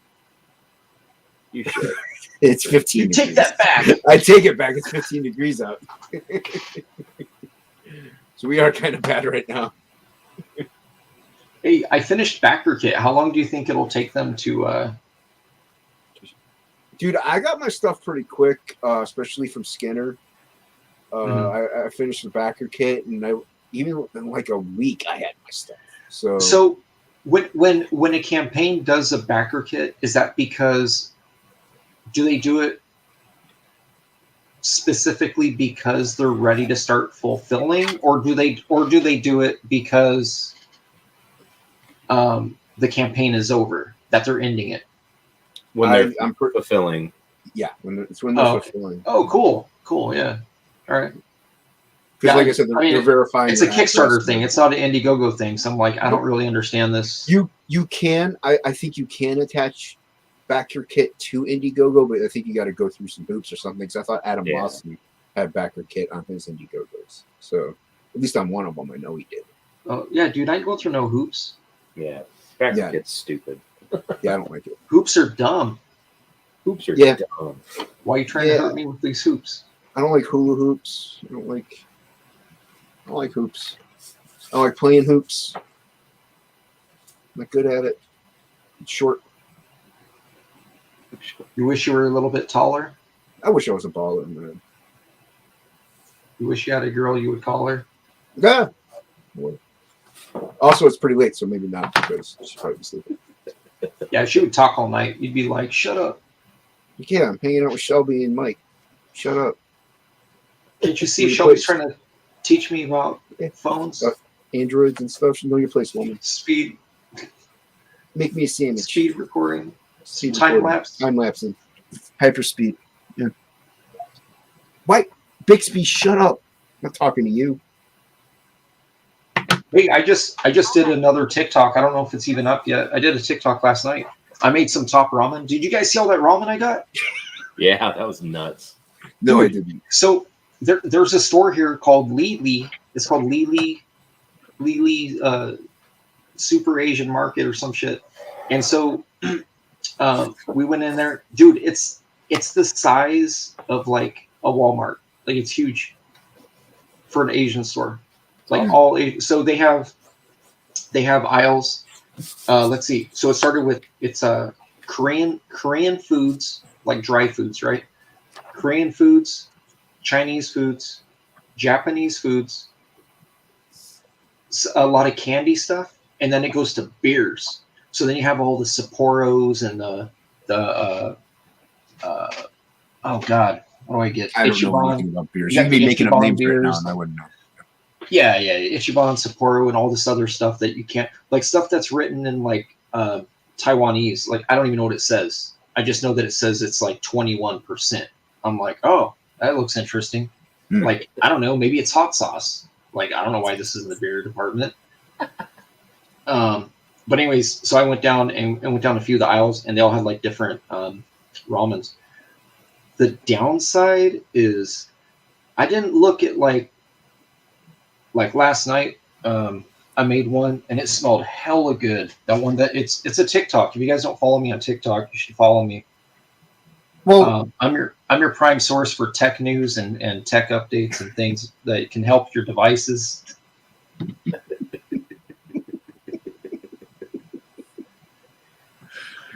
How do I follow you? Oh, it did go up. Yeah, well, the second you upload it, it's pretty much going to go up, man. Yeah, there's my TikTok. Look, I even did edits. Look, the boiling. Look at that shit. Look, the boiling water. I even did edits. Bam! Look at this. Udon noodles. Yeah, I don't know what they are. They were good, but what I was saying is, they had this packet that came with it. Watch, I'll show you in a second. Where did it go? Hold on. I don't know where it went. Anyways, It's a soy. It was a soy flavored one. All right, what's your name on TikTok, Shelby? AmericanDiscord.com. Yeah, Is it- American Discord, DISCHORD.com. Or sorry, DOTCOM. I spelled it out the dot, so it's AmericanDiscord.com. DISCORD. Spell out the dot. All one word? Noodles. Yeah, there's an It is H not. after the C. Yeah. Why do you guys spell things weird, dude? I gotta retype everything. So When I can't was see it. making my company name, I was still looking at the possibility of going through Diamond Distribution, and I wanted a company that started with A. And American Comics was already taken, and a lot of the bands I grew up listening to were on Discord in Makai's label, right? Like Fugazi and all that. So I was like, well, shit, I'm gonna go with. I like that name Discord. I'm gonna take it. And I was like, you know what? American Discord. There you go. It's kind of edgy. Mm. Hells yeah. So, anyways, I went with that, and then we got the LLC. It's actually registered. Like we have all of it. So, Right. yeah, I just stuck with it. I bought I bought my website for like 56 years. See, the internet's still Oh, around. wow. Like I'll be in my 70s, I think, when it expires. So. Mine comes out once a year every time. So Oh, are you going through GoDaddy? no, I have mine through like an old server thing that nobody heard of anymore or anything. Mm. Hey, I found you.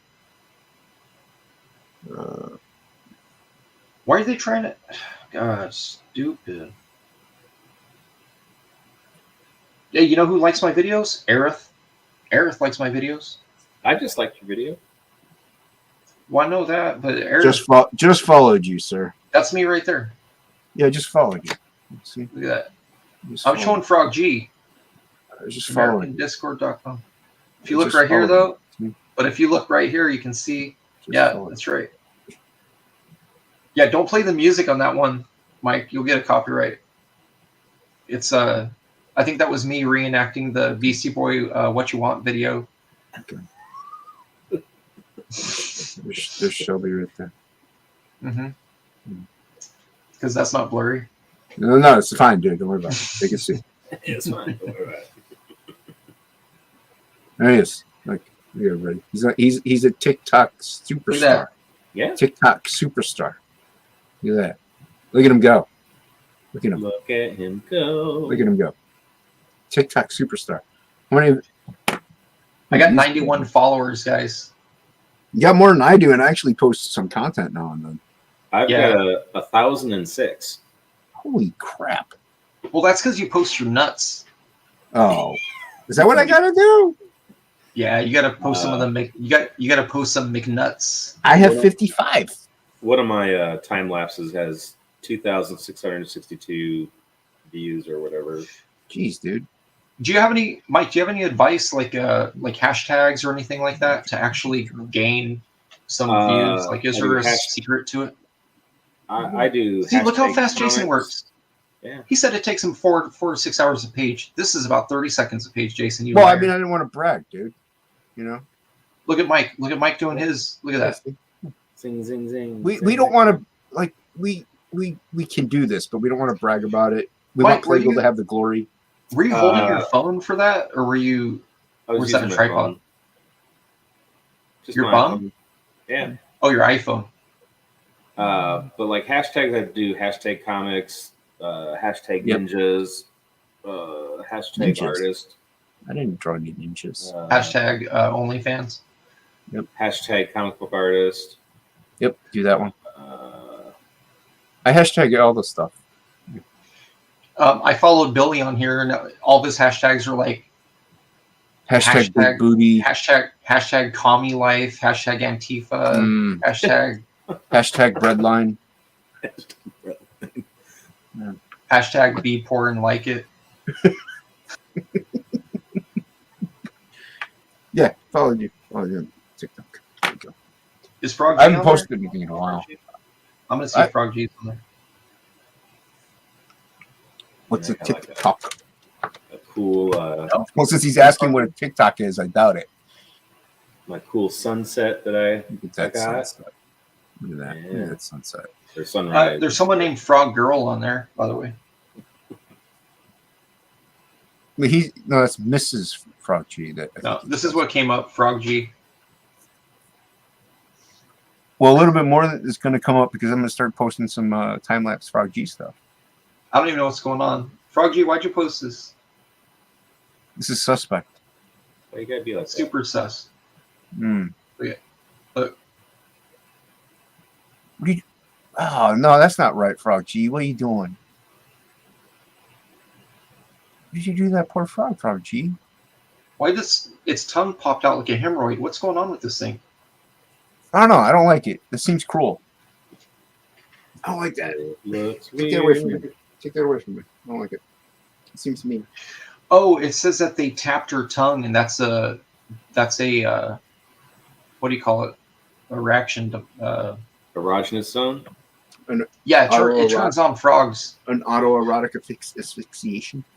Yeah, their hashtag is Gaggin, Frog G, and Frog Talk TOK. Maybe Frog Talk and Frog that's G. what the So by the G way, Frog stands G, your for. hashtag. That's what the G stands for. Frog G, gagging. No G spot. It's the G spot for frog. Oh, we got your number now, Frog G. So you know, it has some tadpole action. Mm. Oh, look at this little guy. Look at that little guy. Look at that. Oh, That's a finger, guys. it's itty bitty. Ah, look at him go. Look at him talk. Look at his mouth. Watch. Hi. There you go. Well, isn't that a tree frog? That's what Frog G is a tree frog. If you look at his color scheme, he's a tree frog.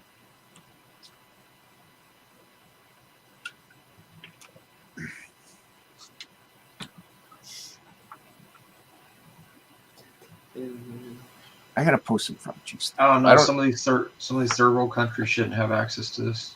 I have Darth Vader. Look at his swartz is as big as yours. Darth Vader. I got a Darth Vader, but he's too high for me to grab. I just got this one today at Walmart. He shouldn't be doing drugs. Just got this one. Is that that's not the Black Series. Which one is it? Which one was that? The Rogue One, or which one was that? I don't know, dude. I saw it in line, checkout line at Walmart, so I bought it. Impulse buy. Darth Vader. See? I'm down with Darth Vader. Okay. Can't tell. I have an extensive collection of Greedo figures. Greedo's my dude. Why? Why is he- Until Disney decides that Greedo's not a dude, which technically wasn't. The Well, I already decided that he Han shot first. Han shot only. True. Yeah, only. Yeah, and I got the originals. Do you I got really? the. If you Google it, you can find. Oh God, what was it called? I ended up finding out on Mercari. So there's a group of hardcore fans that are editors, like they actually work in Hollywood and stuff, and they have the original trilogy. It's called the. Let me find it here. It's been a while since I looked it up.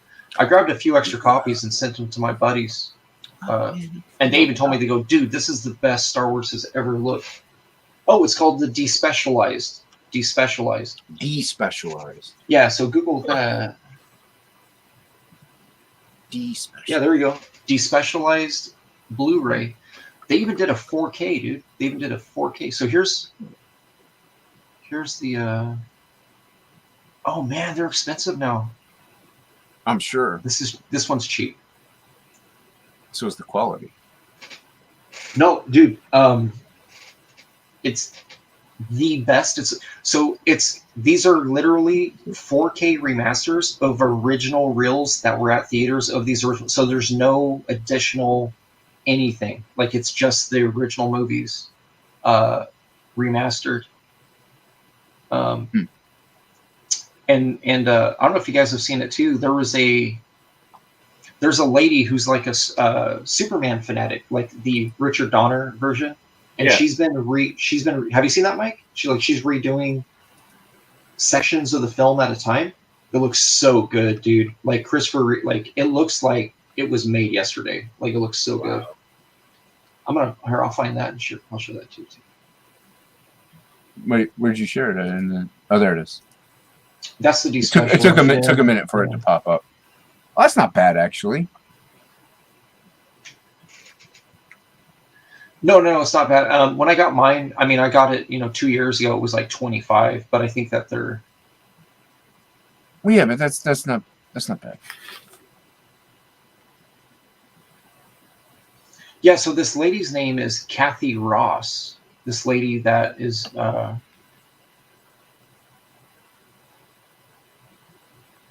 that's remastering like all this Superman stuff.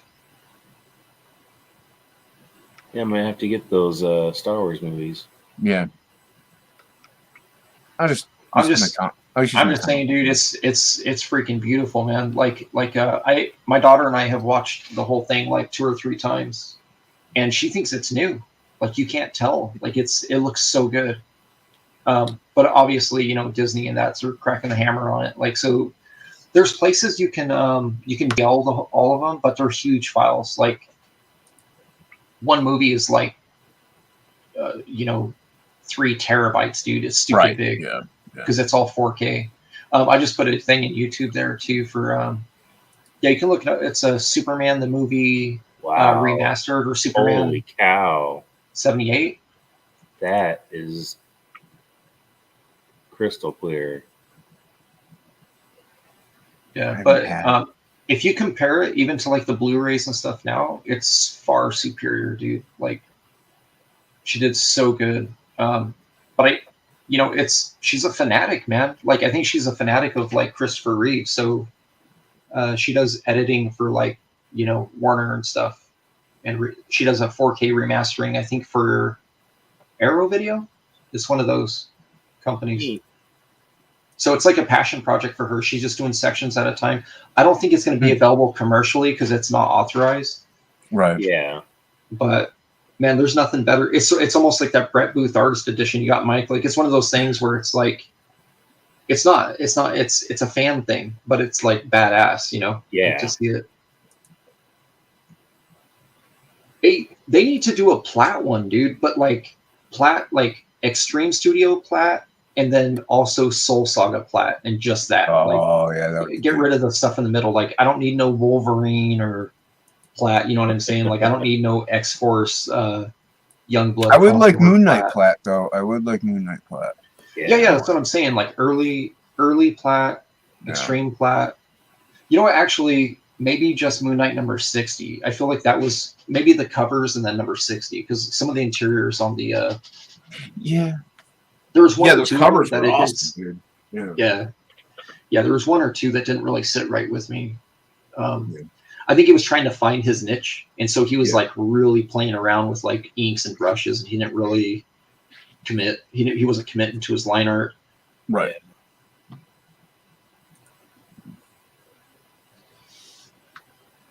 But anyways, so this Star Wars thing. Yeah, I might have to pull the trigger on that Star Wars. I'll transfer money over from my comic. That's fine. I need a couple more people. So just if you look it up, Star Wars Jubilee Specialized. It's very easy to find in Google if you just look up Star Wars Despecialized in the shopping, like Google Shopping, Marketplace, whatever. But the pricing is like crazy, dude. Like you'll find some people for like 200, and then other people for like 50. Right.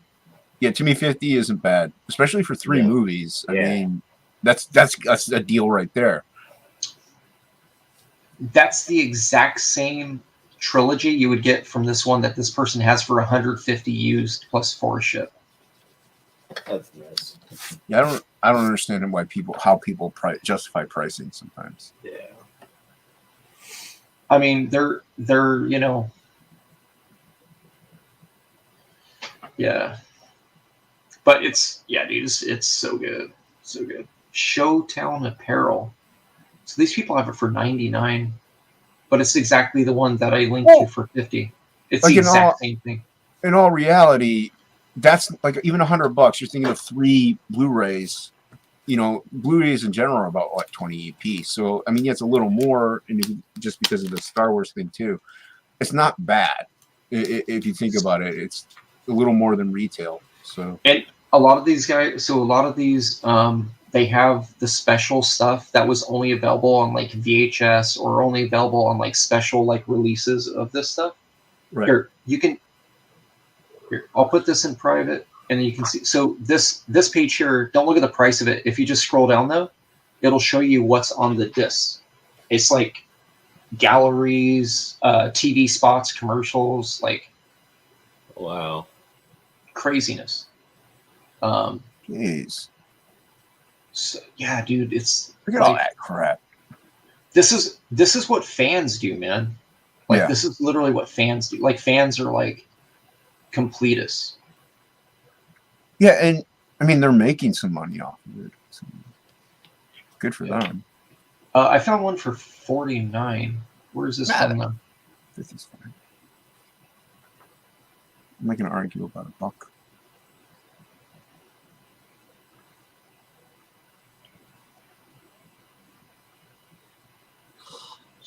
This one.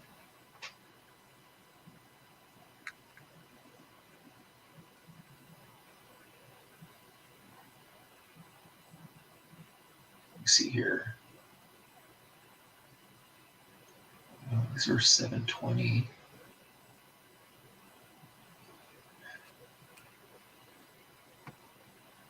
Oh, 125, 122, 132. Right tab to close. Oh, I'm gonna have to get going soon. It's 3:30. Yeah. Almost. Here, I'm gonna put this one in. This is another seller right here, Jason. So that's another one. Yeah. So, anyways, yeah, if you can track it down, like if you track down that despecialized edition, it's worth the watch, man. Like they're so good. Oh yeah. They're so good. I mean, Nice. that's what we knew. You know, that's what it should have been, not this remastered garbage. yeah, it's just a remastering of the original, Of the original, right? That's what. like the that's original what the, screening Right. movies. Yeah, that's what the remasters should have been. Was the remasters of the original, not added yeah. CG content or anything. Nobody cares Yeah. about that. So I found out about these on accident. I was in a forum trying to find out about what was it? I was trying to find out about a remaster of that movie Ronin. Oh yeah. And I just happened to come across another board that was talking about this trilogy, and I was like, "What, Dude, I've been looking for that forever. So I thought it was like the way of the dodo, and if you could find it, it'd be like hundreds and hundreds of dollars. So yeah." yeah. Well, the only true release of Star Wars was a VHS release through Walmart that was like came out forever ago. Like my buddy has it, but it's like a VHS. So that one there, like anyone that has it that's selling, it's like $300. Like you can't. My no brother one's used to selling have that one. Yeah. Yeah. Yeah. And that was the last one they released right before they started putting out the special editions that had all that like stuff, you know, Banthas walking in front of the screen and obscuring what you're seeing and all that. Yeah. So dumb. There has to be. Don't just do stuff. Just like what I never understood was they did all this stuff, but like in the first Star Wars, they left like stupid stuff that should have been changed. Like there's an explosion on the surface of the Death Star that looks like somebody just threw a firecracker at a model kit. And I'm like, you guys didn't fix that, but you made a CG Jabba the Hutt that looks horrible. Yeah. Right. That thing was so bad, dude. You gotta fix the firecracker. You fix the firecracker up. Yeah, it just looked bad. That's So yeah, I'm gonna need to get going because I'm dying. I need to actually get some Don't forget to end the stream. Stay on before a you do stay on a Share schedule. stream. that. Actually, it's Share 7 o'clock stream. I need to do one of these times just to see how many views I get. Boost your See what sales. that Shelby does. gets backers when you just cheer streams. I don't have anything Yeah. going though. I got 2 backers. I I got need to 2 work on backers on that one. I thought you got One like 7 sketchbook. backers on that one. I just haven't had time to compile all my files to do a sketchbook yet. I've been meaning to do an art book of like all my non-comic book art stuff, like even sketches and stuff. I have everything uploaded everywhere. I just have to put it into like InDesign or something, lay it out, and just put it up.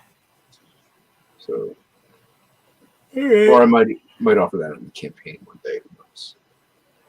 Well, thanks everybody for Yeah. chiming in and showing up. I appreciate you guys. Hey, Yeah, man, chat. thanks Thank for- you, Hockey, for swinging in. The 3 OG CG OGs. icons right here. OG, yeah. That's right. That's right. 3 amigos. 3 amigos. All right. Well, for the 0 people watching right now. Ooh.